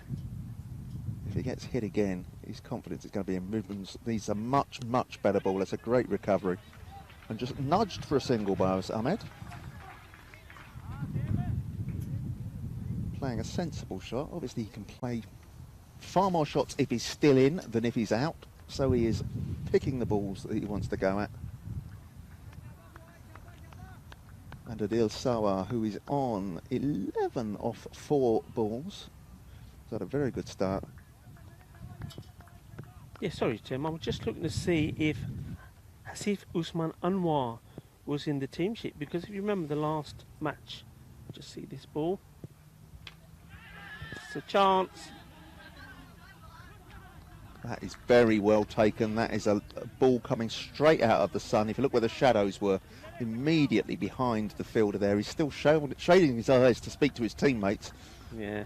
Sorry, Rico, you were saying, but what a cracking wicket that is, and what an important wicket. It's very important. Yeah, I think what he was indicating to his teammates was that was very difficult for me to pick. But yeah, I was looking to see where the name of Hasif Usman Anwar was on the sheet, because it was Raja Adil that opened, and Hasif Usman Anwar bowled a second over, and between the two of them, those 4 overs went for just 16 runs because they were absolutely rapid. He is on the sheet. He's got a different shirt number, so he is there. So they're obviously holding him back rather than deploying the same method that they did in the game against Hera Cricket Club Sabadell, who, of course, the two of them absolutely annihilated in those first 4 overs. 17 for 3, I think the score was.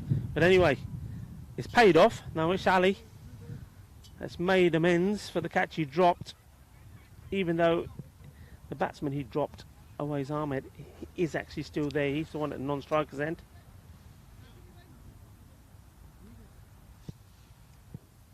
So Cameron Raja, the captain, on strike.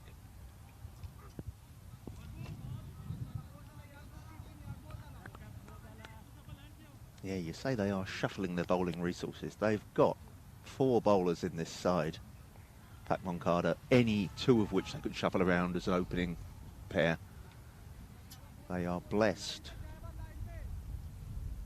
with bowlers who can bowl it quick and hurry up any batsman.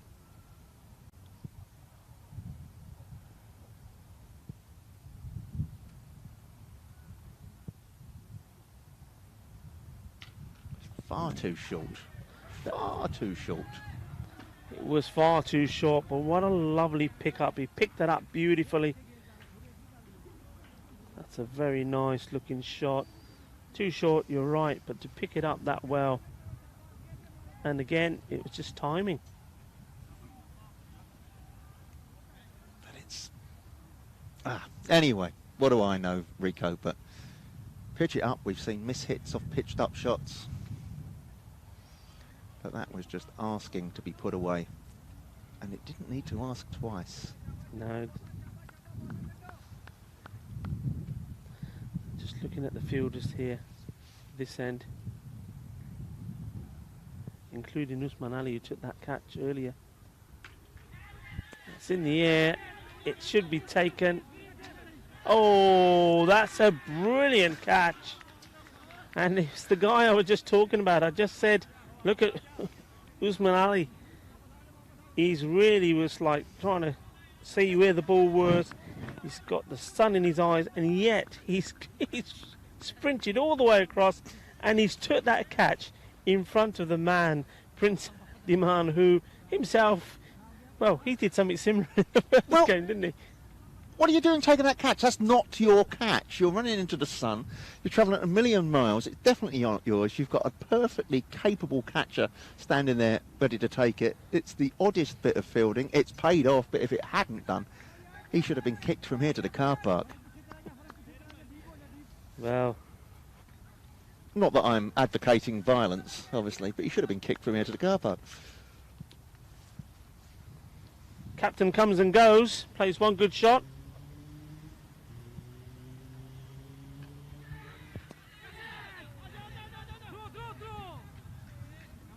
Well, Awais Ahmed, he's riding his luck today.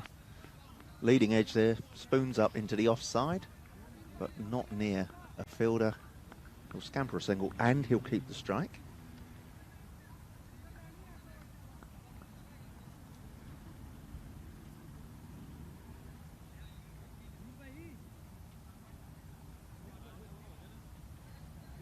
Well, I'm going to go home this evening. I'm going to look at that catch on YouTube.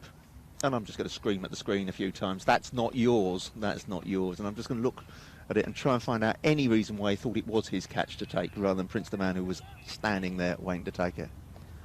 Just wondering to myself if that's exactly what Prince did. Check that out as well. Would you see this ball first?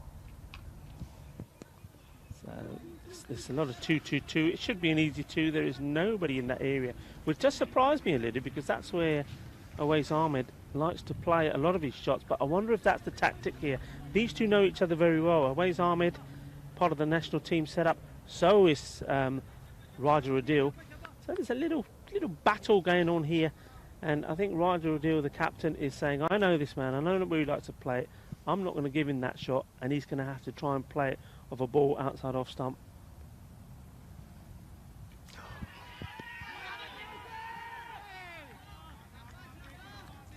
Yes, there's something else we did check out when you check that. In the previous game, Prince did something exactly the same. He ran a long way and took a catch where two fielders were standing, and I bet you any money one of those fielders was the guy who just took that catch. I bet you that it was Usman Ali that he took the catch in front of, and Usman Ali says, I'm going to get you back.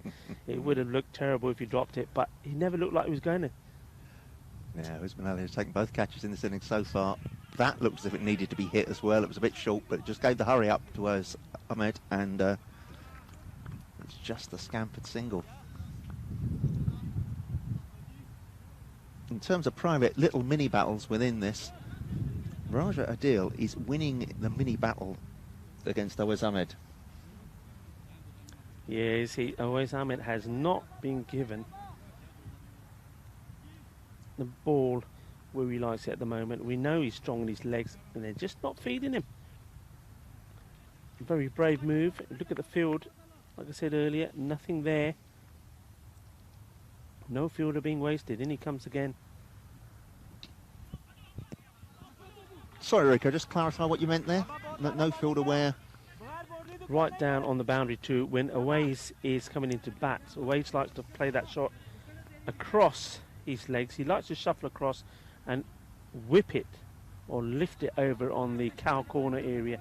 And when he's facing, they're not pushing the two men back there, which most of the teams would.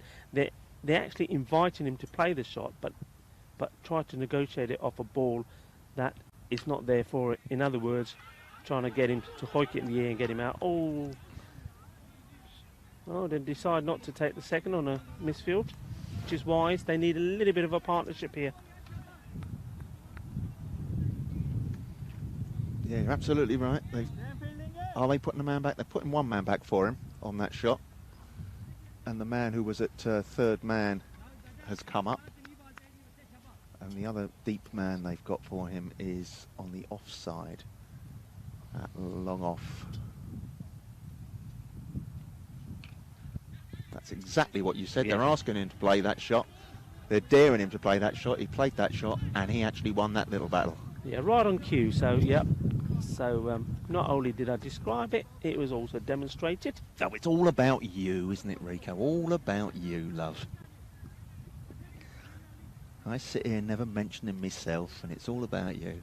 When's the last time you had your coffee? When's the last coffee you had? Well, I'm looking forward to the next coffee, because the next coffee is being bought by Sharad when Pac Moncada defend this total and Falco don't get there. Oh.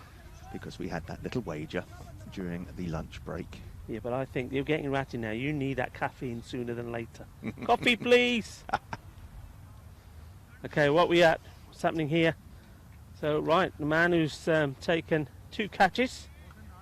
Now he's going to try and do it with the ball as well. Usman Ali.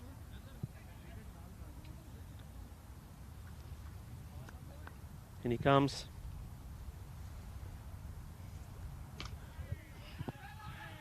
Oh, that wasn't a bad ball at all. It very, very nearly got the better of the batsman. And then the batsmen, in their excitement, very nearly ran themselves out, as it is. Good old-fashioned dot ball.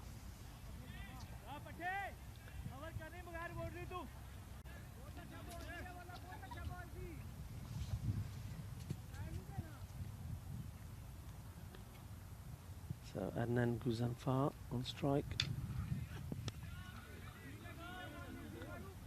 Now they have the man deployed there for him, but also have to bear in mind that the power play is also over, so they can afford to have more men out.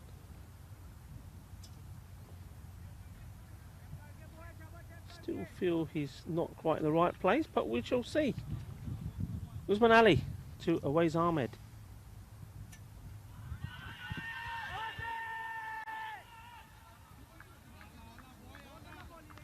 Certainly bat. Hold the fort, Rico, because I'm just looking at something. Okay, you keep looking. I will. I think Adrian, from the way he waited there for the bowler to go by, probably said something to say, that was bat, mate, come on, I'm not having any of that appealing when I'm standing here. Usman Ali in again. That's well bowled, and yeah, as soon as it left his hand, he went very wide. When you see this again, just watch how wide he went. Angle this in, and well, Adnan is on his way. Well, that was what I was looking at. I don't really need to carry on looking, because the name didn't ring too many bells with me, and I wondered how many matches he'd actually played so far for Falco. And he's not a name that's figured in the batting stats so far as I can see. So he came in higher than I might have imagined. He's off again, and I don't really need to carry on delving into his stats. Yeah, but he got done, well bowled. Usman Ali, like I say, changing the angle, drilling it in right into his toes, knocking the stumps over.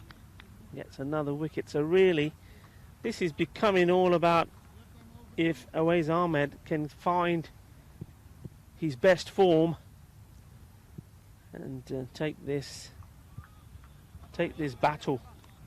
Just while I'm in the batting stats, before I leave that and come back to you in the real world, just to show how important Awais Ahmed is, as Rico's just said, he has scored twice as many runs as any other batsman in this Falco squad. So that is his importance to this side.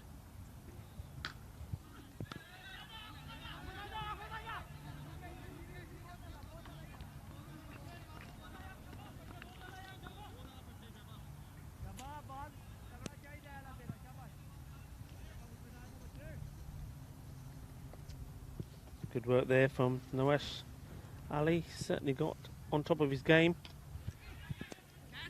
It's high in the air, and this man, Prince Daman, he don't miss him. And because Usman Ali is bowling, he's not going to try and run across and catch that one from him. Well, he was totally set under that. Got himself in exactly the right position, waited, no panic. And I don't think we, sitting about 10 yards behind him, had any doubt he was going to take that, did we, Rico? No, none at all. But, well, this run chase is quickly falling apart just before that ball was skied in the air. We're just talking about Nawaz Ali. He had a terrible start. He's dropped Awais Ahmed before he even scored a run. But he's come back strong. He was asked to bowl the second over. The Took 2 wickets in it for 13, and now he's doing his bit in the field as well. So I think he's more or less made up for that mistake. Captain won't think so if Aways goes and scores about 80 runs and then gives Falco this win. But at this moment of time, that looks very unlikely. I think he's going to run out of partners more than anything else.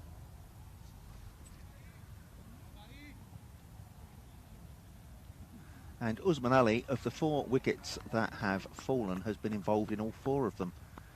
Caught Adil Sarwar, he caught Kamaram Raja, he bowled Adnan Gazanfar, and he...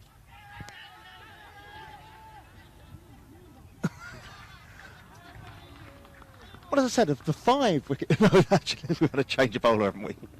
Yes. Oh, dear. I'll come back to that stat later on, but that is indicative of the situation that Falco felt they were in. OS Ahmed had to get on with it. He knew the responsibility was on his head, and he's played 1 shot too many. And any hopes, I think, I know we're not even halfway through the innings yet, but with the big fella gone now, any hopes at all of Falco getting home, I think, have evaporated. Yeah, when Falco certainly feeling it, they're up against a quality side. I mean, they've rolled teams over for fun, haven't they, in this series so far? And, well, Pak Moncada just showing their strength and how strong they are.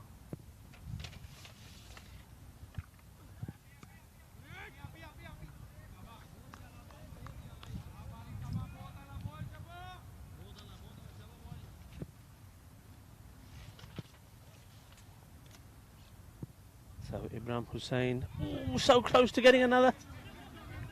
Falco, yeah, they're not in a good position here.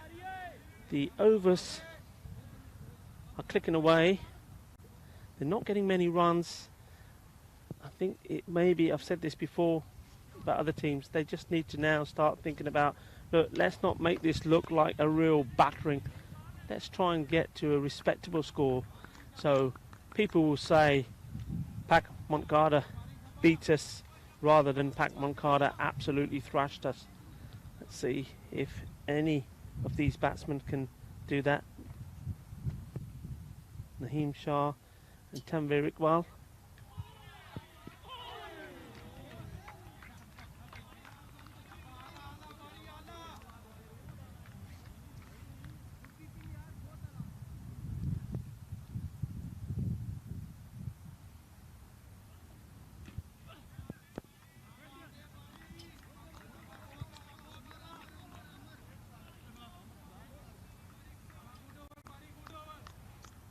The end of another disappointing over for Falco, but a brilliant one for Pak Moncada. And Raja Adil wins his battle, if you like, with Aways Ahmed by taking the catch of the player, 2 of them part of the national team squad, so there would have been a little bit of a duel there.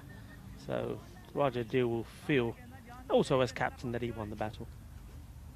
Now, as we know, Falco coming into this match were unbeaten. Pak Moncada had lost 1 match, but let's remember that was back match 30, where they lost a last ball thriller against Catalunya Cricket Club, and they lost by 4 runs. So they could quite easily also have come into this match.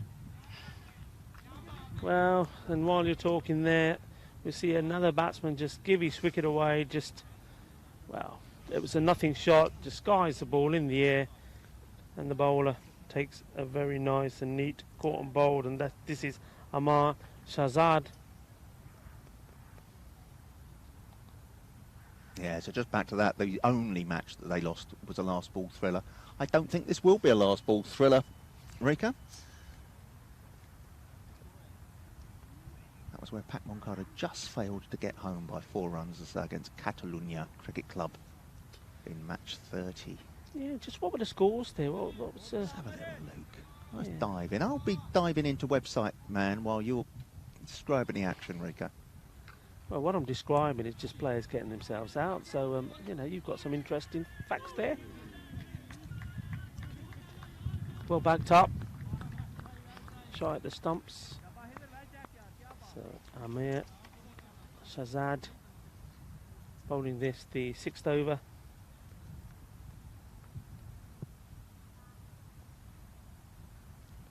Tanveer Iqbal not off the mark yet.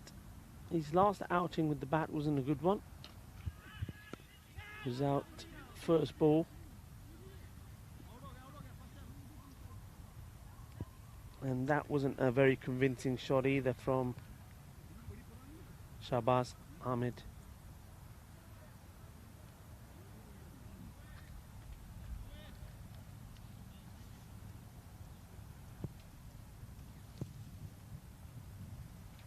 Swing and a miss from Tanveer.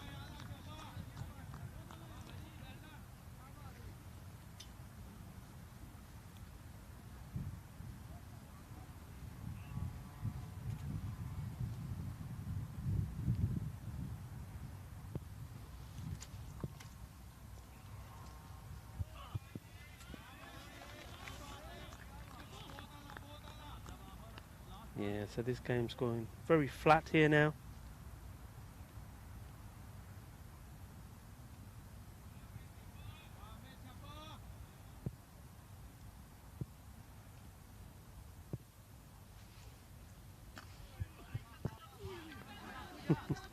Didn't want it.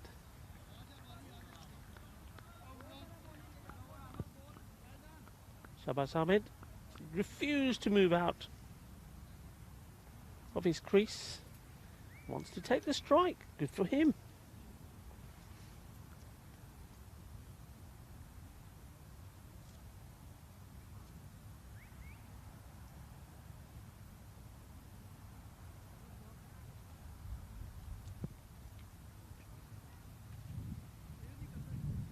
I feel as if I ought to have an echo sound effect that says, I'm still here down in the internet.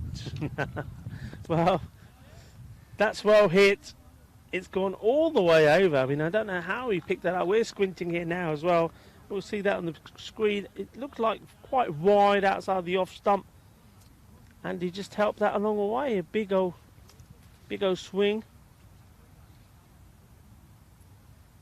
I've come up for air, Rico, out of the internet for a second, dear boy. Come up for air. I've come up for air. The internet isn't being my friend at the moment.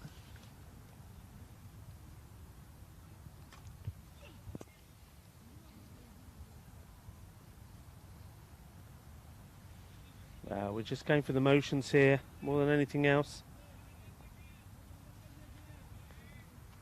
Back. Montada. I've got this game totally sealed up.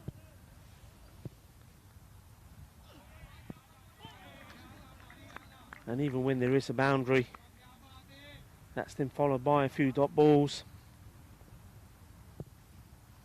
Yeah, it's been a very, very good performance in all departments except one dropped catch from Pak Moncada. And as the sun gets very, very low in the sky as well, the shadows from players are virtually half the length of the 30-metre circle at the moment. And again, that was sharp pick-up. The throw wasn't too clever. But we're seeing a team who are stamping their authority, not just on a match, but on a group. In that, will they end up ruining that last ball loss that they had back in match 30? Because otherwise they would go into the end of week 2, top of the table, completely unbeaten. Got hold of that. 6 runs. Well, he's having a bit of fun. He is having some fun. He's having a laugh, isn't he? But in a losing cause. Another over comes to the end. Score just very slowly, even with the occasional 6 runs. 39.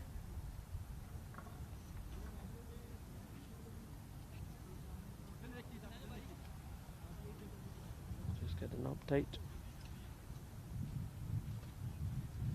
Let's see who's getting the ball here. So long shadows, that sun is certainly playing its part, making it difficult for these fielders, but at the moment the catch that did go down had nothing to do with the sun. And these guys have done pretty well. See a nice shot there off the tournament referee of Kenin, Tanveer Iqbal.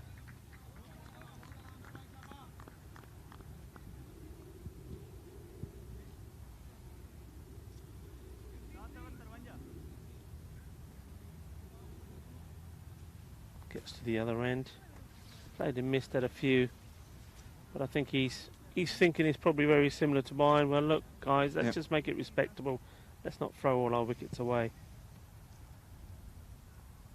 Yeah, what do? They're a class outfit. They're not used to being in this position where they're just batting out the end of an innings, not in the match at all, and just playing for pride. That isn't the way that Falco play their cricket at all. But what are they going to do? They are still over 80 runs short, with just 3 overs left, and it's been a chastening drubbing. Even the odd shot like that is merely the dying thrashings. You know, a fly when it's been trapped in the kitchen too long, and it's thrashing around on the windowsill, and it's not long for this world, and you think it's gone, and then every now and again there's a frantic little buzz, and then it stops again. This is what these odd hits are, Rico, isn't it? Yeah. But we've gone to, the internet is playing up, so we've gone to paper-based. My notes and bits of paper all over the place do come in handy. We were talking about which game. We knew who they had lost to, but we didn't know. I was asking Tim about the scores. Well, we have together a bit of teamwork ourselves here now. We have got some information for you in that game. So that was when Catalunya made 109 for 7, and Pac Montcada just fell short, as Tim said, on 105, also losing 7 wickets. So that was the game that they had lost.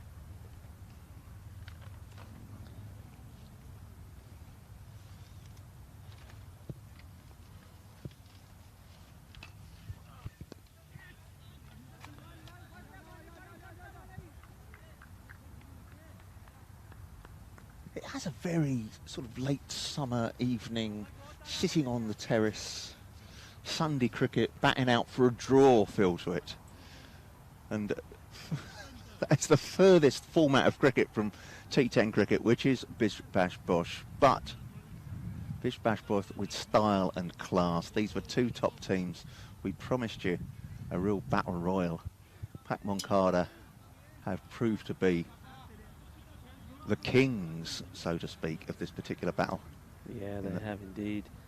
And while we were giving you that information, you all obviously saw another wicket go down, and that was of the man that at least came out fighting, Shahbaz Ahmed. Just see this ball just be played, dot ball. Yeah, hit 20 of 7 balls, and then being caught there by Nawash Ali. So he does take a catch as well in the end after dropping that one early on. So he's had a good game, dropped that catch, and then got his head into the game, bowled well, fielded well, made some good stops on the ground, and then taken a catch. So all looking very grim for Falco. Yeah, what do they do? What do they do? They just bat out these last 2. They go away. They can say to themselves, they probably still will be top of the table due to net run rate. But they would have played 1 more than Catalunya Cricket Club. So there are some big fixtures coming up next week, Rico. A whole 5 days more of European Cricket Series Barcelona starting on Monday morning. And Falco will go away and lick their wounds over the weekend, won't they? And there is another one. It is a rout. It is a demolition job. Yeah, we see the 8th wicket go. And that is Tanveer. Iqbal also sees the stumps shattered as he walks off. Yeah, I mean, going back to what you're saying about Falco, they've got to put their hand up and say, right, okay, Pac Moncada did their homework better. They applied and changed tactics when they were needed. All the bowlers have bowled really well. But more importantly, they got off to a flying start with the bat, didn't they, Pak Moncada? And that was the key, because they're likewise, similar to Falco, the rest of the batsmen that came in, nobody really did anything. So that's what Falco will say. They'll say, right, we need to do the same. We are top four. Have got to be the ones that give us hope in the game. That would just be another single. All sorts. They went for the LB and then a shy at the stumps because batsman was out of his crease, ends up being an overthrow.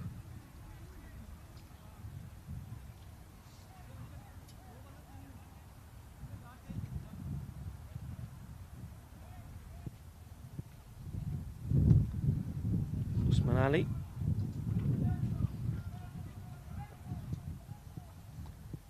Here he comes again. Shorter ball. Didn't really come up that much. Captain Roger Adil comes in, does the fielding. Now he's going to be a very happy man. When I was chatting to him earlier, he got the man of the match in the last game. He was disappointed with that defeat against Catalonia. As he claps and applauds Usman Ali for another wicket. And he was saying to me, well, yeah, we were disappointed. We weren't at our best. We were missing a couple of players. He was saying that he himself wasn't 100%. He was had trouble with his neck and his back. And he said he wasn't, though he bowled, he wasn't bowling 100%. And you know, sometimes you hear these excuses, but I think that was quite evident, because today the bowling he's done and the run and what he's put into the ball has been, you know, much more proactive than what it was the first time we saw him. So all of those things, they're fit, they're 100%, they're back as a good unit again. They're supporting each other out there. They're enjoying the cricket they play as well, and they're winning games again. So their charge up the table continues. Indeed it does, Rico, and I say it's going to be a very exciting week next week. Just a reminder, whilst we have you all and this match is not in the balance, that group matches continue throughout Monday, Tuesday, Wednesday, Thursday. The top two teams in Group A will meet the top two teams in Group B in semi-finals on Friday, a week today. There will be a third and fourth place playoff, and then the culmination of all 60 matches in European Cricket Series Barcelona will be the final around about this time next week. And we're getting a good idea now of who the class sides are. And there'll be some real humding tussles next week, so do join us next week. Don't leave us quite now, because when this match finishes, Rico will be doing the man of the match presentation. 9 wickets down. That's a wide ball.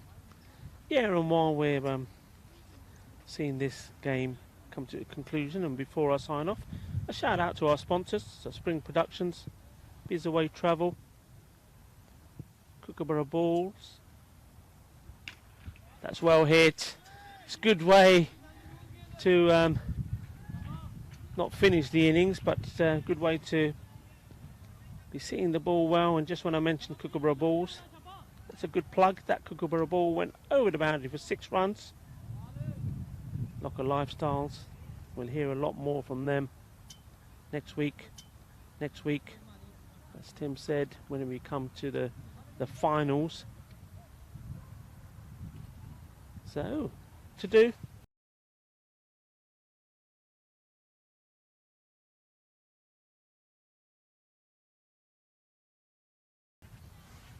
So shout out to them, Max Bai, Sam Williams, Alex Knappman. Just see this ball from Prince. Sharad Brumbat. Then we've had some local scorers as well. Just before you move on from Sharad Brumbat, who owes me a coffee because of the result of this match. Thank you. Moving on, Rico, carry on. Yeah, don't forget. Rafiq, Museum Rafiq, Barry Eaton, And there we go. That concludes this match. And just as I was about to mention, last few names. So Verena Stoll, and we've also had another local scorer here, Majid Manveer. So thank you very much. Great thanks to European Cricket Series team here, working hard behind the scenes. Rico, you toddle off, dear boy, because if you wrap up now, I've got absolutely nothing to talk about while you go over and find out the man of the match. That was a beautiful job wrapping up the end of that match there. 72 all out, was it, at the close? So, a chastening experience for Falco. We promised you a match between two class sides. We gave you a match between two class sides. And Pak Moncada, perhaps buoyed up by their performance in the previous match, came into this with their tails high. And they are walking slowly off the ground in the sunset,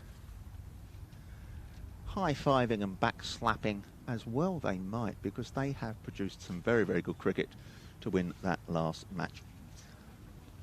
Just going down the card, which I would, but as I say, I've got one or two technical issues at the moment, so suffice to say that it was just a victory by 68 runs. Awais Ahmed, there we go. The man who needed to get in and get big in the end just scored 16 off 11 runs, and his opening partner Adil Sarwar, who looked very threatening briefly, but just for 5 balls scored 11 runs. And once they're gone, wickets just fell at regular intervals. Cameron Raja, the captain, came and went in 2 balls. Adnan Gazanfar came and went in 5 balls. Rehman Ullah didn't even trouble the scorer in his 2 balls that he was there. And so that was the top order. The top 6 just folded like a pack of cards. Tanvir Iqbal, the last of that top 6, 4 runs off 13, scratched around and used up balls. And then the bottom of the order, the only man that really showed any fight in that was Shahbaz Ahmed, who scored 20 off 7. But as you saw for yourself, and as you're seeing on the highlights there, it was just one wicket after another, as Falco didn't live up to the pre-match hype that I'd given them, and failed to get home, as I say, by 68 runs. A chastening whipping from this very impressive Pak Moncada side. So that is it for our matches today. Rico is with the man of the match. Join us next week. A reminder that here in Spain the clocks go back this weekend, so we are on different timings next week. Please, over the weekend, go onto europeancricket.com. You will see all the fixtures there for next week, week 3. Matches 41 through to 60. 60 being our final that we've already talked about a few moments ago. So yeah, europeancricket.com. Check them out over the weekend. Also, always highlights, and the entire day's stream is shown on YouTube there. And thank you if you've joined us on YouTube chat. It's always useful. Although we may not reply instantly, our moderators are always there, taking the comments, keeping the chat going, and keeping your company there on YouTube. So once again, I'll say it's been my pleasure, Tim Ames, to be in the commentary chair all week. I'll be back after the weekend. I've got a couple of days off in beautiful Barcelona when I will be going exploring. I'll join you on Monday morning. The entire European Cricket Network team will be here to ensure the entertainment for the whole world to see, and to do it here in Spain. He's a very happy man. Falco the team ਤੁਹਾਨੂੰ ਪਤਾ ਬੜੀ ਤਕੜੀ ਹੈ, top of the table ਸੀ, 5 ਗੇਮਾਂ ਖੇਲੀਆਂ, 5 ਜਿੱਤੀਆਂ, ਪਰ in the end ਤੁਸੀਂ ਬਹੁਤ easy ਜਿੱਤ ਗਏ। ਕੀ ਤੁਹਾਡਾ ਪਲਾਨ ਸੀ, ਕੀ ਸਟ੍ਰੈਟਜੀ ਸੀਗੀ? ਪਲਾਨ ਸਾਡਾ ਇਹੀ ਸੀ ਕਿ ਅਸੀਂ ਬੋਲਿੰਗ ਬਾਅਦ 'ਚ ਕਰਾਂਗੇ, ਬੈਟਿੰਗ ਪਹਿਲਾਂ ਕਰਾਂਗੇ। ਬੈਟਿੰਗ ਤੇ ਟਾਰਗੇਟ ਅਸੀਂ 120-25 ਤੱਕ ਕਰ ਦਈਏ ਤੇ ਇਨਸ਼ਾਅੱਲਾ ਅਸੀਂ ਜਿੱਤ ਲਾਂਗੇ। ਬਹੁਤ ਈਜ਼ੀ ਸਾਡਾ ਟਾਰਗੇਟ ਇਹੀ ਸੀ ਕਿ 90 ਤੋਂ ਪਹਿਲਾਂ ਅਸੀਂ ਉਸ ਟੀਮ ਨੂੰ ਇਨਸ਼ਾਅੱਲਾ ਆਊਟ ਕਰ ਦੇਣਾ, ਤੇ ਉਹ ਅਲਹਮਦੁਲਿਲਾ ਜੋ ਅਸੀਂ ਸੋਚਿਆ ਸੀ ਉਹੀ ਹੋਇਆ। I just asked a question there that Falco is the team right at the top, being unbeaten. What's the plan? What was the mindset? And it was all about, well, we had a plan. We knew we had to win the toss. That was key. Put the runs on. And then we had to have faith in our bowling to do the job. Well, congratulations, man of the match.